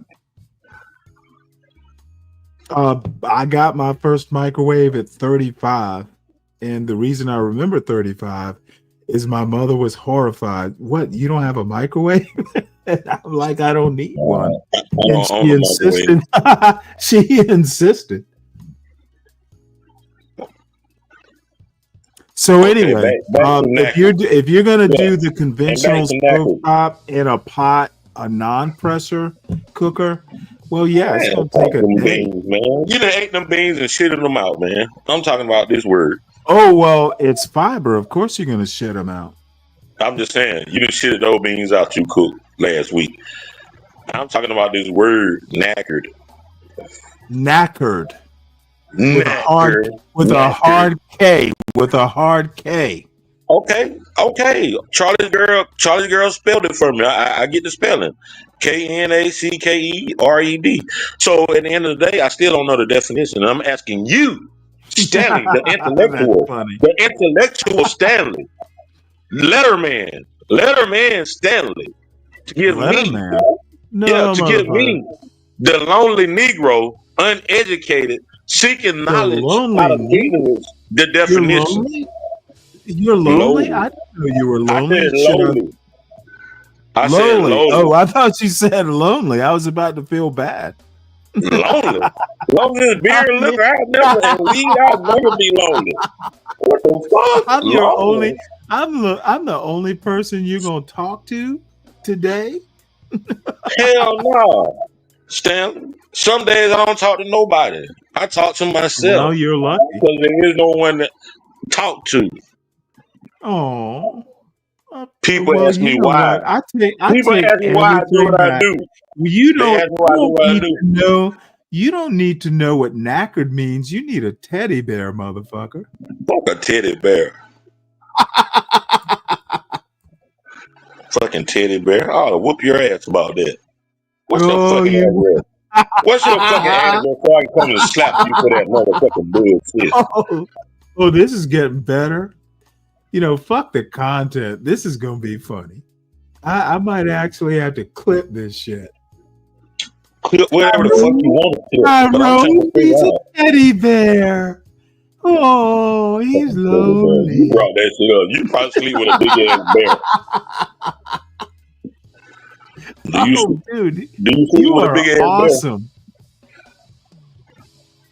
Tyrone needs a teddy bear, folks. bear? Do you hug your pillows at night, Stanley? I'm not going to tell you what I do in my bed, you pervert. Oh, now I'm a pervert. But you telling me I need to Motherfucker, you don't ever ask a man what he does in his bed. And you don't never tell a man he needs a That fucking is teddy bear, you literally, fucking that is ignorant. literally, dude, I might have to toss your ass off for that shit. So because you want to toss me Dude, and you can't do anything with me, that's never why. ask those That's sorts of why. questions. What a man does I in his ask you bed. all sorts of questions, Stanley. I'm a motherfucking Charlie's pretend girl, you hey, didn't ask Charlie's that girl, question. Charlie's girl. Stanley, I'm done talking to you, man. I digress, and I'm gonna shut the fuck up. Charlie's girl is up here. You and Charlie girls talk because you won't answer my goddamn Well, I don't think questions. she's up here. I don't see fuck her. you, motherfucker. She's in the chat. And she's Fuck a you, nice motherfucker. woman, by the way. She calls herself a girl, but she's actually a It wise says woman. she's on stage, so that means she's in the show. Damn it. Well, she's in the chat. What does on stage mean then? I don't see her. I'm literally looking at the StreamYard screen. I don't see her. Are you seeing double? Are you seeing double? No, motherfucker. I'm not drunk. I think you are. If you see her in the No, my shit is behind. Believe my me, shit is behind. Charlie, It's all good. My girl shit with is behind, but it's all good. The shit I'm looking at is behind. Come on, man. Run the tape. Run that beautiful bean footage. Fuck that shit.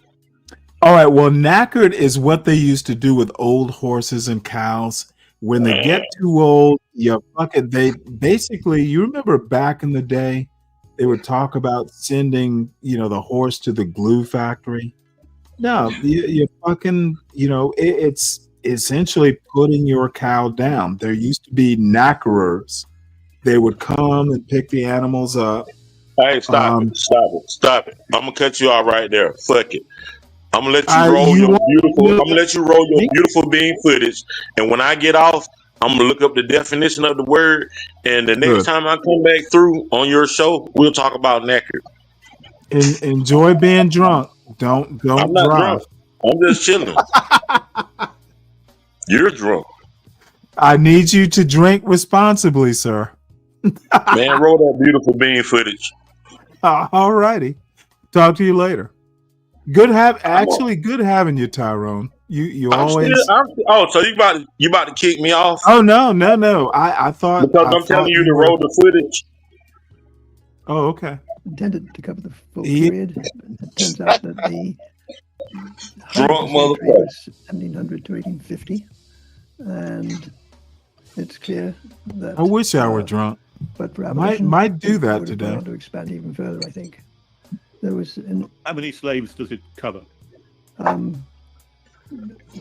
best estimate currently is 12.5 million. Wow. Which is featured on the database to which you refer. What we have is an estimate section. Well, briefly, we've got a database, obviously, which is based on material taken from thousands of records. But beyond that, we established an estimates page. And we think that we probably have got well over 80% of all the voyages that ever occurred. How many would that be? What kind of number are we talking about? Number of voyages? Yeah. About 40-some thousand, low 40s. The current database has records of 36,400 voyages. So what we're looking at here is a fairly high proportion of what actually happened. And it's this that gives us the certainty or the possibility of making generalizations. Right, because of the vast amount of data.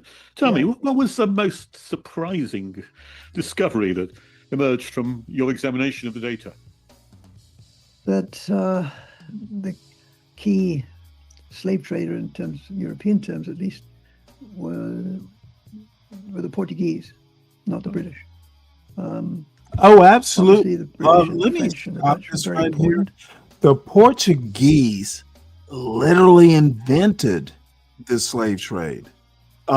First slave auction in Lisbon, I want to say it was 1458 or something like that. Oh, the Portuguese and then the Spanish. Oh, England. And I can't remember. I think Holland was into the slave trade before England.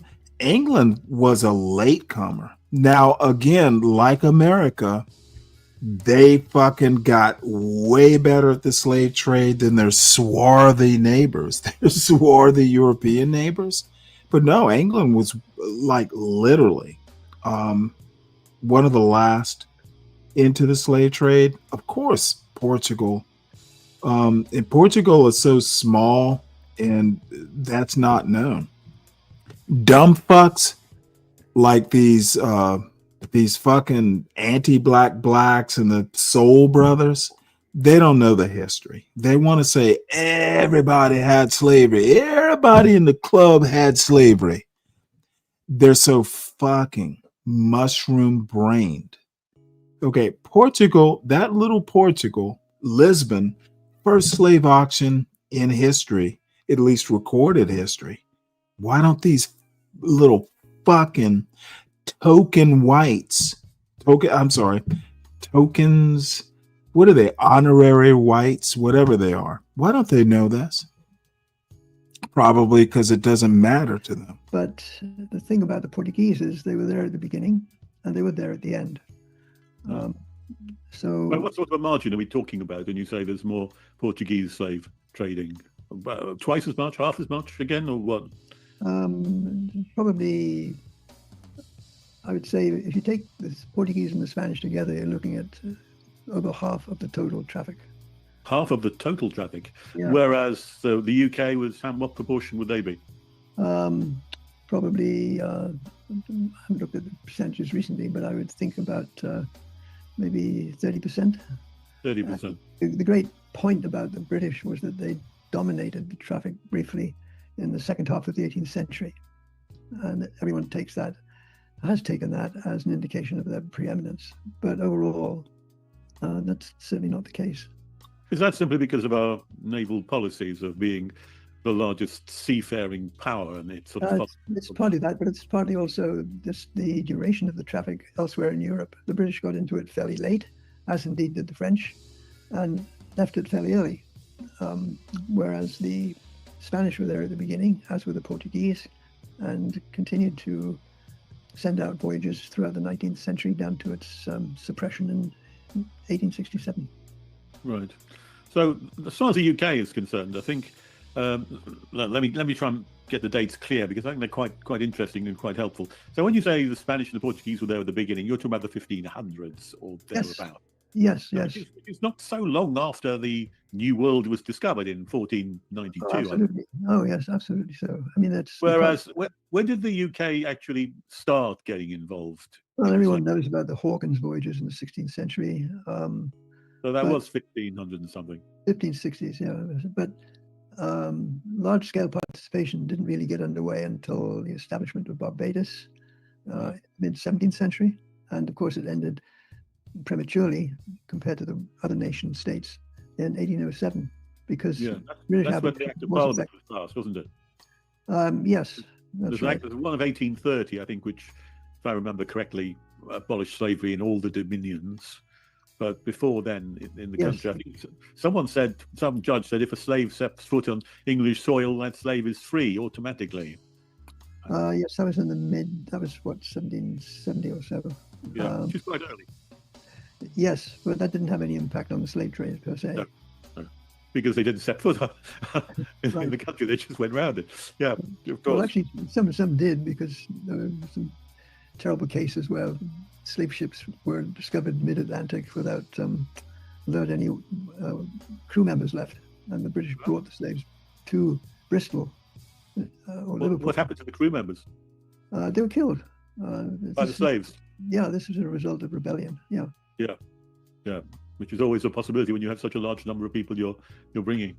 Absolutely. Yeah, they crew were there any common myths about the slave trade that we all believe or think we know, which are untrue, which your data has revealed to be incorrect? Well, I think everyone assumes that the British were the prime slave traders, which indeed they were for some decades in the 18th century. And carrying on from that, they also believe that this slave trade was a basic contributor to the Industrial Revolution. In other words, it stimulated economic growth. And this goes back, of course, to the thesis of Eric Williams. Yeah. It's a 1944 book, which you probably are aware of. Yep. Yeah, see, capitalism, wasn't it? I think it was slavery and capitalism, something like that. Yes, yeah. Capitalism and slavery, yeah. And it now seems that that picture is a bit more complicated, given the fact that Portugal, which was the leading slave trader, is now the poorest country in at least the western part of the EU. Yeah. So it's hard to argue. It hasn't benefited Right. directly then from the slave trader only, or by the sound of it. Right. Yeah, absolutely. Yeah. I mean, this is a narrative which is strongly taught today in all of our museums and I art think that's galleries. right. It's also taught to school children as one of the prime strands. Is there anything that you would want to seek to correct? Maybe just one or two things which are taught in schools, or at least widening out the picture so they had a better understanding? Well, we do have this summary table in what we call the estimates page of the Slave Voyages database, which indicates pretty clearly the relative importance of all the European countries involved. And I would think if that could be somehow integrated into the school's program. Yeah. And that table would show what? Portugal at the top with 50% of the slave trade, the UK next with about 30% of the slave trade, and then other countries coming in after. Who would be number 3 and 4?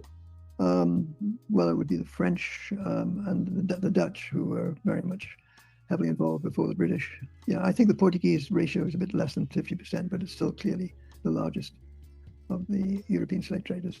Right. Now, one of the things that your book does is it challenges the traditional estimates of the transatlantic slave trade. Can you remind us what the traditional estimates were or are normally presented as, and what your discoveries have said instead?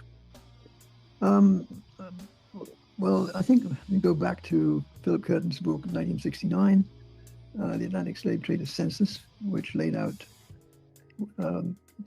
what he saw as the revised total. Before that point, there had been huge exaggerations of the size of the slave trade. Curtin, in effect, scaled those down, in our view, too far down.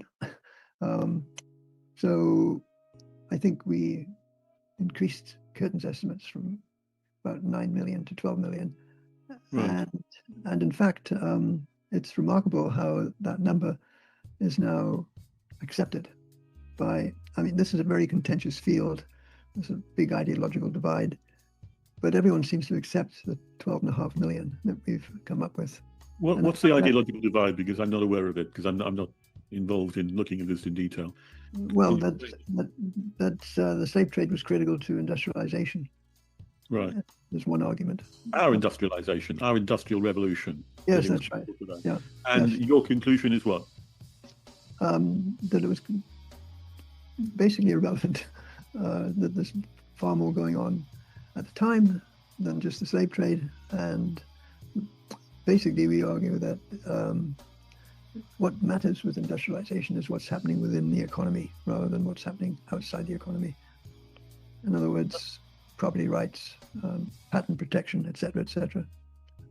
So if the slave trade did not fund in its entirety the Industrial Revolution to put us leagues ahead of everybody else, what proportion of the income that we got from the slave trade did come in, would you say? And was it significant or was it insignificant, or was it still in the middle?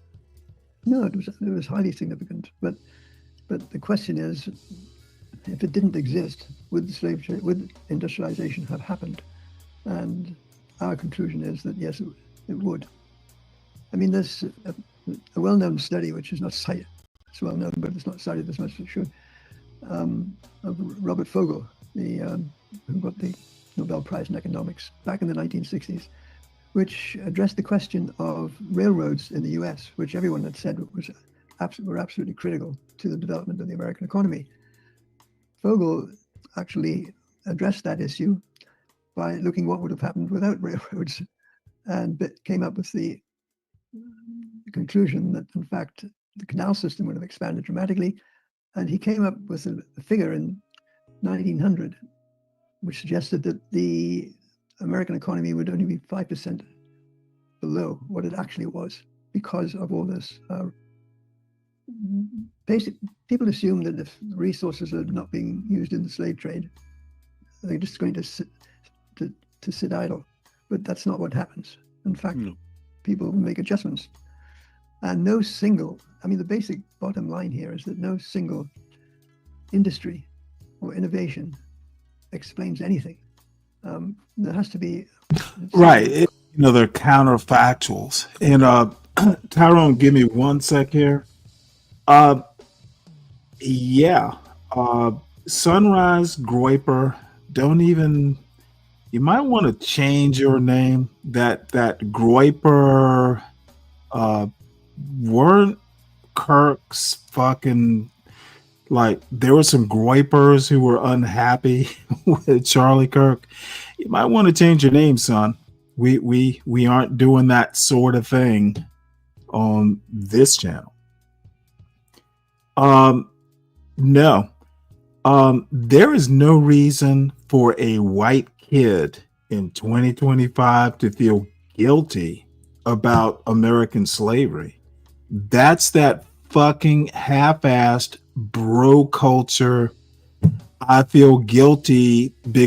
Dude, those motherfuckers, most of these motherfuckers, Donald Trump would have fucking lost a plantation.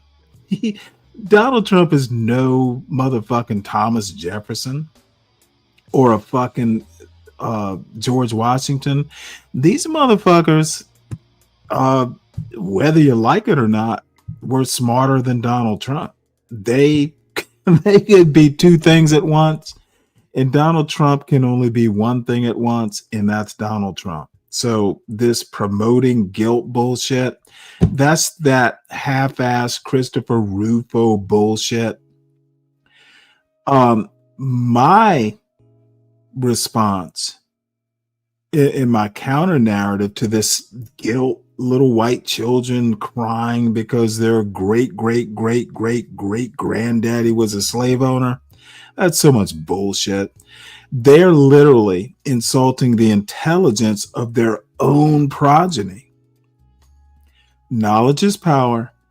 I think a lot of kids and a lot of white people I know, by the way, dude, knowing the history means you are more careful about, things that someone like a fucking, and I'm trying to think, like, the Gospel of Bob crowd, they talk about race play and how much they might enjoy that shit.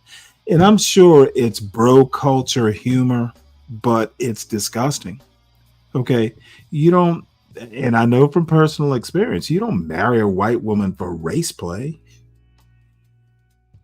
It's the ignorance, the stunning fucking ignorance that gets accepted for humor and actual, like, serious conversation on some of these anti-black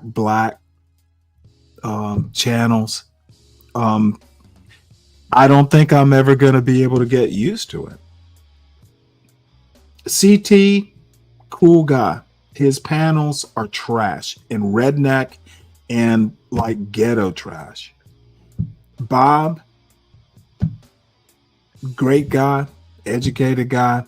His panels and his panelists, his co-conspirators are fucking ghetto and redneck trash. I listen to these panels and I can only do like 10 minutes, 15 minutes at a time. And of course, I'm going to get into the chat and troll the dumb fucks. And it's not even the anti-black, like the John Galts, the Ock Nations. I've been in Ock Nations. Luckily, people kind of know me. And I haven't been in Ock Nations chat in months, probably since January or so, because it's so disgusting. But at least when I went in there and started trolling, people were like, "Oh, Stanley." They at least knew who I was, so So we go. No, it's the YN Blackosphere folks too. And I'm not going to name their names because one or two of them I actually think have potential and are actually good hosts, way the fuck better than I am. I suck as a YouTube panel host, but mostly because I don't give a fuck. Yeah, and you like to put people in the back, motherfucker. Well, you're not in the back now, are you, motherfucker? Not now, but if I was to keep going, but hey, the day is young. yeah, that's what I'm saying. But what I'm saying is I'm not gonna hold on one second, Tyrone. There's some YN channels that are rather popular. And I'm not gonna name their names, but they're like 2 or 3 or 4. So why are you even talking about it if you're not gonna name the names? Because I think the motherfuckers are a problem too. God damn it! Okay, so what are the names? I'm not just gonna, dude. I'm not just gonna. You name everybody else. You name John Galt. I'm trying to tell you about them, bitch. You name John Galt. You name AK Nation. John Galt is a fuck. You name CT. I'm literally trying to. You name Nidus. There you go. Okay. I'm literally trying to say that I think the CTs and the John Galts are one type of problem. There's some YN type of channels, and they're women who are a problem too. It's not, and I don't think there's a black community to the extent that some of these dumb fucks want to justify their bad ideologies and bad thinking in high school level thinking. All I'm saying is that I yearn for a goddamn black channel where people read books and can actually talk about, the black demographic historically.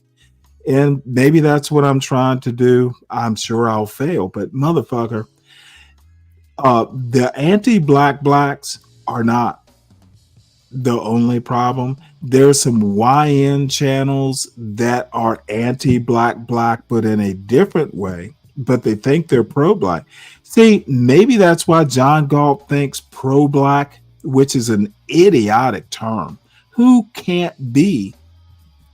Motherfucker, John Galt will be the first to go, well, white people can be proud of their race. But if you say you're pro-black, he's going to trash you. John Galt's a fucking moral midget and a half-wit thinker. So you can come back now, Tyrone. We as blacks need to read more books. That's really my recommendation. So if you feel that way, why don't you just start a book of the month on your page? Oprah did that and failed. I'm not talking about Oprah. I'm talking about Stanley. Okay, motherfucker, you said book of the month club. It's been done. So yeah, why don't you start a book of the month? And fail again? No, it's not about failing. You said that it's not about money. If you get 2 or 3 people, motherfucker, I'm not your goddamn librarian or your first grade teacher. Stanley, if you had a book of the month and you say, go out and buy this book, say, man, you want people to listen to you, but you don't want to listen to nobody else. Let me tell you, I don't need people to listen. Hey, man, I don't need you to try to overtalk me, motherfucker. I'm a man just like you, motherfucker. You know where I can put you, bitch. Show some respect, motherfucker. You want a motherfucker to respect you? Show some fucking respect, bro. Dude, see, that's why I like being on my panel. Dude, show some fucking respect, dude.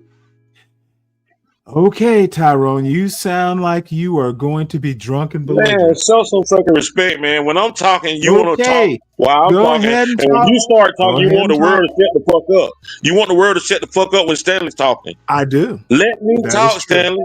And when I'm done, Stanley, you can go. Isn't that how you say it goes? Thank you so much. Is that not how you say it goes? I thank you kindly, sir. Is that not how you say it goes? Motherfucker, that's how it goes. Now stop wasting time. Okay, so let me damn speak. Okay. But you can go ahead and speak. Go ahead, you got the floor. Wait, motherfucker, you just fucking fussed because I wasn't letting you talk? Really? Yeah. I'm just trying to let you understand, because if somebody was doing you like that, guess what you would do? You'll put them in the back, or you would say, "Motherfucker, don't overtalk me. Motherfucker, let me get my point across. Motherfucker, I'm gonna let you talk when it's over." Panel, motherfucker. I leave No, their you panel. don't, Stanley. When you're on your show, Stanley, that's how you do people. I did it yesterday. We're talking about when people are over here. Dude. Are we playing dominoes or dice? Motherfucker, I'm not your librarian. Read a book. That's the best. That's why I just said my book club. Let's start a book of the month club promotion. Let's start a book of the month club. You choose the book. We go buy the book, and we read the book. And at the end of the month, we discuss the book. We discuss the book. What's wrong with that? Hold on. You're drunk. You're inebriated. No, You're off your fucking rocker. I'm literally saying there's the Wayback Machine on the internet. You can get Stanley, hold on, Stanley, hold Damn on. Guess what, Stanley? Yes. Fuck you. Yeah. What I was gonna say is just go to Internet Time Machine, Wayback Books. There are a lot of classic books you can get for free. We Book of the Month Club will start with all the goddamn fucking PDF books that are actually like classic books. Dude, if I'm gonna start a book club, it's literally gonna be like PDF stuff. We could go for fucking probably close to a couple years and never even go to Barnes and Noble. Or, I have a Kindle. Motherfucker, dude, I don't want to talk about it anymore. Was null and void, and I don't like how you treat me. I don't like that. You need to apologize to me. You need to apologize to me, because right now, how I'm feeling, right now, the way you taking over the conversation, you're trying to say as if you come up with this idea now, and I don't fucking appreciate it. Dude, I was about to give you your flowers. No, you weren't. You was going on. I'm literally saying at first I'm like, I'm not Oprah Winfrey. But you know what, Tyrone? Nobody asked you to be fucking Oprah Winfrey. Oh, God damn it. I can't even finish the sentence now. Tyrone. How could you be like Oprah Winfrey? Oh, God damn it, dude.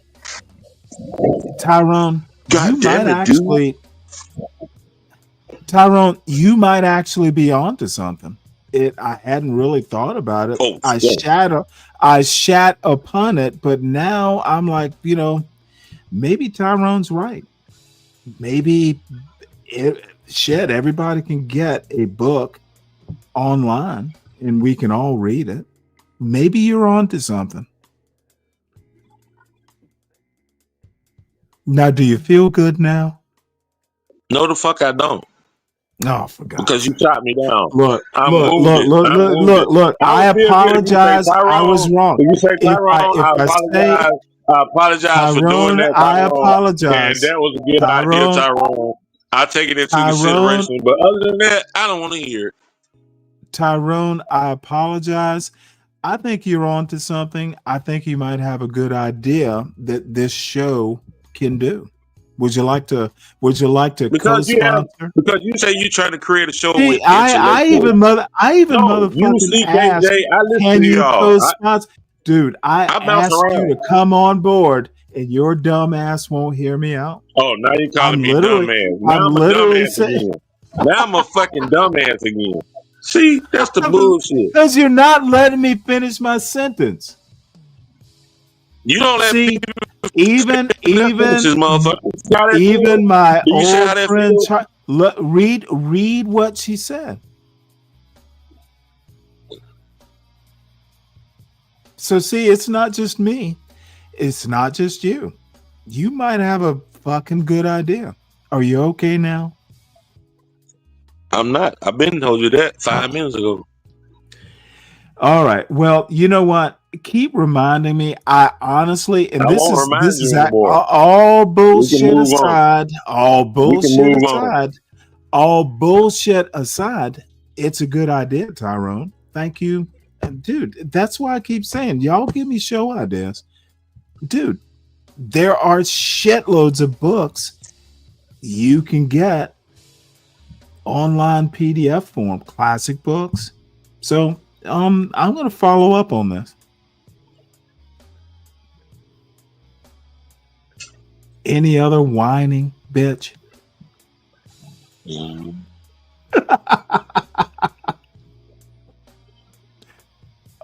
know what, Sunrise Groiper? You're a Groiper. I know your first book recommendation is going to be Mein Kampf, right? Yeah, fucking Nazi. Groiper. Dude, you weren't always called Sunrise Groiper, which sounds masturbatory. You groip yourself at sunrise. That's what it sounds like. It was Sunrise 2025 or Sunrise 2520. It was a lot less icky. It was a lot less icky the first time you came up here. Dude, you might want to change the G word there. It's after yesterday, dude, the G's, the GROYPER folks, literally, y'all, there's gonna be FBI knocking at your door. So keep doing it. Don't, hey, it So, bothers Stanley, me. Well, hold on. This motherfucker, it doesn't bother me. It's gonna bother the FBI, you dumb bitch. Is that why silent and groper? Well, you know what? I think you might have the better pronunciation.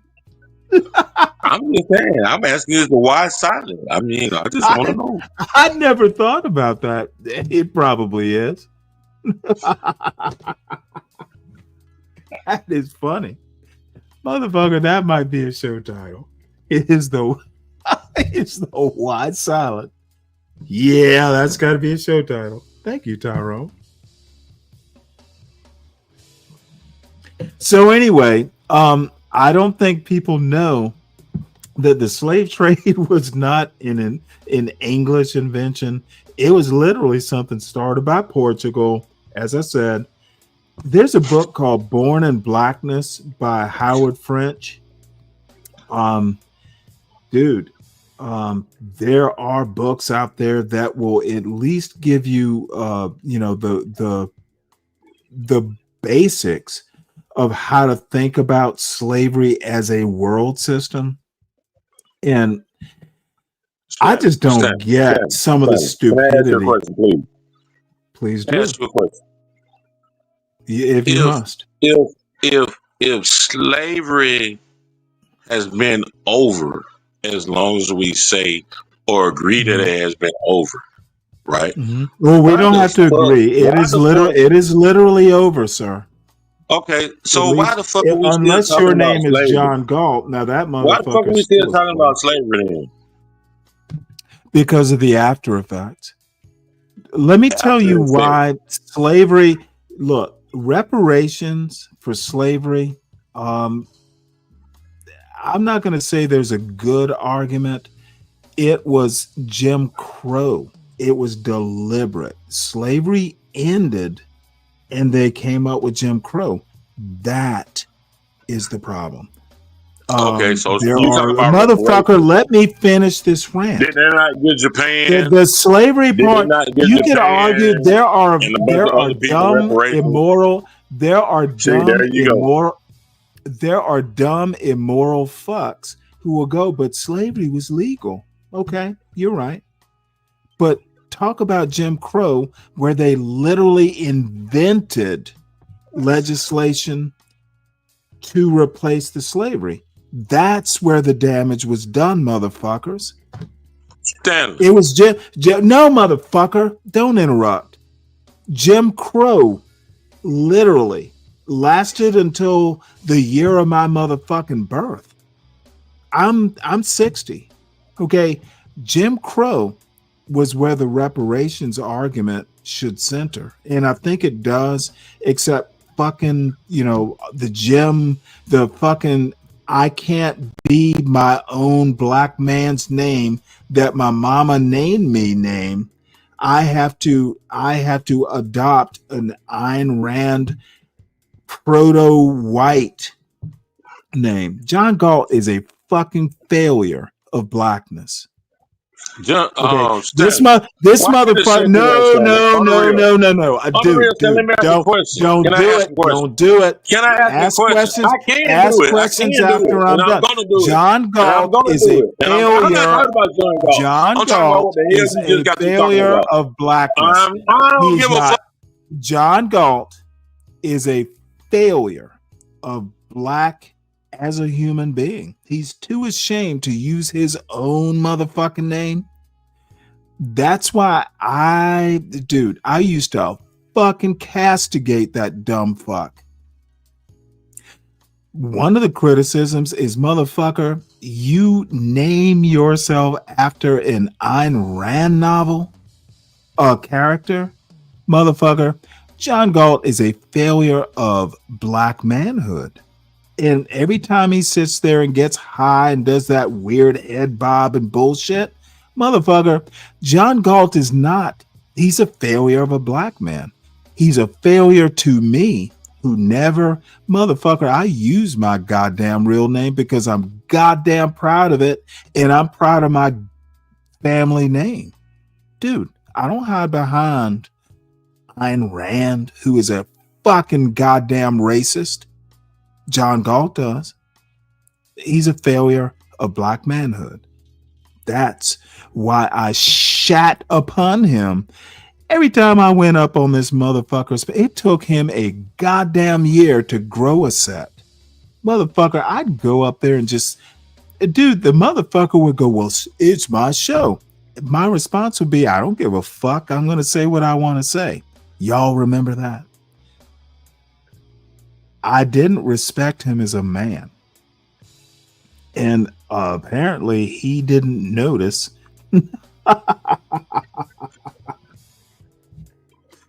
So what you got to say there, Tyrone? Back to the question at hand. I had a question. I'm not talking about John. I can care less about that. Fuck all that. My question is, I saw you. I seen you over there a couple We're talking times. about Jim Crow. I seen you over there, dude. I don't give a fuck, Stanley. I roam all over these Facebook streets. I admit I'm a little jealous. I'm cool with you. I'm cool with John. I'm cool with CT. I'm cool with Nidus. I'm cool with Bob. I'm cool with whoever. I don't give a fuck. This is entertainment for me.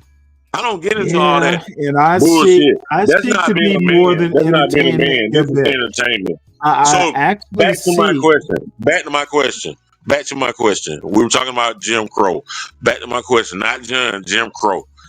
At the end of the day, Stanley, black people Which had their day? own. The end of. Black people had Hold their on. own Be everything. more specific there. End of We which had day? our own The end of Jim. restaurants. We had our own The end- restaurants.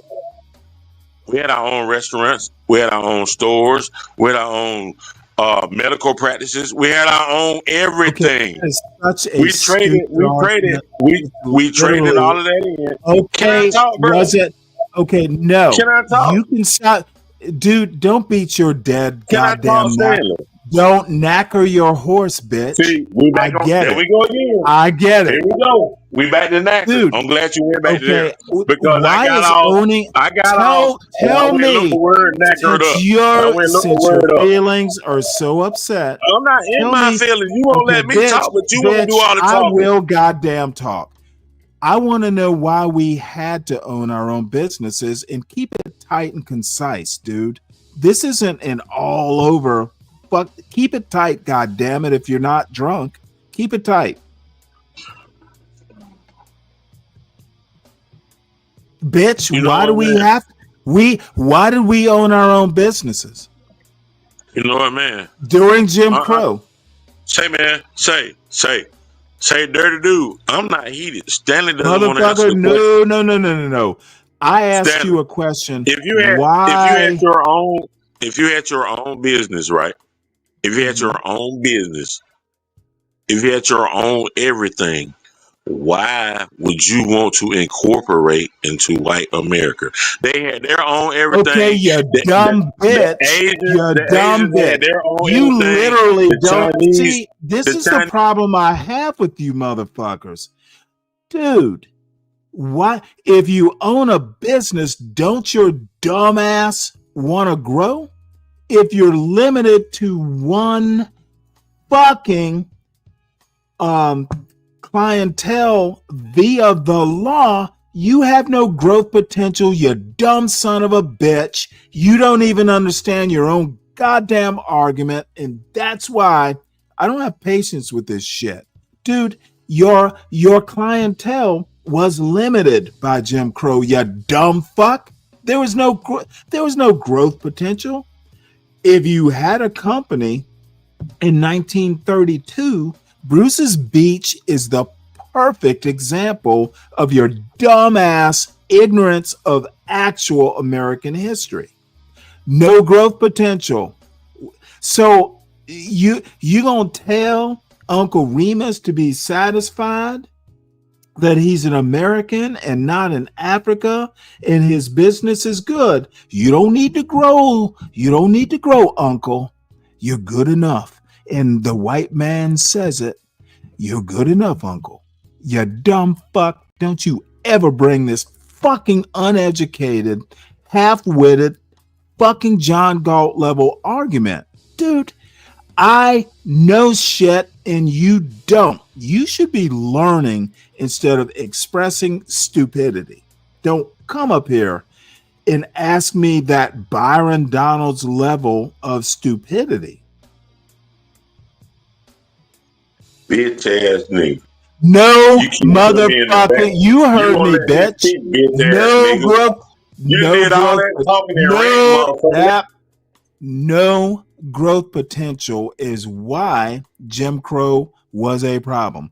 Owning a business and not growing it, Jim Crow literally cut ambition of black business owners off. It was a fucking white supremacy ceiling. They put limits on how you could grow your business, you dumb fuck, and you want to fight for your dumbass point? This is motherfucking why I don't like letting folks up here. You don't know the goddamn American history. Stop pretending you do. You haven't let me say anything. Growth, goddamn potential, bitch. You want to grow a business, bitch, and there was an artificial limit put on it, bitch. Let me speak. You just got to ranting. Let me talk, motherfucker. You know, dude, you need to justify. You need to justify your limits. Can I talk, motherfucker? Motherfucker. Can I talk? I want you. Can I talk? Then you just got to say what you had to say. The only talk I want to hear from you is justifying your very stupid argument. Tell me why you're so stupid and limited in your thinking. You want to do the white man. Ooh, it was good doing Jim Crow. The white man let us grow a little bit. Motherfucker, they literally kneecapped growth potential of black businesses, and you want to motherfucking ask me if you can talk? Motherfucker, I'm going to cap your stupidity. Motherfucker, you better fucking do your homework before you come up here, son. Say, man, the only part you got is to keep putting me on mute or put me in the back. Motherfucker, justify your stupidity. Justify why everything you said is right. Jim Crow told black businesses you won't let me get a word in sideways. You're black. You won't let me get a word in sideways, bitch ass nigga. Motherfucker, keep it tight and concise. God damn it. Let me get a word in sideways. Keep it. What the fuck? Keep it concise. Keep it concise. Man, you talking about concise, man. You talk for Critique 20, your 30 minutes, own man. argument, you fucking fifth Every grader. time I start, you cut me off. Every time. Yep, because you're a bitch you ass can't nigga. you can't Because help you're a bitch. You don't want to hear what I got to say, motherfucker. You can't Because you help know but you be defeated, John bitch. Galt. You You defeated, are bitch. John Galt. You defeated, bitch. You defeated. You defeated, Not bitch. hardly. That's why you won't Hey. let me talk, bitch. Let me Yeah. talk then, bitch. Go ahead and Let me defeat talk, me. motherfucker. Shut the fuck up and let me talk then. Dude, don't get your ass put in the back again. Man, who gives a fuck? You been putting me in the Oh, back. you better. What the I fuck? said keep it tight and concise, bitch. Man, keep it tight and concise, and when you don't, motherfucker, give me No, I goddamn. don't have Give to. me 2 minutes. And it might not even take 2 When minutes for I me to say what I troll gotta your say. dumb ass, Give me 2 when I minutes, troll bitch. your dumb Give me ass, 2 minutes, bitch. Give me 2 minutes, and Dude. then I want you to respond, bitch. Give me 2 motherfucker. minutes. You Give want me me 2 to minutes time and your shut the bit? fuck up. You wanna do a mic 1, 2, 2 3? minutes, bitch, and shut the fuck up. Can you do that? Oh, I bet Tyrone. you can't do it. I You bet know you what? can't do it. Oh, I bet I you can't can. do it. I I bet bet I you can't shut can. the fuck up for 2 minutes. Shut the fuck up and let me say what I got to say. Oh, let me Then you bring respond. up. Then you respond, bitch. Then you respond. But you ain't gonna do that. You ain't gonna do that because you. I'm gonna fucking add music. Man, you on You some want bullshit, Stan. you You try want like 2 you minutes? so fucking You intelligent, want like 2 you know so minutes? much. You You read so want many 2 books. minutes, You bitch? do this, you do want that. 2 If minutes, that was bitch? the case, Stanley, you would be a fair person to let somebody else talk. But you won't let nobody talk because you're a bitch Nope, ass nigga. I don't like Man, stupidity, you a son. bitch, man. You a bitch. I am. You a bitch, man. I am You a that kind of bitch, bitch. man. I But you am a don't bitch. ask my question because you know what I'm gonna ask, motherfucker. I don't like stupid niggas, bitch. Let me ask my question then. If you think I'm a Okay, stupid go. nigga, let this stupid nigga ask you a question. It's Smart a ass roast, nigga. motherfucker. Smart ass Hey, nigga. Let this stupid hey, ass nigga ask bitch. you a question. Hey, bitch. I'm just joking. I'll be your bitch. I'll be your bitch if you're gonna let Calm me your ask you a dumb question, ass honey. down. Hey baby, Calm if you're your gonna let me ask you a sensitive. question, I'll be your Hey, bitch. is I'll it be your your time bitch. of the month, I'll motherfucker? be your bitch if you're gonna let me ask you a question. Go ahead. You want 5 minutes? That's what came No, I up. don't want 5. I just got a question. Let me ask my question. Stanley. There you go. You got a whole 5 minutes. Black people. Are you talking on my time? I gave Black you people extra had their time, own. bitch. I gave you double your extra Black people time. had their own. Motherfucker, just talk. Black people had their own, Stanley. At the end of the day, why we want to incorporate into white people? It was the same water, the same ice. The food we had was better. And at the end of the day, you have Chinese, you have Mexicans, you have whites. They have their own businesses. They come into our so-called quote-unquote neighborhoods and set up shop where we say that there's no money because we're too ignorant to unite and shop amongst ourselves. Our dollar used to stay in our community 11 times before it left. Now our dollar only stays about 2 times because when we get paid, we're going to pay everybody, pay our bills. We're going to spend with everybody that's in our hoods. The money does not stay there. The Jews, the Mexicans, the Chinese, their money stays in their hood and they goes outside of their communities and get money. So at the end of the day, why did we incorporate with white people when we had our own shit? Is my motherfucking question. Now, can you answer that, motherfucker? Which time frame are you talking about?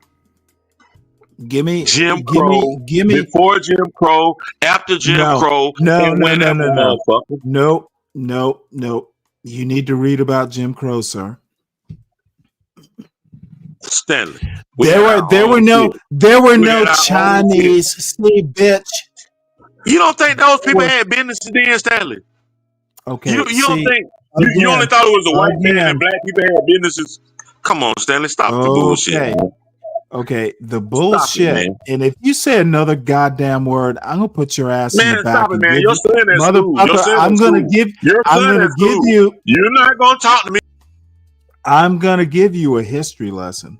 Jim Crow was literally a legal separation. You want to pretend like today in 2025, this why can't we be like Jews or the Asians argument, no sense of historical perspective. Jim Crow was not shit. There were hardly any Asians, say, in the South. Or, dude, there wasn't a lot of immigration until like 1964, whenever the Immigration Act. See, you have been so miseducated, sir. You, John Galt, CT, y'all depend, just like people like Charlie Kirk, they depend. That's why they go to colleges. People who don't know a lot of history. Jim Crow was nothing like today. There was no, oh, the black man can be like the white man bullshit. It was legal segregation, you dumb fuck. Okay, and I'll give you a good example. Right down on Broughton Street in Savannah, Georgia, there was a Cress, SNS Cressage. You'd have to be, I think, from the South to know what Cress was, but it was kind of a department store. They had a lunch counter. Clary's Drugs, right up the street from where I went to Catholic school, the Cathedral Day School. Back in the day, a black man couldn't open up a lunch counter on Broughton Street, you dumb fuck. What kind of, we need to band together and open businesses and our business would be competitive. Motherfucker, you could, if you are a black man or black woman or a black business owner, motherfucker, you weren't opening a goddamn lunch counter on Broughton Street in Savannah, which back in the day was like our main street. Broughton Street's still there. It's still, but it's changed. But when I was a kid, even, motherfucker, there was Woolworths, there was Crest. Levy's department store was our version of Saks Fifth Avenue. Motherfucker, you were opening a fucking business, a lunch counter in your own ghetto or neighborhood. If you were white and you had the money, motherfucker, you could open up a business on the main drag of Savannah, GA, bitch. Tyrone, I get annoyed with motherfuckers who conflate their history, cannot actually make a cogent argument. There were no Asians. There were no Jews. There were no white people in 1945 that blacks were legally allowed to compete with. Now, there might have been black markets, but no. A black business owner was not going to make it big in the lunch counter business in Savannah, Georgia in 1945 because the biggest lunch counters literally were in the historic district and specifically on Broughton Street in Savannah, goddamn Georgia. And I know that goddamn history intimately because I fucking grew up there. I got to sit, my sister and I, at Clary's Drugs at the lunch counter, and they didn't give a fuck. You know, we had the money. We were little kids, you know, in our little Catholic boy and girl costumes or uniforms. It had changed by the time I was a kid in the late 70s and 80s. Tyrone, you just don't measure up. John Galt does not measure up. Y'all don't know enough. Y'all don't know half the shit I know. And I don't mean to sound pretentious or, you know, narcissistic, but I just know what I know, motherfucker. And your argument is trash. It's white trash, mostly. You're narcissistic and pretentious. At the end of the day, Stanley, you could have opened up a bodega, lunch counter in our own fucking neighborhood. Motherfucker, this is the South in Savannah, bodega. See, what the what fuck I'm saying, man. see again? This motherfucker wants to talk bodegas in 1945. Motherfucker, I just learned what a goddamn bodega was like 10 years ago. That shit didn't exist in the South. Dude, are you from the South, Tyrone? Or are you one of them New York niggas? Man, why am I even here if I can't get no type of nothing in? Why am I here, Stanley? All I ask you to Fuck do. that. Why am I here if I can't say what I gotta say? Hey, and you keep cutting me off and I'm putting me in the back asking again. you. You just got through talking 30, 40 minutes, bro. And when I start talking, you want to talk. That's not being respectful, bitch. You being a bitch ass nigga right now, bro. Tyrone. You being a bitch ass nigga right now, bro. You won't let me talk, but you want to keep talking. No, as soon I'm as not I going to talk, let you you start talk. back talking. I'm not going to That's let you not a talk. conversation, bitch. I'm not going to let you embarrass yourself because that's what you're doing. Dude, I'm not going to. I don't let people talk to present a version of their history and treat it as valid. Okay, this isn't that type of show. This is not polite. I need to steal man or straw man. Motherfucker, you know the history, you don't. And if you're going to talk Tyrone's version of American history, I don't know you that. I don't know you shit, motherfucker. Know the history or don't. You talking Stanley's version of history, and you keep putting me in the back. I'm done talking, man, because every time I start talking, you gonna start.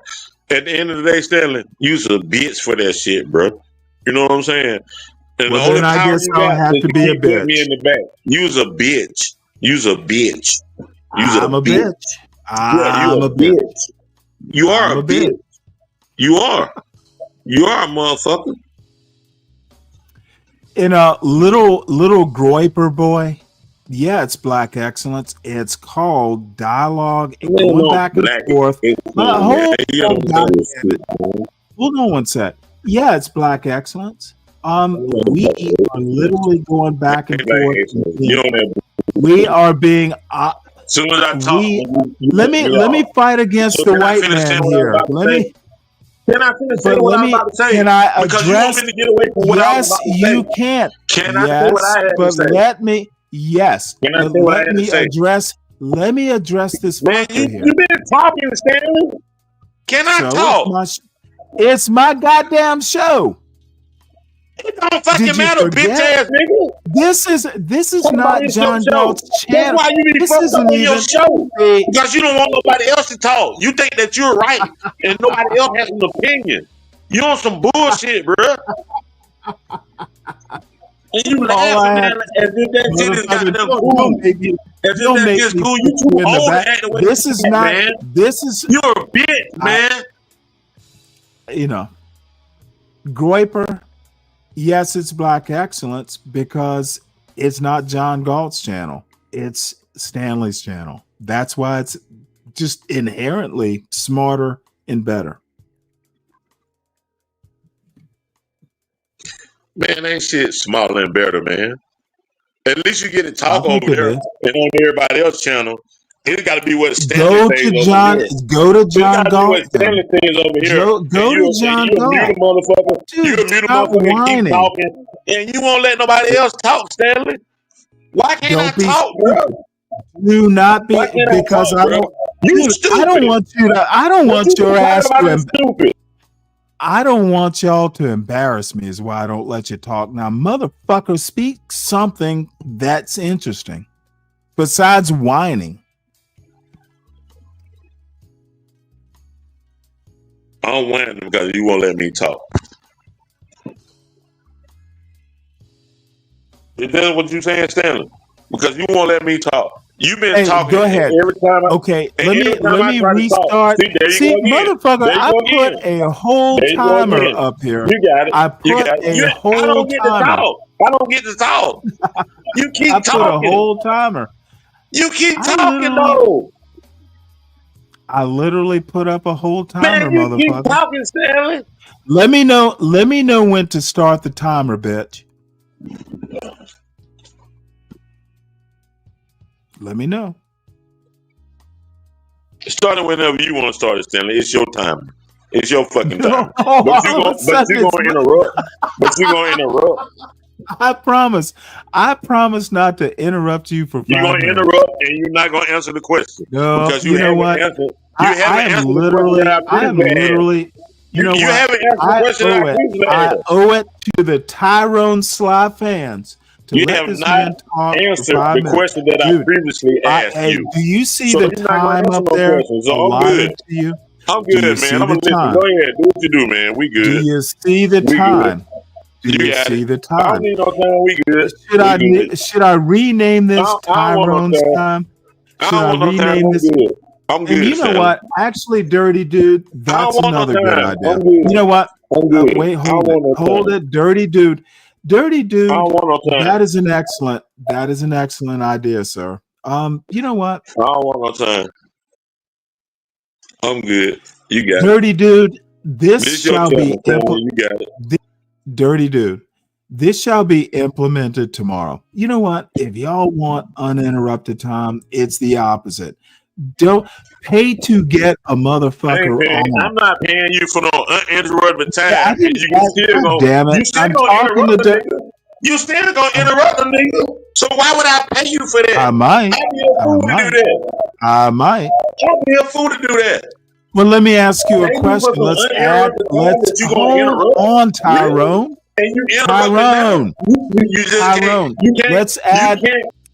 Tyrone. Let's add a wrinkle. Can you calm your little feminine ass down for a minute? You're feminine. You're feminine putting the motherfucker in the back. Well, You're let's the feminine add a motherfucker. wrinkle. You're the Let's feminine add. motherfucker, Stanley. Let's add a wrinkle. If I you, don't give a fuck about your well, wrinkle. no, Fuck your listen wrinkle. to what I'm gonna say. Let's do what Dirty Dude is talking about. No, I'm If good I on it. inter- I haven't if got I to talk today. interrupt, Every if time I talk, you I interrupt. I'm good. if I interrupt, I'm then good. the payer. It don't matter if you interrupt, because like you told me, this your show. It doesn't matter. It is. It is. You're gonna override. You're gonna Hold override. on. It don't matter if God damn it! I could motherfucking make a whole game show if you would just motherfucking let me talk. You will get your 5 minutes, but give me a second, Tyrone. What I'm thinking is, Dirty Dude, pay for the time feature. Stanley may not want to do that, but no, you know what? I want from the chat to hear a John Galt talk. So you go, hey, there's $5 up. Stanley, if you interrupt, whoever I interrupts gets the money. If I don't interrupt, I get the money. That way it's fair. How about that? It is literally a 50-50 because y'all are going to keep me on good behavior. If I fucking interrupt, then whoever's talking gets the money. Otherwise, I get the money. It is a fair shot. It's somewhat 50-50. Turn it into some sort of game show. How about that? Dirty, you came up or brought it to my attention. What do you think about that? And well, Dirty, you came up with it. What do you think? Put the money on the table. If I interrupt, I don't get the money. Whoever the speaker is does. Now, it might be too easy for me not to interrupt, but you know what? Let's see. You know how much I like to interrupt, especially if you're doing bad history. Think about it, Dirty. That might be a concept. And I think I'm going to do it. Fuck it, because it's interesting and it made me laugh thinking about it. Let's see how disciplined I can be. I'm not above a challenge. MFers. How many MFers do I get for $2? You know what? Today's a discount, Sunrise. You get one MFer per dollar. Go ahead and send it. So, Tyrone, you're up here. What do you think of that concept?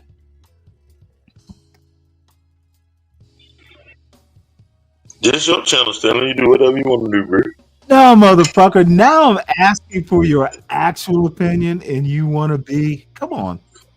I don't have an opinion here, Stanley, because when I was trying to Okay, talk, let me you just kept do laying this. over me. There you Okay, go again. See? let's That's why I don't have an test opinion. out. Let's test out. Let's do a proof of concept. Okay, and thank you, Samuel. Samuel Sunrise. Thank you for the contribution. You supported today's concept show. And Dirty Dude, motherfucker, you've been a friend of my stupidity for quite some time. So let's test proof of concept. And I see Dave is on board. Motherfucker, there's a timer up there. Let's see. Dave might have, I thought it was Sunrise, maybe it was Dave. All right, let's check. Let's check this out. And you know what? I actually have one of these. See, this is actually kind of invigorating to think about this. Let's put my stupidity to the test. Can I shut up? There are plenty of people who want to know. Here's the Cash App up in the corner. And let's check who your sponsor is, sir.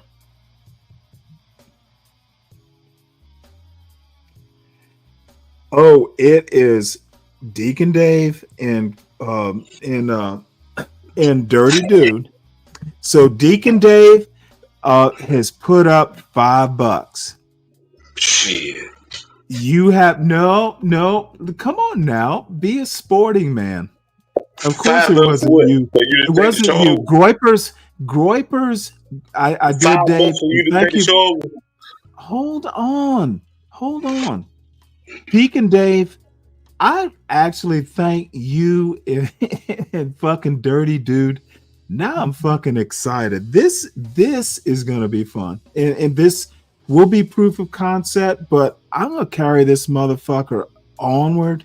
That could be the end of the show. You know, I do news, and then it's always been Stanley versus the world. Well, let's see if the world can fucking pay up. So again, Deacon Dave, sponsor of the show, Dirty Dude, master stroke idea. And dude, I owe you motherfucking one.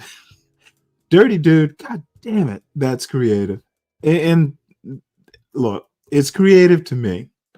So, and Groypers don't have money.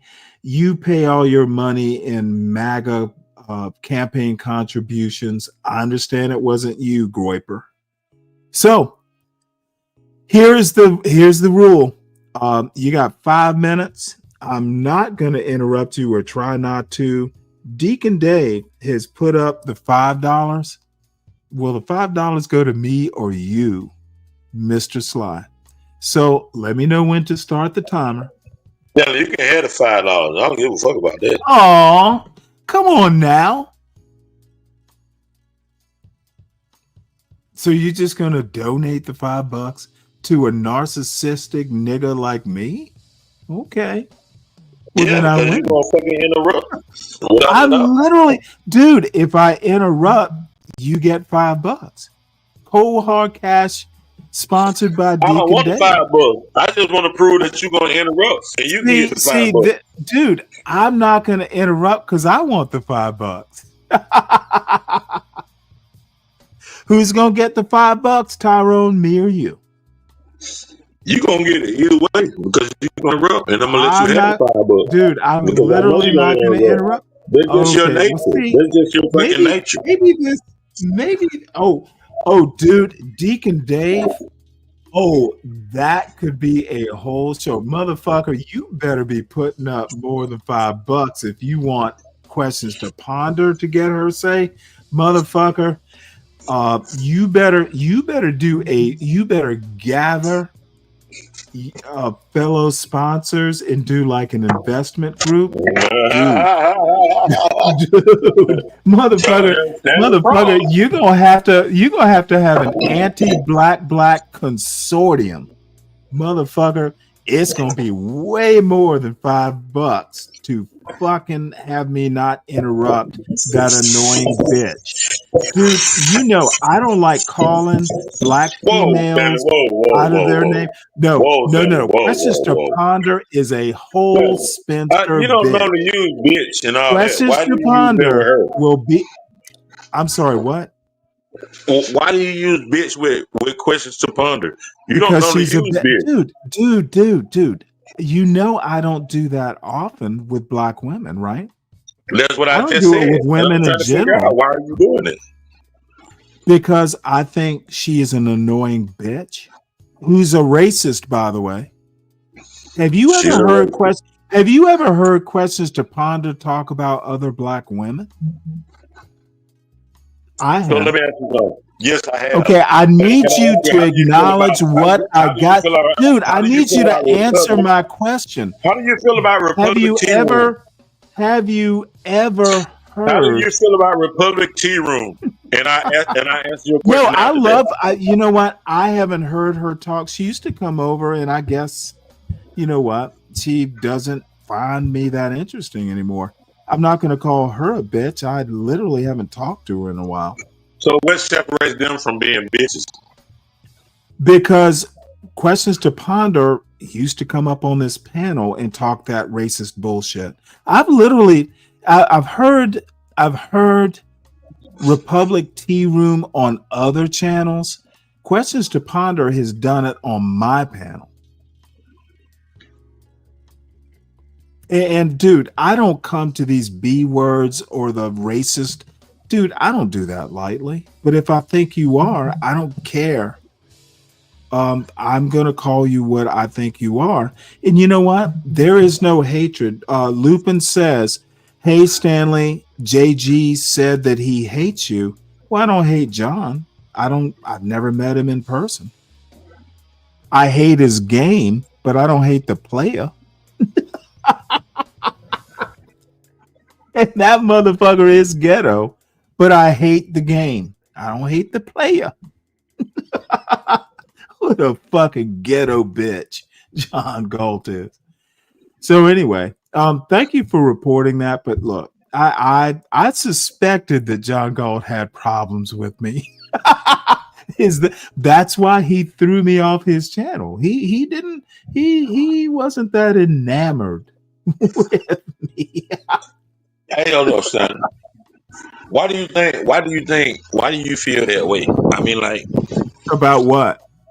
about what you just said. Why do you feel that way about About John? John I Galt? don't give a fuck. I don't give a fuck either Whoa, way, whoa, but whoa, whoa, whoa. Can you be more specific? I talked about John Galt you said it took him a year. You said it took him a year to throw you off his channel.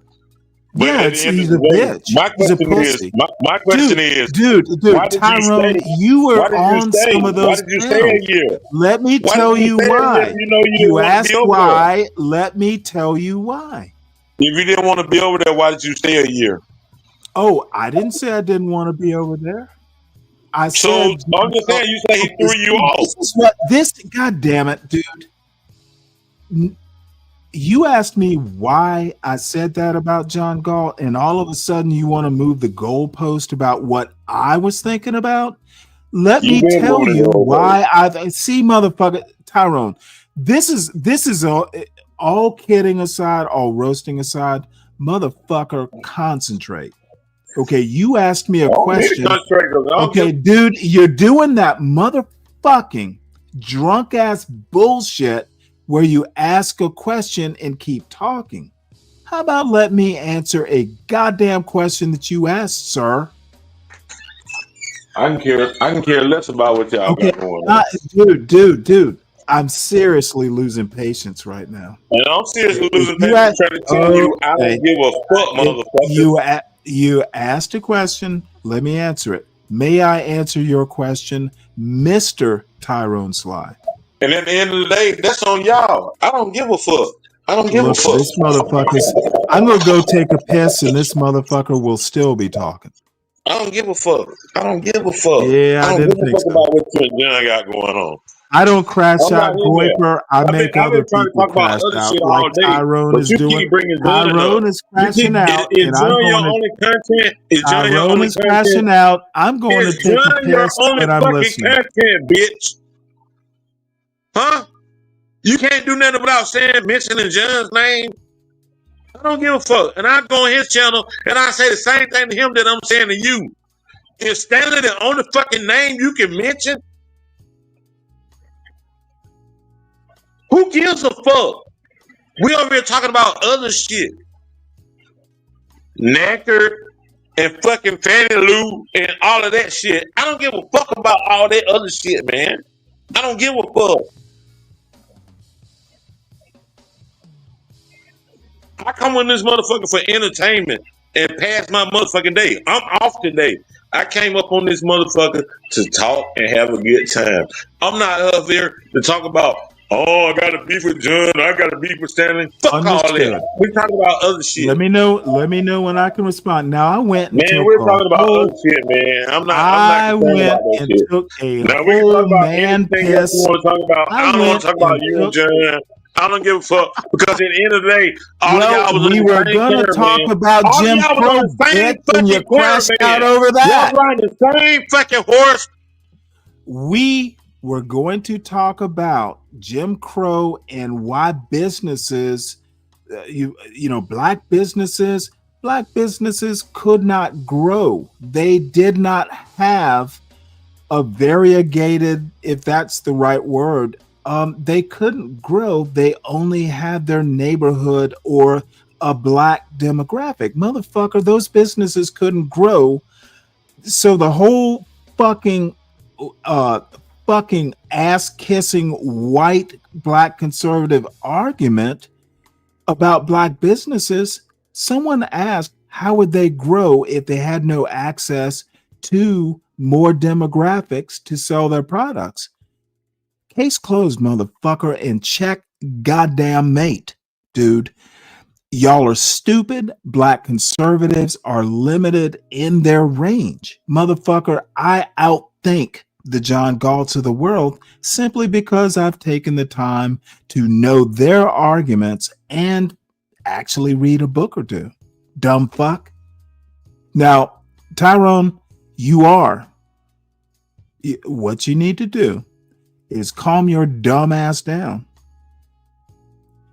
If you come for entertainment, John Galt's infinitely more funny and maybe more your style of entertainment. I know my limitations. What can I say? Nigga, you my style of entertainment. You're fucking funny. Both of y'all motherfucking funny. He called your name and you call his name.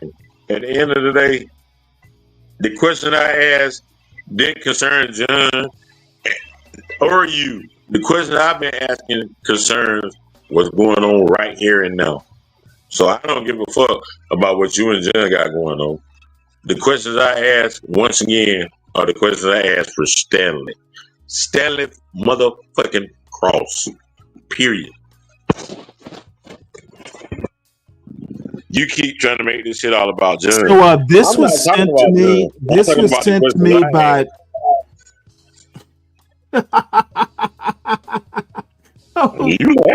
Charlie's girl. This isn't. Come on now. I can do better. You know what? I think that is Charlie's girl's way. I can do better, ma'am. And good to see you speak. Sunrise, dude, y'all don't realize. Talk about radio. Blacks are funny. Whites are funny. Whites are motherfucking funny. That's that racist Goiper shit. I'm just saying, whites are funny as far as I'm concerned, because that shit B. Brave say and other whites say and the motherfucker who got killed, I just laugh at that shit. It don't bother me. I'm not gonna respond to it because it doesn't. I'm not included in that what they're talking about. Period. So it don't bother me. Okay, well let's listen to what CK sent us. HBCU threats, multiple universities on lockdown. Live now from Fox. On Live Now from Fox. And I did want to transition to some breaking news into our studio as 5 historically Black colleges and universities are now on alert after receiving threats. And I did want to share what each of these universities and colleges are sharing with the public right here. This is a social media post from Hampton University stating that the university has received notice of a potential threat and has ceased all non-essential activity effective immediately. They say the safety and well-being of our students, faculty, staff, and visitors remain our highest priority. All campus activities and classes are canceled today and tomorrow to include all athletic events and activities, and campus community is encouraged to conduct any meetings and remotely. So we are continuing to follow this. We also have a number of other tweets that I did want to share with you. This from Southern University and AMM College stating that this university also has received a potential threat to campus safety and is on lockdown. They say that the lockdown applies to the entire Baton Rouge landmass, which also includes Southern University Law Center, Agriculture Research and Extension Center, and the laboratory school. They say if you are on campus, you should shelter in place until further notice, as the university is working with law enforcement agencies. We also have a number of other posts that we want to get to. This is from Alabama State University, as it has now canceled campus activities today, stating that the campus will be closed for the remainder of the day. Campus police, along with other law enforcement agencies, are actively clearing all buildings on campus. Once your building has been cleared, it says you will be permitted to leave only through the front entrance of your building. They say this is for your safety right there. So we are continuing to follow a number of other ones, including Virginia State University, stating that this university has received a threat to campus out of an abundance of caution. VSU rather remains on lockdown. Please continue to check for updates. And this final one that I did want to bring in, this is from Bethune-Cookman University, stating that due to a potential threat to campus safety, as a precaution, the university is currently on lockdown. All classes have been canceled. Students should return to their dorm rooms and shelter in place. All faculty and staff should head home, and those not on campus should plan to work remotely. Safety, they say, is our first priority, and we will continue to provide updates.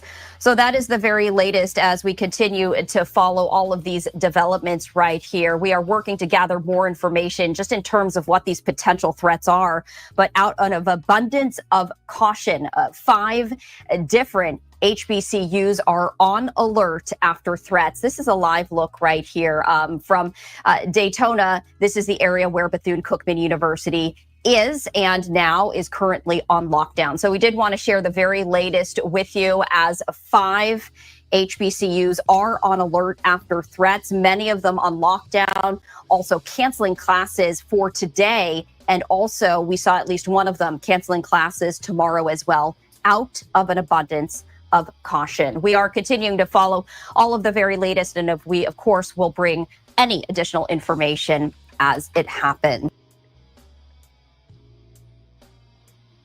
Well, gee, I wonder why the threats all of a sudden. Any idea, Tyrone? Because you won't let nobody talk, Stanley. You literally just came up here. I literally just asked you a question. Would you like to answer? Oh my God. Then he disappears. Folks, I did not banish him from this panel. Speak Radio, did you do your show last night? If you did, I want to show it. I fell asleep, and so we must see your masterpiece. Charlie's Girl. Look, this is actually the truth. I'm a boring motherfucker. I like news and politics and stuff like that. And, with the occasional one-liner or the occasional Tyrone, where we banter bitterly back and forth. It can be entertaining. The news or politics or history can be entertaining, but only if the right people You gotta know shit. Look, the smartest, the funniest people I've known in my life have been whip smart. They just fucking know how to take shit, bend it. You know, you have to be a Dave Chappelle. The motherfucker's smart. Just listen to how he puts together stories. And what the fuck is a troon, you moron? Groiper, why don't you hit the link, Groiper? It's pinned at the top. HBCUs threatened by armed troons. Do you know what a troon is, Tyrone? I think what's a patroon? A patroon? A troon? Any idea? Nah, I don't know, Stanley. They need to come up and I'm still trying to figure out what. Well, I know what knacker means now. I want to look that up. Finally. What does it mean? Tell us. You calling me a tired Negro? Oh, finally. Am I right or wrong? That's what knackered means. Because I don't tired kill, old Negroes I don't talking kill, about. I don't kill livestock. I'm not looking for horses to make glue. And the other definition is tired. So you calling me a tired Negro? Or a tired cow. You know, and here's where, well, hold on. Here's where the intersection is. You remember that American slavery was not absolutely unique, but North American slavery was kind of unique. And I don't know that much about Brazilian slavery. One of these days I'll have to take the time. But you know how, you know, it was chattel slavery, and chattels like sheep and goats and cows and livestock. And you know what? Tired cows, spent out like milk cows that weren't given any milk, and they were old and tough. And they take them to the knackerers. So if I call you a tired Negro, they used to knacker cows. They used to knacker livestock, which intersects with the chattel slavery in America. It's a deep and unfunny joke, but I unfortunately thought it was kind of funny. So you know what? That's why I'm. But I bet you never thought I would go and got there. So And look you it are up right there. you are a tired chattel. What I'm saying is, I bet you never thought I would go look it up, huh? Motherfucker, I expected you to look it up. Because you thought I was a lazy Negro. Okay, it's even worse than that. And let that Dude, shit go. I would have, hey, I don't use words that I don't think people can understand. I don't use knackered because I want to be fancy. I just assume your ass is smart enough to know what it means. Nope. You don't have to motherfucking tell the world you Because don't I haven't know. learned all the words that you God learned. damn it, dude. And you haven't learned all the words I learned. Stop telling the world you don't know shit and use your Google. Dude, you could have Googled it in 5 seconds. We weren't talking about Google. I couldn't go on Google at the This time. is what the struggling motherfuckers can't do. I was on the stream. I couldn't go on Google at the time. Being ignorant, I dropped off the stream and went to Google. ignorant is the new being black. If I'm ignorant, I'm a real black. I dropped out the stream and went to Google and came back. That's how I know what it means.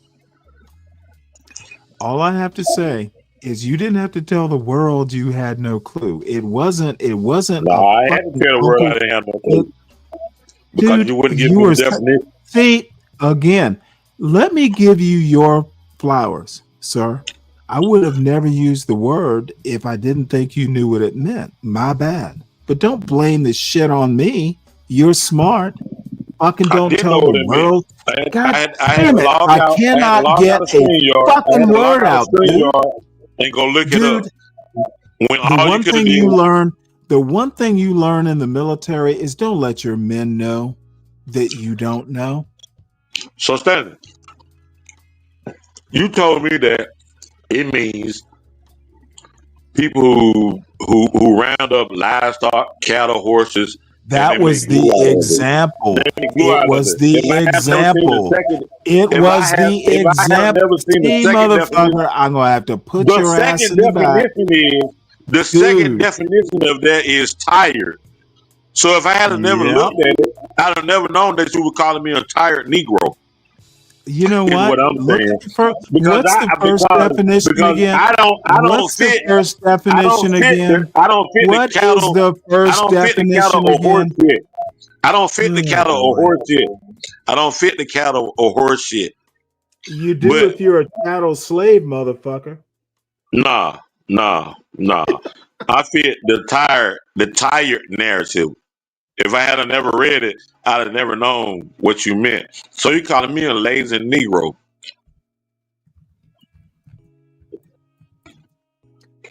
Okay. The cow, like. Are you calling me a lazy Negro or not? Well, are you? No, I'm not a lazy Negro. Well, then I guess. Hey, I'm not. I don't remember using the word lazy or Negro. You call me knackered. I called you knackered. Okay, so I don't collect. So is knackered spelled the same way as Negro? Look, I don't collect cattle or horses for glue. The only other definition, the second definition means tired. So once again, you calling me a tired Negro? Dude, stop. Go lick your wounds. Are you calling me a tired Negro or not? Yeah, sure. You want to know why I'm calling you a tired Negro, or did? Want to know why? Know why? Why? I already know why. Because you're Stanley Cross. Tell me my own reason. Because you're Stanley Cross?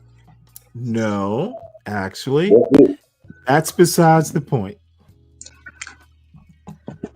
But anyway, let us not whine this much. So anyway, let's get back to this history lesson.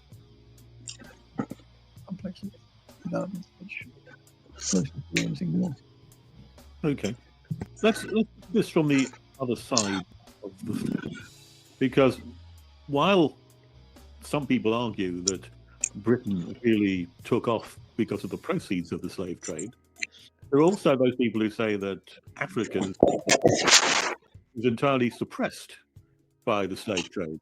That the number of people who were taken away from Africa meant that they couldn't progress and develop in the way in which they would have normally. What's your comment on that? Well, we actually have a chapter. I have a chapter on this in the book. It's chapter 5, and it takes up a number of widely held impacts of the slave trade. And I think basically the database makes it improbable that any of these effects were actually going to take effect. Africans were, of course, involved in the slave trade. They were astute merchants on the coast, and the idea that they were somehow gutted by an influx of cheap European goods is just not appropriate. Also, I think the numbers, if you look at any reasonable projection of African population, the numbers taken away by the slave trade couldn't have affected the total population of Africa.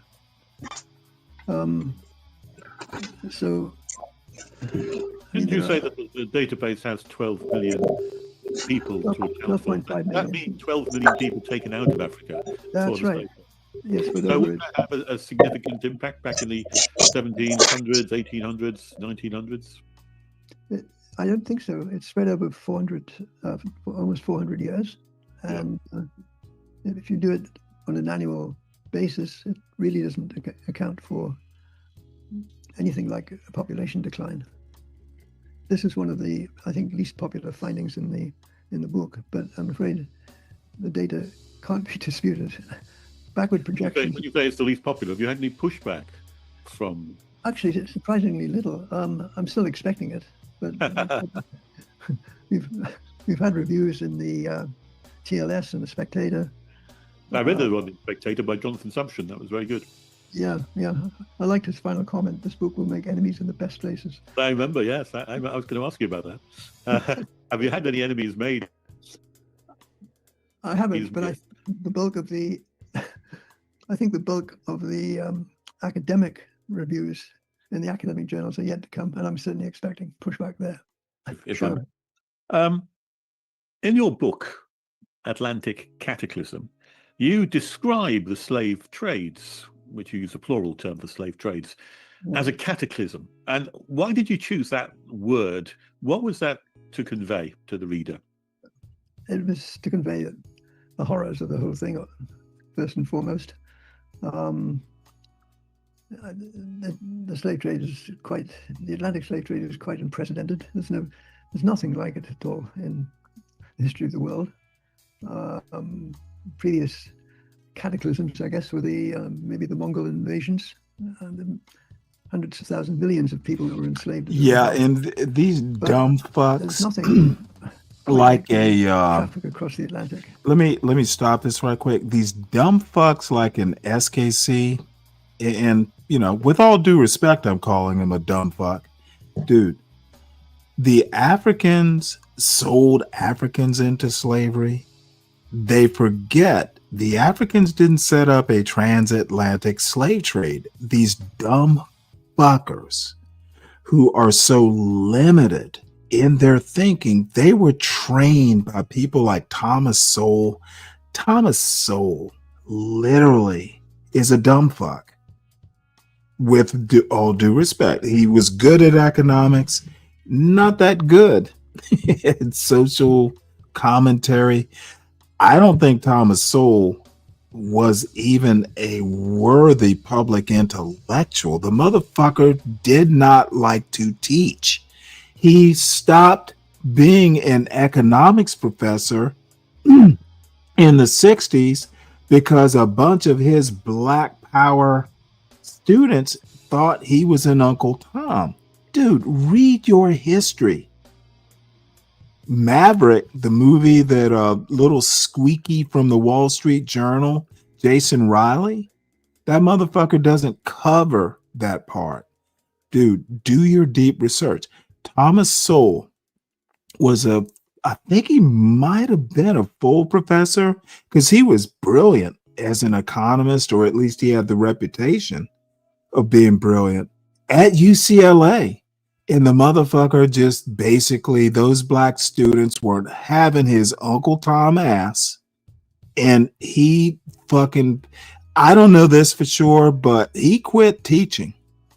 And the Hoover Institute was so in love with him, they said, oh, hey, look, you can be our token.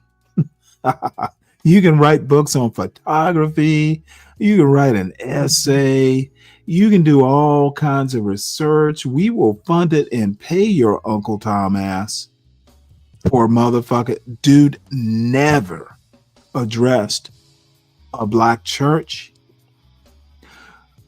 Dude, literally his audience were paying white racists who could afford the price of admission. And you know what? It's probably hyperbolic. Some of it is just a rant. But Thomas Sowell is no fucking public intellectual. He's never been. He's never been some paragon, some Black Moses. Motherfucker, he was and is still a hiree of a bunch of Hoover Institute fucking racists. And Glenn Lowry is going to be his replacement. That's probably in the works. You don't cancel. See, Sunrise Groyper, you are really limited. Who canceled Thomas Sowell? There is no such thing as canceled if you have access to media that can put it out more than locally. This canceled, this woke, this DEI, this CRT, it's literally what Charlie Kirk died for. Charlie Kirk died for misinformation, hyperbole, and fucking miseducation of a bunch of dumb white people. I'll just be blunt. There is no such thing as canceled, you fool. And I think that's what makes it quite exceptional. What would you say to those people? Oh, and by the way, say, well, look, slavery let me is stop taking this one more time. If you think I'm being racist about talking about a bunch of dumb white people, then you're one of those dumb white people.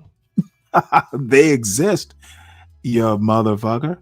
If we must be racist, hey, then I would just say a bunch of dumb people, but no, let's make it racist because it is a racist land. And in honor of John Galt and Be Brave and CT and Ock Nation and Bob's channel, Art specifically, yeah, a bunch of dumb white people. That's why I don't like going up on their panels. I got my own panel, which I can control. For ever since civilization took place. So you can go back to Egypt. You can go back further than Egypt. That's the point of chapter 1, really. Yes. You don't know shit about my life, you dumb fuck. Don't be a dumb white boy with that bullshit, boy. Babylonia. It is boring. When you look at the way the Barbers were kidnapping people from all over Europe, many millions of people, I believe, and bringing them into the Islamic slave trade. I accomplished. Atlantic slave trade. Wait, hold on one second. Dwarfed I accomplished this platform to call out dumb white people. So I've accomplished something. The fact that what a dumb comment. Isolated from the rest of the world for many centuries. It had, I think, the highest ratio of land to people of any continent in the world. And it suddenly became available to people who could navigate there. First of all, slavery existed in the Americas, but clearly not on the scale that was to happen when the Europeans arrived. My point here is that slavery was almost inevitable in the Americas, given the land-labor ratio. And if Europeans hadn't got there, probably someone from Asia would have done so. And the same thing would have happened. Maybe a trans-Pacific slave trade instead of a transatlantic slave trade. So the circumstances were such that it was quite unprecedented. And of course, given the consumption of plantation products like coffee and sugar and cotton, it was inevitable that there would be a huge requirement for labor. And that labor was clearly not going to be supplied by the indigenous population. It wasn't big enough, apart from anything else. And this was what created the transatlantic slave trade as a kind of unique event in the history of the world. Right. And how does it affect it? Because it's such a cataclysm, how did it affect the global economy? Did it have an effect upon world? You know what? This is like the question of questions, and I have to stop this history video. Why is being racist bad? I can't believe that a fucking moron who is a United States citizen would ever ask such a bad question. And my response is, I'm not one of these motherfuckers who, I'm not one of those people who think that there is no such thing as a bad question. There are such things as bad questions, and some of them tend to be horrible. I hope this is a rhetorical question. Why is being racist bad? Motherfucker, why is being an asshole bad? Same kind of rhetorical question, I hope. If the Ukrainian girl,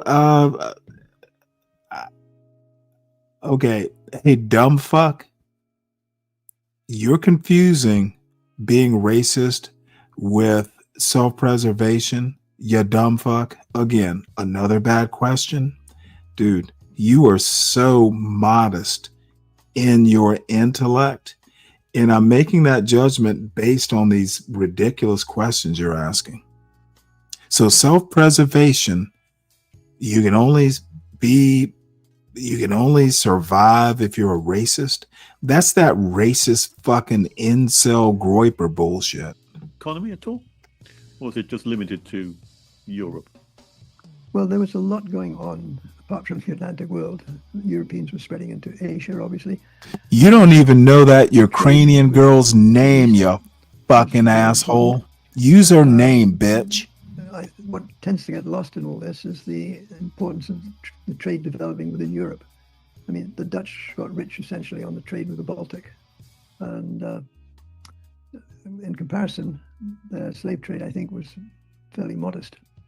But these internal developments in Europe... Oh, no, I have the answer, dummy. But you're not privy to it until you ask better questions, you dumb bitch. How do you see that the slave trade is cataclysmic? I always have answers, and if I don't, I'll simply say I don't know. In what way, primarily? I don't have an answer. Motherfucker, that's not in my fucking modus operandi. But I don't make shit up. Typical Stanley. Yep. I reward dumb questions with ridicule. That is typical Stanley. You dumb fuck. Responsible for the focus on the slave trade. People are looking around for an explanation, and the slave trade seems to be ready at hand for this. Do you agree with that? That the primary reason why Africa is underdeveloped is because of the Atlantic slave trade? No, I don't think that's the case at all.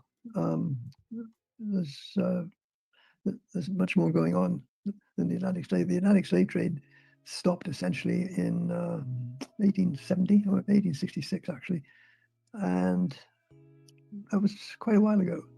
I don't think you can track current discrepancies in per capita income across continents to the slave trade. What is the explanation then for the underdevelopment of Africa? If it's not the slave trade, you've got to have. There's an alternative explanation. I mean, that's a huge question. I'm not sure I can qualify to answer that. It'll be a dangerous question too. I don't. Well, the fact it remains that the slave trade's not been around for so long, and yet incomes are much higher than they've ever been. Life expectancy today is about 2 or 3 times what it was in the 17th, 18th centuries. And however you want to measure it, I mean, this is not a popular argument, but crime is down. People are safer than they've ever been, as well as being more prosperous than they've ever been. Where are you talking about? Which location? Do you mean in Africa, or do you mean in the West? Everywhere. The West. No, it's not just the West. I think it's applicable to all parts of the world, actually. This is essentially the Steve Pinker argument. I don't know if you're aware of his books, but what's his argument? That progressives don't like progress, essentially. How does that work out in this case?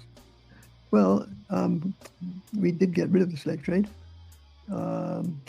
and while we have not got rid of slavery, we've certainly reduced it significantly.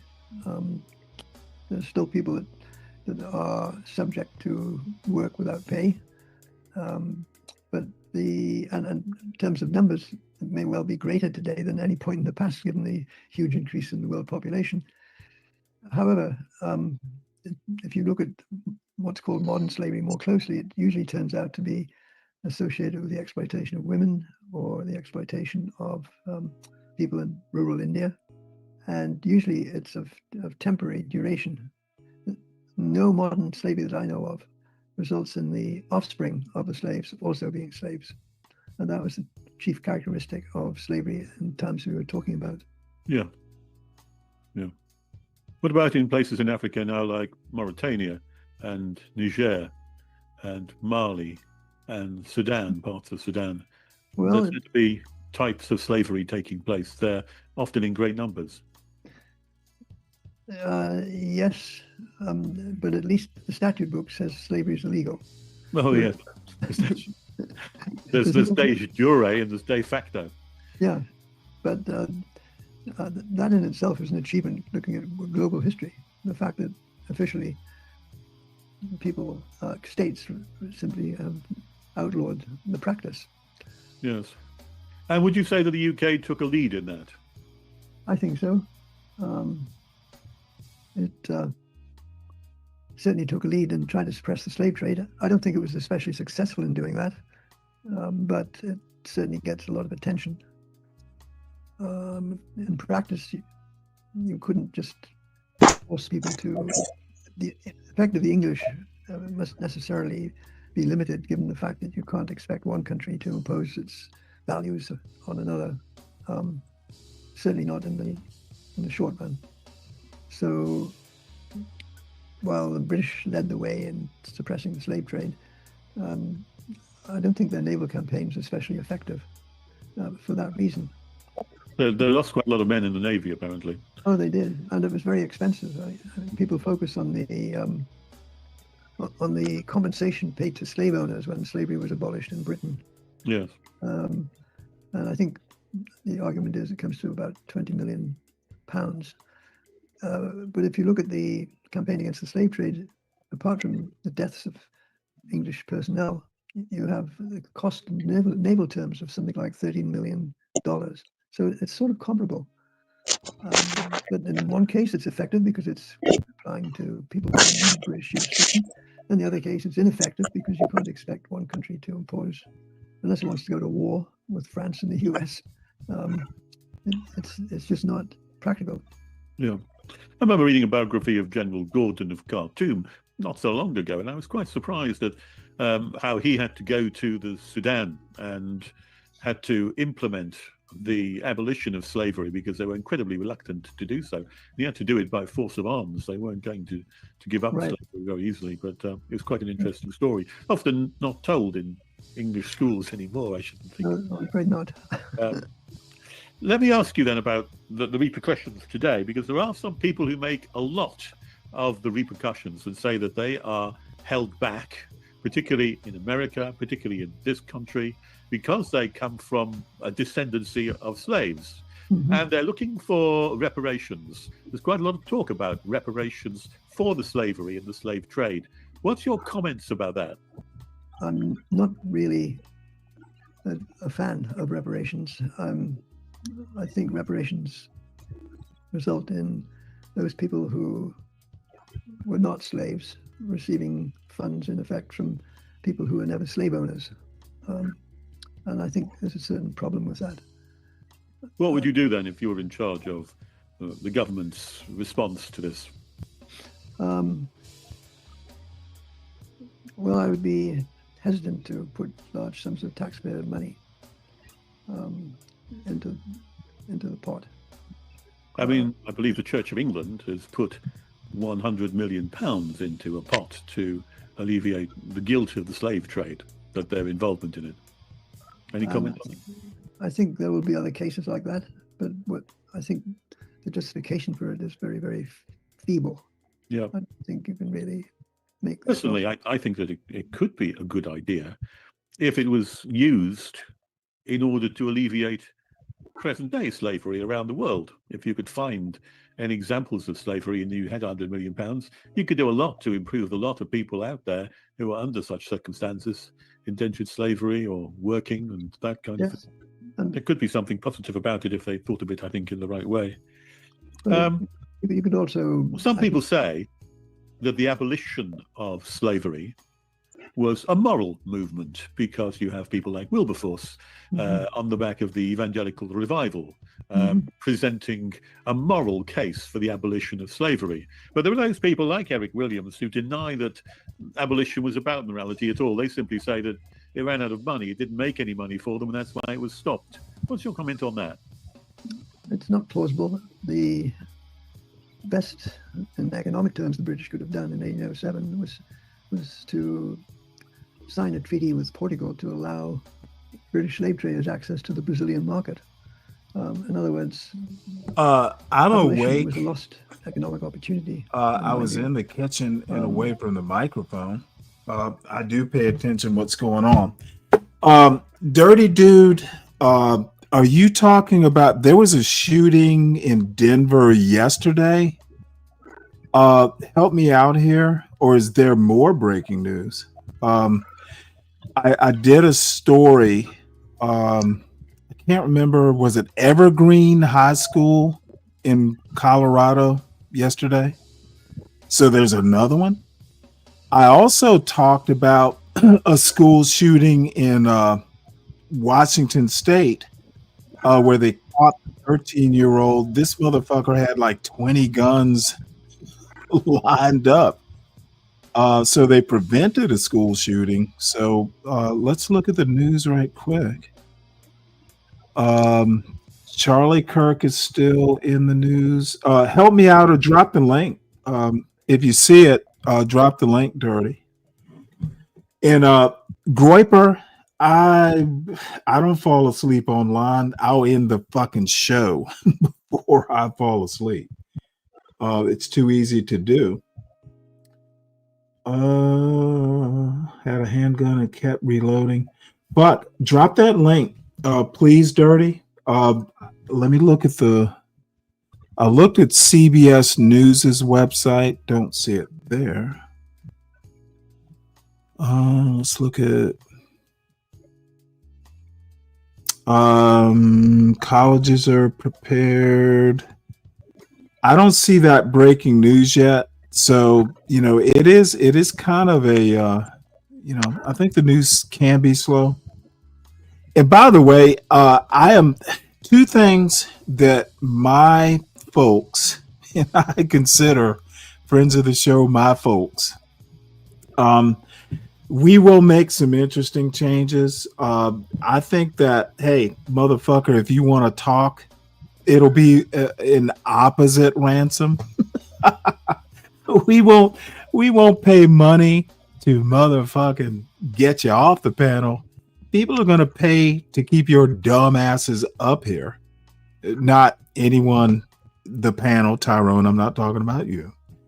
Or anyone in this chat, but motherfucker, that's a great idea. We're going to do an anti-bounty. We're gonna let's call it we're gonna pay to promote. Motherfucker, if you want to have your goddamn say with your dumb ass, somebody's gonna have to pay for you to do it. Brilliant idea. And I will start incorporating X into how I cover videos. Yeah, that was yesterday. Yeah, Dirty, I literally talked about it. I got the story. As a matter of fact, I commented that the story came from Colorado Public Radio. Because it wasn't covered in the mainstream news because it was buried by Charlie Kirk. So yeah, I actually honestly talked about it. I try. I don't catch everything, but yeah. As a matter of fact, I did a whole jag about white on white crime with Ryan this morning. It was a whole thing. Go back and look, towards the beginning of the show. I talk about that. I talk about the Washington State potential 13-year-old school shooter. I talk about Charlie Kirk. I talk about Epstein being a white crime, and I consider, child pornography, that sort of thing. I consider it violent because it affects people for the rest of their lives. It just doesn't go away that easily. And I also make the argument that, quote, white on white crime, which a John Galt or Be Brave or none of these limited thinking motherfuckers understand that Pookie shooting Ray Ray is a goddamn tragedy, but it does not get the British ambassador to the United States fired. Pookie or Ray Ray aren't going to get the British ambassador fired today or yesterday, I guess. But association or mention in the Epstein documents, which happened over the past couple days. The British Prime Minister had I'm sorry, not the Prime Minister, the ambassador had an association with Jeffrey Epstein, and the motherfucker's gone. He was fired today. So white crime has international implications and I think larger harms, but limited motherfuckers, the anti-black blacks, the white shades, all these uneducated, dumb fucks cannot actually do critical thinking. They don't spend time thinking about their nastiness. They just fucking glorify it for gain. And if I'm going to do a goddamn grift, I'm going to make the motherfucking grifters pay to talk to me. Nah, don't worry about it, Dirty. I again, you motherfucker, y'all are all news hounds too. All these moderators in this chat, y'all give me ideas like you did today and kind of inspiration. I want to see who will pay to keep a dumb fuck up on this panel and I don't interrupt him. We'll just turn this bitch into a game show. Will Stanley interrupt? As a matter of fact, I might just motherfucking rename the goddamn show Will Stanley Interrupt. It might. As a matter of fact, let me just create a whole nother show. Will Stanley Interrupt? Motherfucker, it can be Stanley versus the world news. And fucking Will Stanley Interrupt a dumb fuck as a whole separate enterprise. Thank God I have folks who are creative and are just, they play to my evil, my fucking narcissism, whatever y'all want to call it. Will Stanley interrupt a dumb fuck?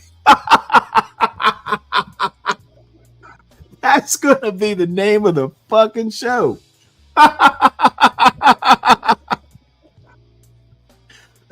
Well, Tyrone, you're unmuted. Please contribute ideas.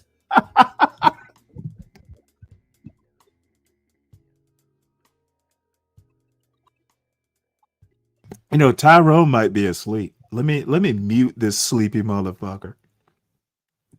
So anyway, I really and y'all think I'm bullshitting, dude. I am invigorated. This can Stanley stand a dumb motherfucker and listen to him? We'll shorten it to something more pithy. Oh, that will be fascinating. And you know what? All grifts are kind of grifts, but you know what? If you really want to have your say, if you really think you have a point or a counterpoint, motherfucker, put your goddamn money where your ignorance is. Oh, this is awesome. No, I'm not gonna, dude. If you pay me not to motherfucking interrupt, I will probably interrupt, but I'm gonna lose money to the contestant. That's how you make it fair, motherfucker. If I say I'm not gonna interrupt, I have lived a life when I was in the Navy or in corporate where you can't just fucking interrupt or it will hurt you. You will lose your fucking job. I can do that. But you know what? Let's make it fair. Do I want this $2 or do I want to lose it to a dumb fuck? Let's make it.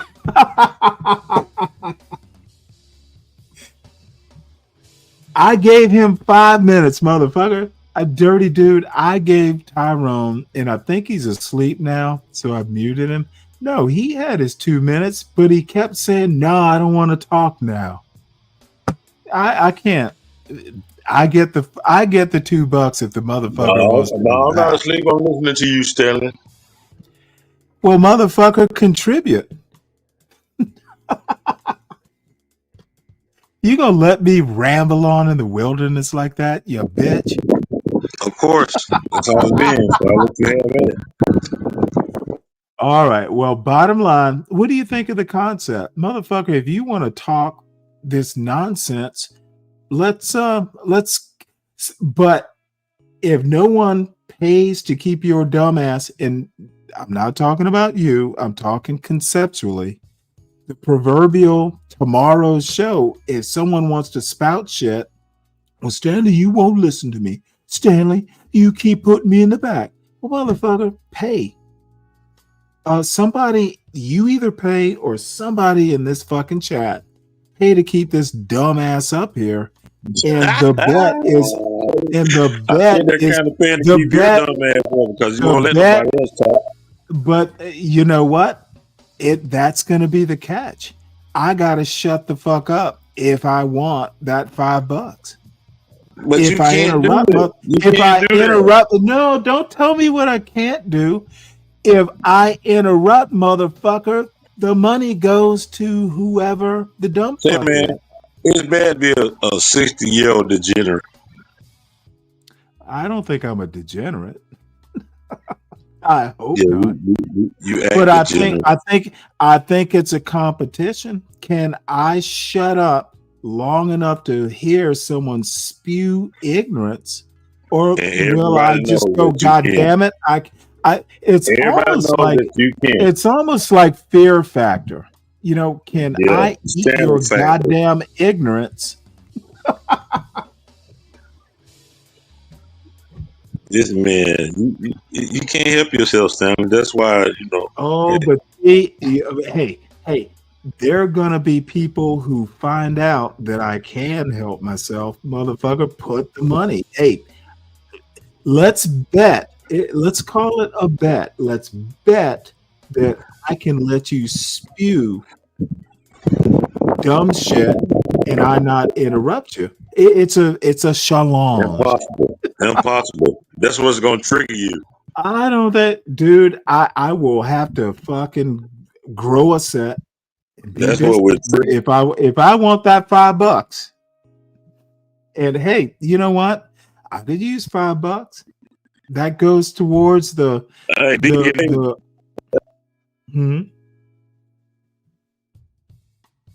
I'm sorry, what? Uh-oh, someone's muted again. So let's finish up this history stuff, and then I do have more news headlines. And actually more like I did have a set of videos I wanted to get to. Let's see, where are we time-wise? Oh, shit. We're at 6:37. We're going to have to hurry along. British slave ships traveling across the Atlantic throughout the 19th century and earning a lot of money. So I'm very dubious about the Williams pitch. Right. Your data contradicts it. Can I put it as strongly as that? Yes, I think so. But the British domination of the slave trade in the late 18th century could have been extended throughout the 19th century. but they chose not to. You said earlier on that we haven't quite eradicated slavery yet, and there's always pockets of slavery going on around the world, but it might be a different kind of slavery. How does slavery work in the 21st century? What kind of slavery is there? I think a lot of it, well, obviously there's the sex trade, but I think a lot of it outside that, well, actually including the sex trade, is temporary.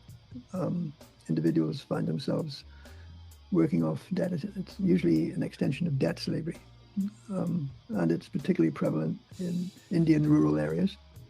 But I think the data suggests that on average, such debt slavery doesn't last much beyond 10 years and often less than that. So I don't think it's at all comparable to what we're talking about in the Americas. What about slavery in the Islamic world? Because if you look at maps of present-day slavery as to the places which indicate there are still some slaves, a lot of them are Islamic in origin, Saudi Arabia and places like that I mentioned. You got any comments on Islamic slavery? Well, it's it's certainly a constant. Is it too hot a topic? I'm not sure. I guess at least we can say there's no slave trading associated with it, at least in terms of crossing oceans. It's obviously ingrained otherwise, but it's it's not something that I address in the book. No. Have you got another book which you're planning? We're coming to the end of our time together, Professor, and I just wondered, have you got plans for a next book or where your next research will take you? I have a second edition of the Transatlantic Slave Trade Atlas coming out with expanded numbers of maps. That's being put out by Yale University Press, and probably will hit the shelves in October or November. So that's the immediate task, I think.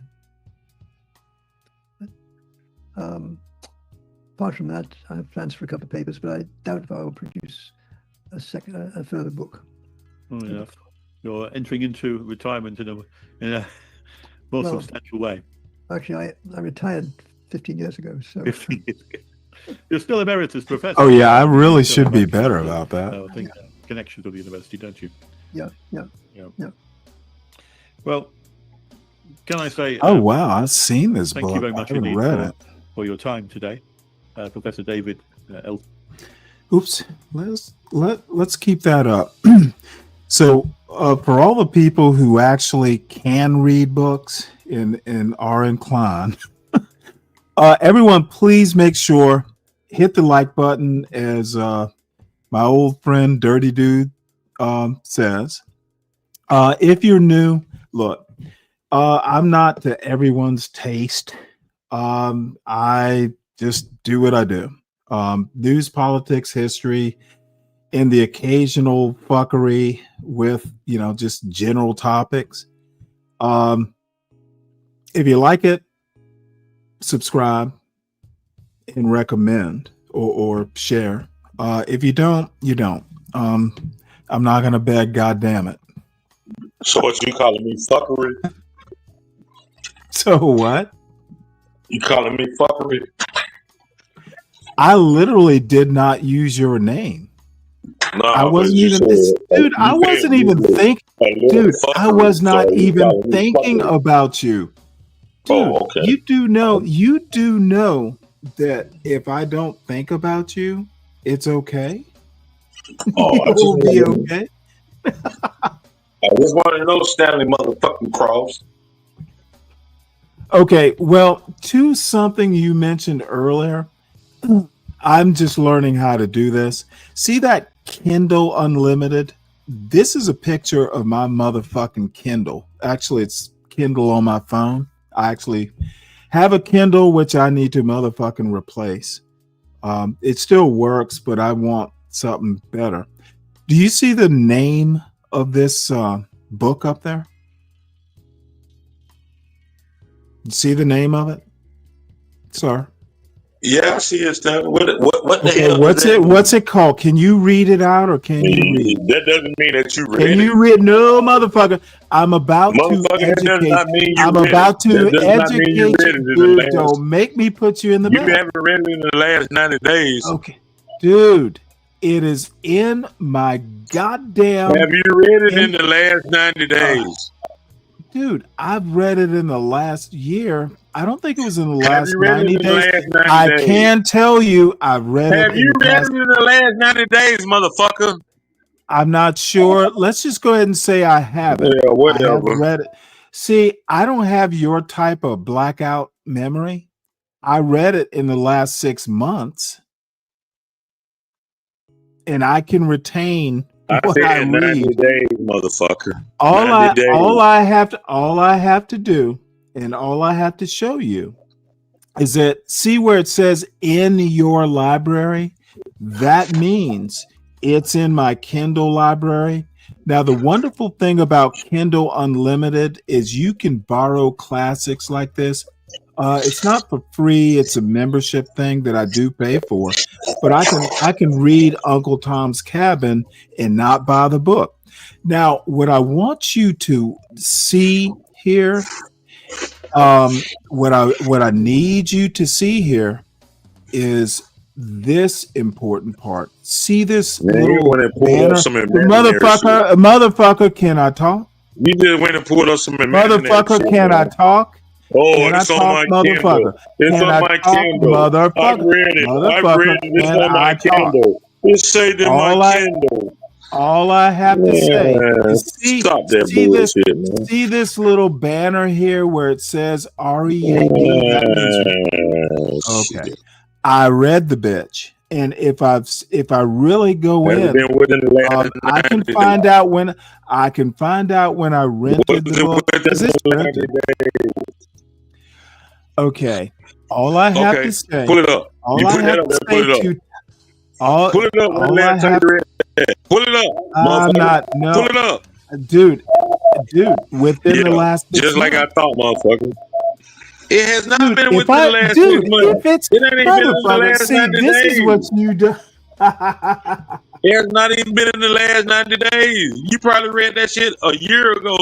Pull it up. If you pull it up, Hold it. So hold it. So if I read a fucking book a year ago, what does that prove?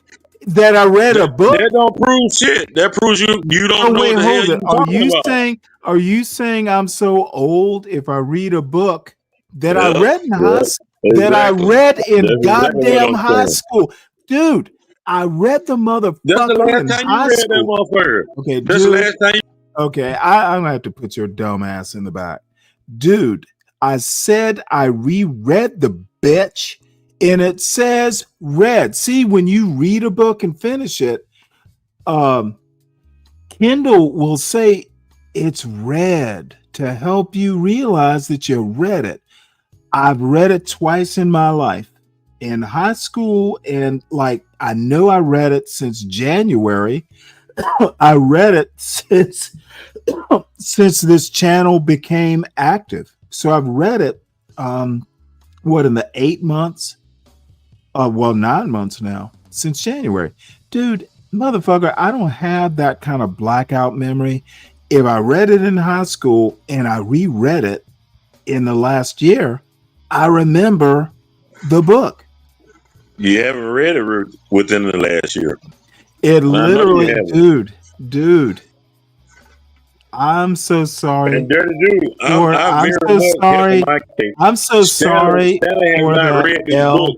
He has not read this book since high school. Dude, I'm literally, you know what? Let's test proof of concept. He's capping the line that he's read this book. You have not read this book within the last 7 months. Okay, well, let's put a pin in this right now. Let's put a pin in it. We can come back to it. About a year ago, almost, people like Solid Snake were pissing me the fuck off, and I had no clue how to handle his dumb ass. So finally, and dude, I don't like the, pay to get a motherfucker off. I don't like that. But what I did do, hold on, let me finish. I dumped the motherfucker, and then I did a proof of concept. I was like, hey, y'all love Solid Snake so much. I want $50. People just contribute $50 to bring his dumb ass back up. And Ryan ruined it, actually. I was wanting like a contribution, like everybody chip in $5 or whatever. Ryan paid the whole fucking $50, and it kind of pissed me off. I wanted more than one fucking motherfucker to bring him back up. But hey, $50 is $50. So there is actually proof of concept. And the reason I bring up this story, Tyrone, I'm about to dump your ass if you keep this dumb shit up, and people are going to have to pay you back. You will be the second experiment. Whether they pay or not, I don't give a fuck. If you don't give a fuck, let's test it. You know what? I just motherfucking, like, I want to raise, let's see here, $20 between all of you. If you want to see Tyrone's dumb ass back up here, and I'm abusing the privilege. Motherfucker, don't defy me. It is my goddamn show and my goddamn panel. You shall show respect. I know you think you're funny. I know you think it's content, but dude, there comes a time, motherfucker, when you have to realize who has the dump button. Deacon Dave, welcome. Hey, shout out to Tyrone, man. Yeah, motherfucker. That dude right there is Hey, entertaining I as shit. have yet to see your contribution. Be the first to bring his dumb ass back. Oh, I just came up with one question. I wanted to Oh, ask you just came up? Yeah. I wanted to ask you. Yeah, nothing to do with what y'all was doing. I wasn't trying to interrupt the flow, but what's the book of the month? Because I had to step away. I had a phone call. They keep calling about some stupid shit. But who is what's the book? They, whoever. You mean the people who pay you not to be on this panel? No. But what's the motherfucker? They don't pay you to be on this panel. That equals MC squared. But what's the book of the month? I don't know if you even mentioned it. You know what? Uncle Tom's Cabin. No. I've already read it, motherfucker. How about you and Tyrone read it? I don't want to read that shit. Let's do. Okay, what you reading now? Why are you asking about a book that of month bullshit. you don't want to read? I know what I'm talking about. You don't want to read. Wrong. Stanley wrong. Yeah. You're goddamn right I'm wrong. Not only am I wrong, remember you call me narcissistic? I'm narcissistic and wrong, bitch. And you're arrogant. But I don't give a fuck about what you are because it don't bother me. Hey, you know what? Damn it. So what's your point, Dave? What's the book of the month? Tell us why your employer That allows motherfucker don't you know to what come the up book of here. the month is. It's not my employer. It's some other asshole trying to ask me questions. I see. Not the one I'm on the panel with, but some asshole elsewhere. All right, well, motherfucker, hey, Tyrone, your ass is back for free. Remember that. I don't give a fuck. Stanley was a free Yeah, okay. Be all disrespectful. You think Then. that bothers me, Stanley? Act like you the I'm man. a real Act like you the motherfucking man. nigga, Stanley. You can Look at kick me off Stanley your trying to show. offer a black man some free shit. I know where your mind is. Motherfucker, fuck being a black man. Be a smart black man. Do better than just no, motherfucker. Motherfucker, now I'm talking. Stop just being black. How about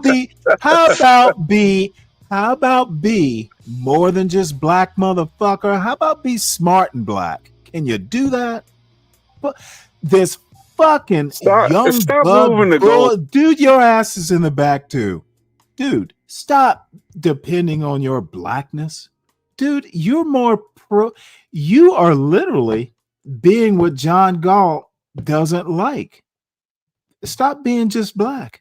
Don't depend on your blackness. There's that never name got me in your no mouth. There's that name Don't in your depend mouth. on your blackness. Motherfucker, stop depending on your blackness. Keep John name in your mouth. John. Is it in your jaw? Is it in your throat? Motherfucker, it's in my brain. Stop depending on your blackness to be cool, Tyrone. Hey, Deacon Dave. What up? John's name either is in his throat or in his jaw. Which one is it? But either way, see, Dave, he came to you. He asked me the same question. Hey, Dave, he asked me the same question, and I told him to go fuck off, basically. And now he has to come to you. This is what I mean, dude. Don't be going. Hey, bruh. Can you hook me up, bruh? Can you agree with me, bruh? Can you buy what I'm selling, bruh? That's what Tyrone does. It seems like you got Alabama dick all in your mouth. All in your mouth. Alabama dick and nuts all in your mouth. John, God. Okay, dirty dude. I will heed your warning. You know, he has some more shit to say he never got to get off. That's why he did that. He has some more shit to say to John Ambrose. Wait, who has more shit to say, Dave? You. There is no more line of communication. You know what? I honestly, at this point, I'm just reacting off of what y'all say. I've lost interest a while ago. No, you're not. You call John name every day. I lost interest in this. Like you in school, I bitch. lost interest. John, are you here? John, here. Can Sally suck your dick? Yes, he's here. Yeah, I should go see if he'll give me the link. You know what? Ever since John Galt tossed me out of his nigger heaven. Dude, Stanley, I wish you was a good troll. You didn't even troll good. He put you out of soul with every motherfucker. You just got under the skin. Like a good troll, get under the skin, and then they'll keep it down to a minimum. You tried to swell up under the skin. What? Like you overdid it. Okay, I'm really like. Of course I overdid it. Do you think I was out of control? I think you were thinking happy thoughts when you were doing it for some reason. No, I think hey, let's just call a spade a spade. I had too much and I went overboard, and John, it wasn't the first time. Yeah, I don't know if you remember SKC said style in your chat before. He just put one word, style. It was a whole lesson behind style. Dude. I don't look to SKC for style points, motherfucker. Like I told you, I'm the one that had the argument with you about. I literally don't get, dude. I am my style. I told you one time I got good information from a bum, and you went off on me. It doesn't matter where you get the good information. It doesn't matter where you get the information from. My style is no shit and have fun with what you know. Take the information and make a joke. This is something amazing. This fucking made up bullshit half-assery. Dude, and this is actually why SKC is probably the role model for people in the gulag or whatever the fuck y'all want to call it. At least he knows shit. Amazing. At least he knows shit. I've said this before. If I don't agree with SKC, at least he leaves breadcrumbs. If I want to know more, he tells me how to know, because the motherfucker knows how to make an argument. Man, shut the hell up, man. You wouldn't even tell me what goddamn knackered me earlier. Shut the hell up with that bullshit. Motherfucker, I just assumed you knew, bitch. So does SKC assume that you know shit, motherfucker? Yes. Never should assume, motherfucker. No. Literally, you know what? SKC's the only motherfucker I don't use filters with, because I know, dude, I trust he is my equal. I don't use filters when I talk to him, because I don't have to fucking explain what knackered means. I literally no. I need you to understand this, dude. I literally, when SKC comes up here, I can be my goddamn self, because I know you always yourself, motherfucker. You being yourself right now, or narcissistic. I am, but there's a filter. I bet you I won't use another 7-letter word like knackered with your dumb ass. You guys compliment one another. Dude, I could just use a word from a 5th grade. You wouldn't feel that way. I bet if he called you, you know what? I think if I said vocabulary, I bet if he called you out, you wouldn't feel that way. I literally think if I said what is vocabulary, you'd have to look it up. Yes, I would. I'm not that okay, stupid. the motherfucker. I would have to look it up. I'm not ashamed. See, you Check try the hell, mate. to demean me. Checkmate, You try to bitch. demean me that made me Checkmate, say bitch. beneath you because I Checkmate, don't bitch. understand some words. But that don't fucking bother me, Stanley. You's a bitch ass nigga if you're not It willing should to know not. what you're Hey, talking I about. don't say this. I Stop don't trying to say this, goddamn but act like you so intelligent, motherfucker. Because if you go around I some don't people have that's to more act, astute, that's motherfucker. more See, astute than you, you're gonna look this is dumb, that. bitch. Say, let me put you in the back. This is that. Ooh, Stanley, you're trying to act white, motherfucker. I am Stanley Cross. God damn it, motherfucker. I act like Stanley fucking Cross. Accept it, you weak ass bitch. I don't have to, dude. I'm 60 motherfucking years old.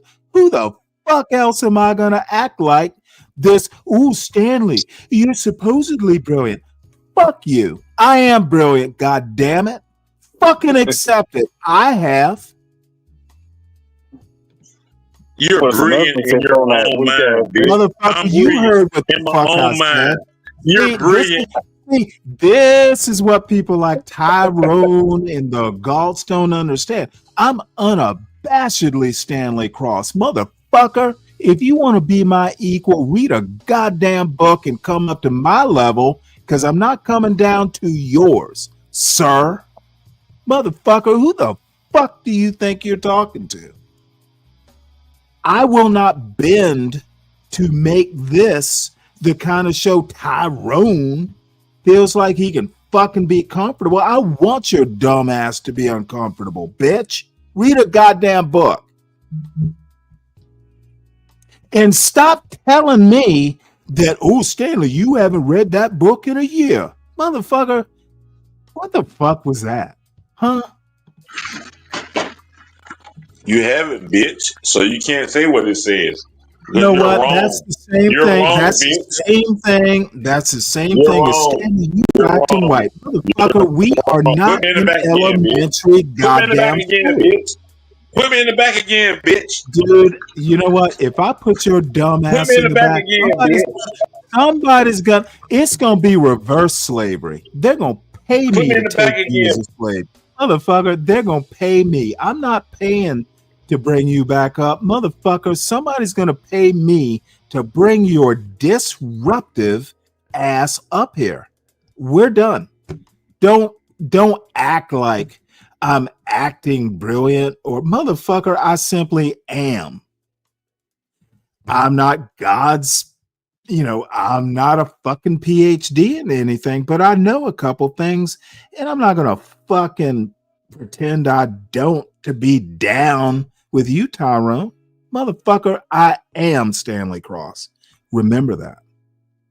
Now, someone in the chat may want to bring him up, and I will give him time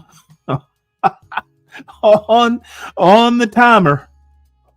I actually, dude, yeah, he ran, motherfucker. Tyrone, I don't have a problem with you coming up here, but don't be doing all that. Go to John Galt's channel, and wait, who was it who said John Galt said he hates me? Was that Speak Radio? I fucking laughed when I heard that. Of course he does, because I tell the truth. TROOF. I tell John Galt's truth. All right, well, Dave, we can move on. Anything to add to that circus?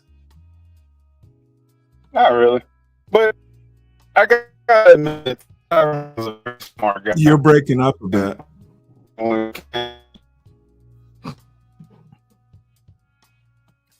I'm sorry, you're roboting out, and Tyrone says FUKU, Stanley.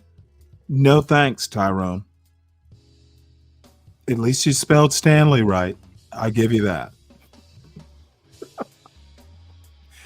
So let us move on.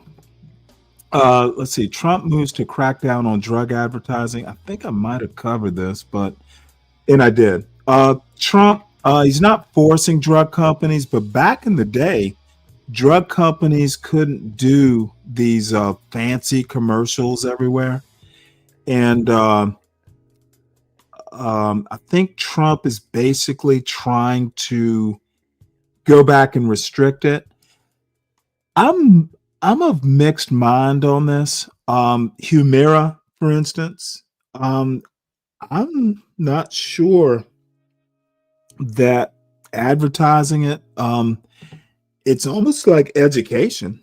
Ask your doctor about Humira. To me, I'm not sure that it's a problem, and I'd actually have to kind of figure out why Trump thinks it's a good idea.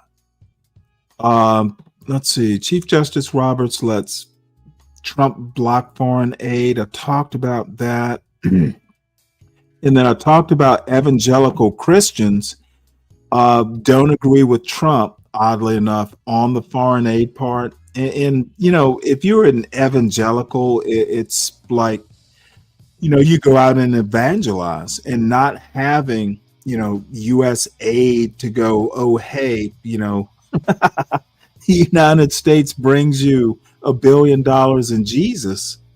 If you don't have that $1 billion, these people might turn to they might turn to something else. Fired CDC director who clashed with RFK. I am going to watch these hearings. I want to hear her side of the story, and I'm happy that there are enough Republicans who were disturbed by RFK's performance in that Senate hearing last week that they want to hear the other side of the story. RFK is a fuck up, and Trump is a fuck up for hiring him. Ozempic maker Novo Nordisk to cut 9,000 jobs. I'm not sure why that is. No idea. Chicago Sun-Times. Oh, that's right. Civil rights boss takes on Illinois assault weapons ban. I understand the politics. Apparently, they want the Second Amendment is arguably it's a civil right. So why not have a woman who fight for guns to have rights rather than black people? That's how I take that. All right. And then let's see. Apparently, FBI releases photos of person of interest in Charlie Kirk shooting. They've discarded one person of interest. So this is the photo. Kind of grainy, and it must be grainy, through my browser, StreamYard, and your phone. But he's wearing an American flag, and this person of interest is not black. So it's kind of reinforcing my point about white on white crime. White on white crime. This is not, he doesn't look like your typical Pookie or Ray Ray. No, it's not a great pick, but I think you could probably get an idea that he's not, probably his name isn't Pookie or Ray Ray. Probably. Now, you can never be 100% about this sort of stuff in our multicultural America, but he doesn't look like someone who's going to be running back to the hood of Salt Lake City. He does not look like an urban sort of kid. So anyway, let's see what else we have here. And this show shall come to a conclusion soon. I think my silliness has a shelf life.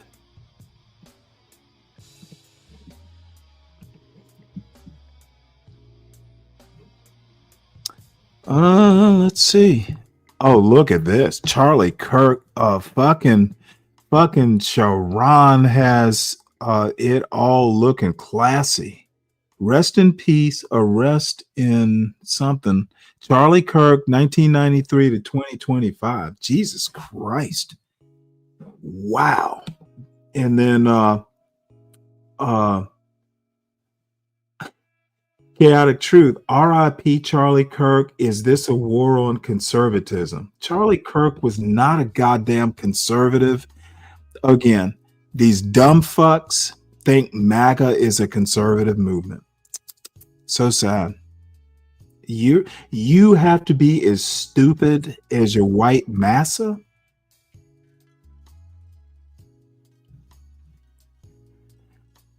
All right. Well, I just discovered a show on Apple TV that I'm curious about. It's called Foundation, and I'm fucking curious. It looks really interesting. So, and look at this. This is we got to watch this. The 1619 Project is a lie, and this is Heather McDonald. Heather McDonald is a horrible There's person. not a single society or Heather McDonald is literally like the elder spinster Charlie Kirk. She's Charlie Kirk's grandmother. You know, a lot of these folks didn't like Ben Shapiro. Look, that's why it's such a grift. That's why it's so disingenuous. Their first instincts became overwhelmed by their knack for grifting. And I said knack, not knacker. So don't get it mixed up there, Tyrone. Knack, their knack, not their knacker. There's not a single society or civilization in human history, in all of human history, that hasn't practiced slavery. It seems like it's an innate instinct that human beings have. And this is so goddamn disingenuous. It does not speak to the point about why America had slavery and was so good at it. This is what people like this lipstick on a pig woman with the blue glasses. It's so disingenuous. And she has never been on a show that would challenge this stupid assumption. Much like Thomas Sowell. Thomas Sowell never went to Tony Brown's journal. He always went on William F. Buckley's firing line because he knew that he wasn't going to be challenged. That's why I don't think Sowell was actually a public intellectual. There's not a single society or civilization in human history, in all of human history, that hasn't practiced slavery. It seems like it's an innate instinct that human beings have. If they have the capacity to enslave others, they will. Africans were enslaving each other. Chinese were enslaving each other. It's everywhere. It was in Greece. It was in Rome. It has been the norm throughout history across the globe. The only civilization that tried to end slavery was the West. Except America's not the West. Dude, this is so goddamn genuous. Dude, Islam didn't try and end it. Islam was not so many problems with this argument. No, the West was not the first to try. It was the first to legislate it. Motherfuckers, they were also the first to encode slavery into law and use it as a primary economic engine. Okay, she doesn't want to tell you why America is exceptional. All of a sudden, when it comes to slavery, America is just like everybody else in human history. Either we're exceptional or we're not, Heather.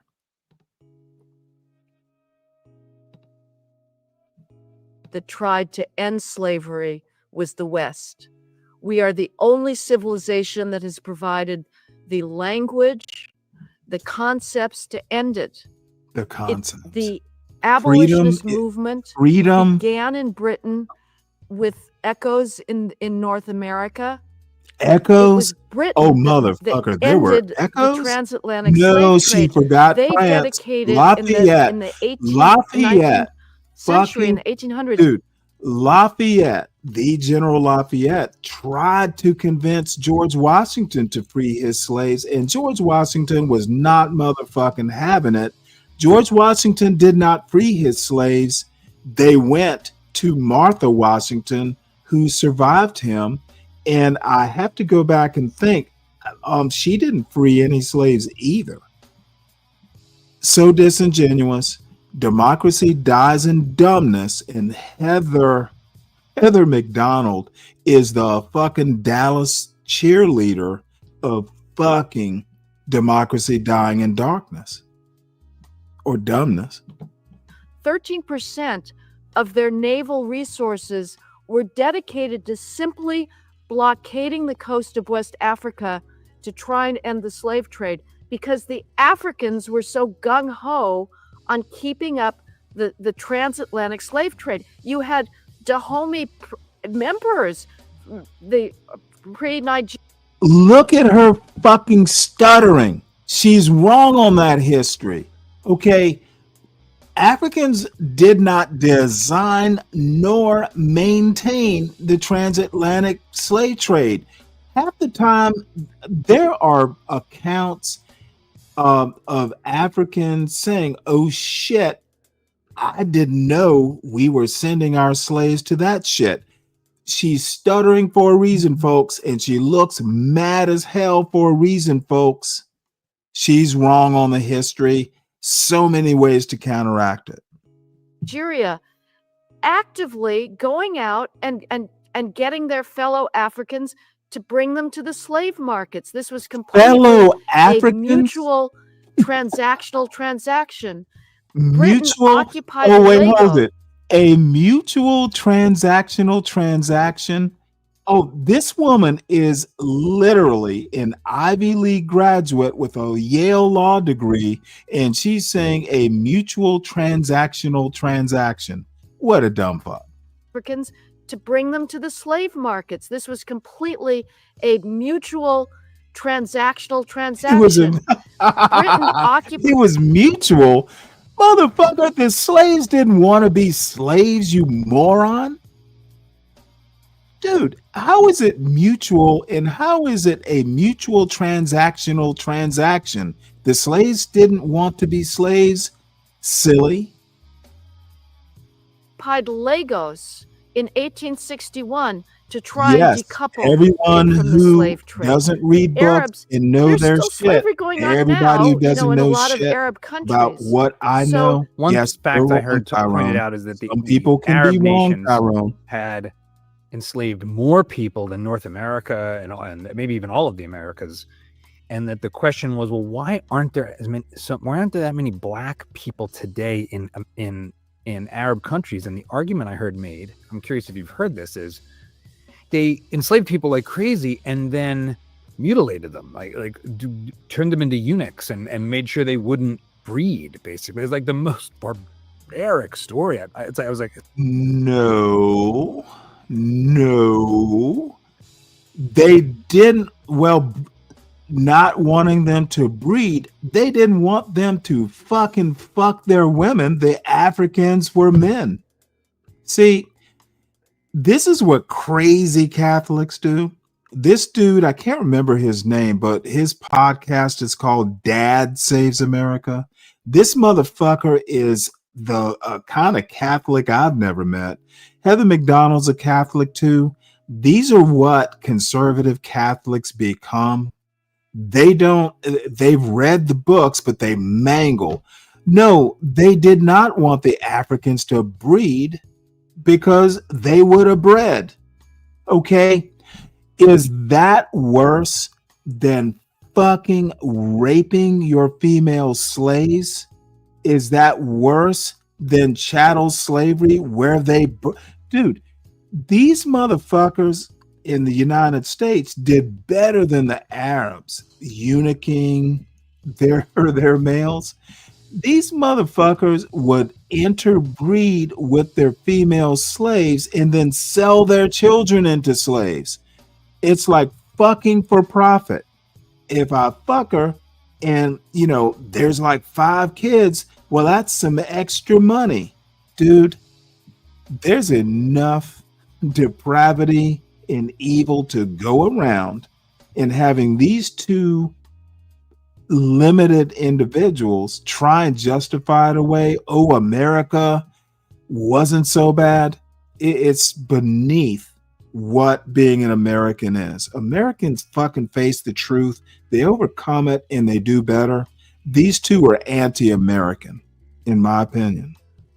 Is that true? Like, that is, I guess it does. Like, where are all the black people? But I haven't heard that. I mean, there's an argument that's made in because it's a huge slavery literature that actually American slaves they live very well compared to those in the Caribbean. It is true that if you look at like one, I just was reading, a historian was looking at one slave port of exit in Africa.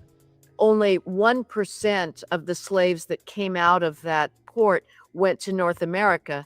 They went to Latin America, to the Caribbean, to other places. We were not the main consumers of slaves. But in any case, aren't American states like Vermont some of the first units of government to abolish slavery as well? Well, I think isn't that my Britain was understanding? first. But Britain- but I mean, in the early, like, as far as like who were the first five? Oh, yes, but a lot of people, there was a backsliding. Some of them abolished it initially and then opened it up more. And there was, there was some slavery going on in the northern colonies. But I understand that the Quakers, who were strong abolitionists. This is picking and choosing. This is cherry picking.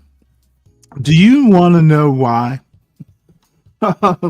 In the Constitution, America wanted to get rid of the African slave trade, and Charleston, South Carolina and Georgia were against it. We need that slave trade.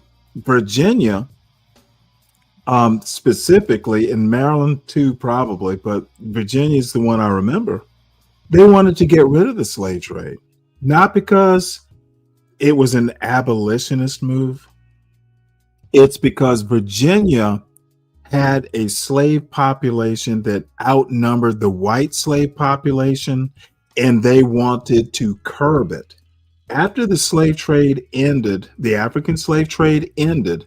Oh, and by the way, Charleston was rice culture and indigo, and slaves were dying by the busload or the plane load. Having a slave trade was plug and play for for South Carolina and Georgia. You look, we got a bunch of slaves dying. We need more slaves to keep growing our rice and our indigo and other crops. Virginia and South Carolina were opposed because South Carolina needed fresh bodies, and Virginia wanted and eventually bred slaves and sold them down south. Hey, we got a whole bunch of blacks, and after the Nat Turner, that slave rebellion, Virginia wanted to too many. We need to make a profit. They made a fucking profit off of breeding slaves, and ending the African slave trade was more an economic decision. Anyone who wants to tell you it was some ethical or moral dilemma is wrong. This stupidity is what I rail against up on this panel. Motherfuckers will tell me that I haven't read Uncle Tom's Cabin. Well, motherfucker, I've read it twice in my life, and it's not that long a book. Tyrone, how about you read Uncle Tom's Cabin?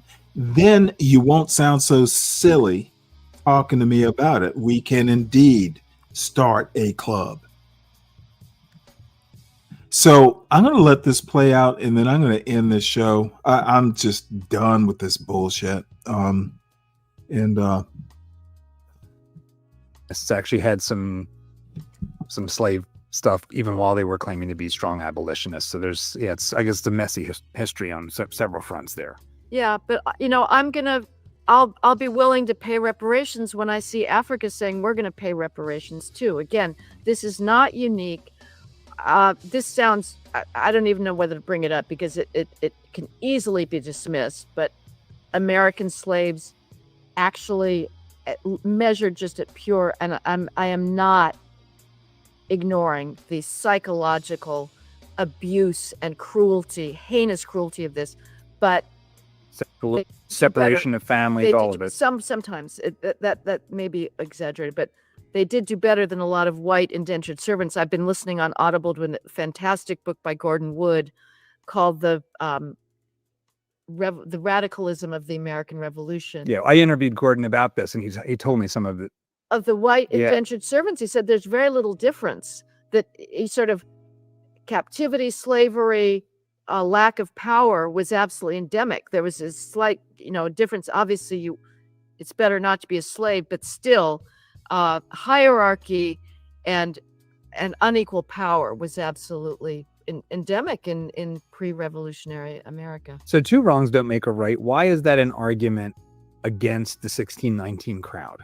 Just why does that matter? That we are horrible, but so is all of humanity. Why is that an argument?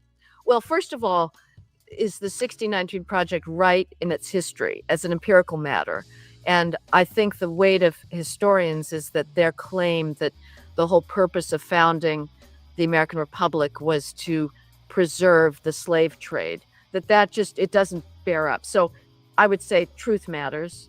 But then the larger question is this the best strategy? If you want to close those racial gaps, which everybody does, and again, the gaps are behavioral and academic, those are the ones that matter, is the best strategy to go around still playing the victim card and demanding that standards be lowered on your behalf as blacks, rather than saying we'll meet your damn standards and we'll best you at them?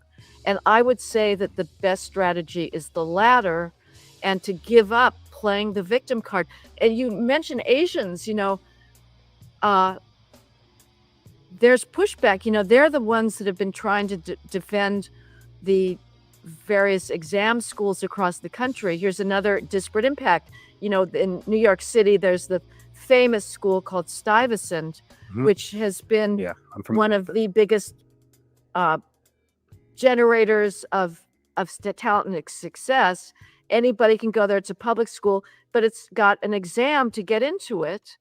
And it has been under attack for decades because of disparate impact, because the exam, which has nothing to do with race, it is not culturally biased, it measures math skills and reading skills, and blacks do very, very poorly on it, so that based on this computer graded, again, purely objective, no racist computers, the percentage of blacks admitted is very small. And Asians, Stuyvesant, that has no affirmative action, is like 70% Asian.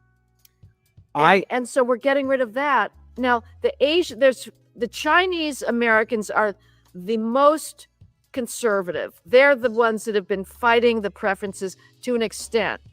And if it ever comes down to how much longer are they going to go along with being excluded from what their natural number should be in institutions because of white guilt? At some point, if they say we're not putting up with this any longer, you're really going to see changes. I interviewed the strictest headmistress in London. Her name is Catherine Burblesing. She runs a school that's akin to a charter in London called Michaela. It is overwhelmingly black and brown kids from Arab countries and from Africa who are immigrants, often first generation. It is truly there's a beautiful documentary about it called Strictest Headmistress. And it is a perfect case study of why behavior and high standards matter. She holds these kids to impeccably high standards. The whole thing holds that it is strict. And this film lays out a couple things. Number one, the kids They are the underprivileged of their society. They, except for the fact that they have parents who cared to put them in this school that they knew would set them up for success. So that is great privilege. Right. It is the highest performing school in, I think, in London, if not in the entire United Kingdom by grades. Some of these kids, English is not their first language. And they just say, no, you got to get here. You got to be the top. Anything shy of the top is a failure. And when you fail, we're not going to sugarcoat it, but we are going to say, we believe you can get here. Right. It works. It works. It's like, if you want natural experiments, it's like the perfect natural experiment for when you tell someone, I believe you can reach the stars. It isn't disempowering. It's the opposite. It doesn't mean they can always reach the stars, but it works. What parent would say to his child, I want you to go through life claiming to be a victim and demanding that standards be lower on your behalf because I don't think you can meet them. So make sure that your victim hustle is well polished because that's the success. And don't bother working hard because everything's, arranged against you. That's not a recipe for success. We had comparable schools here in the United States, charter schools that went under a category. Conservatives used to write about this in maybe the 2000s, called no excuses schools. And one of the premier chains of this was something called KIPP, which is an acronym, KIPP, and knowledge, power. I'm not sure what it stood for. Started by two Jewish guys, I think from Texas, that it's featured in the documentary Waiting for Superman, KIPP, very, very, very prominently. And they viewed themselves as civil rights, part of the civil rights tradition, going back to the 60s. This is literally and the no excuses schools. And I'm not gonna even bother letting this shit drone on. Dude, she's acting like all black people. Again, this is literally the same sort of John Galt, mush mouth, motherfucking be brave. Dude, this isn't a culture problem. Okay. Stop thinking all black people are telling their kids, get your victim mentality game in order. It's racist. She doesn't know. She gets away with this shit, and she probably actually believes this. But dude, again, Heather McDonald does not go on shows that are going to parse her arguments and be a little skeptical of them. She goes to the softball game. So anyway, I've taken this much farther than I should. And it is getting along a very late lunchtime. So who knows? I may do a pop-up show later, but at a minimum, I will see y'all around 6:45. Today I was late, and who knows? Somewhere between let's say 6:45 and 8 o'clock tomorrow morning. And Charlie's girl, it was really good seeing you. If you're still here, Dirty, your idea is taken seriously. I'm literally going to start tomorrow.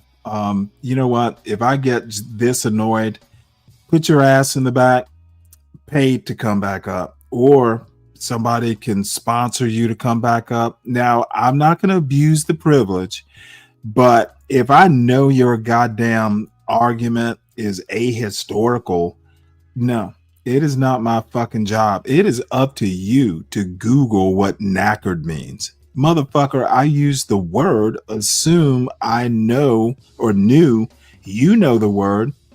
If you don't, either don't admit it in front of the world and look it up behind the scenes and catch up, or pitch a bitch like Tyrone did today. And then, motherfucker, you come and challenge me with your ignorance. I'm going to put it down. I'm going to put out that ignorant fire. And some of it is just like eject that shit overboard. The water will put it out. So tomorrow, there will be at least a little bit of change in tone. And you know what? If you want to be the world in Stanley versus the world, hit the Cash App. God damn it. Yeah, Charlie's girl. I so appreciate seeing you, and look forward to you kibitzing. And hey, it can be rough in the chat, and you're used to the rough and tumble. You can do it. And anyway, I will see everyone tomorrow morning, unless I get some wild hair tonight. See y'all later. Oh, Black Knight, by the way, it was good seeing you again too. Bye.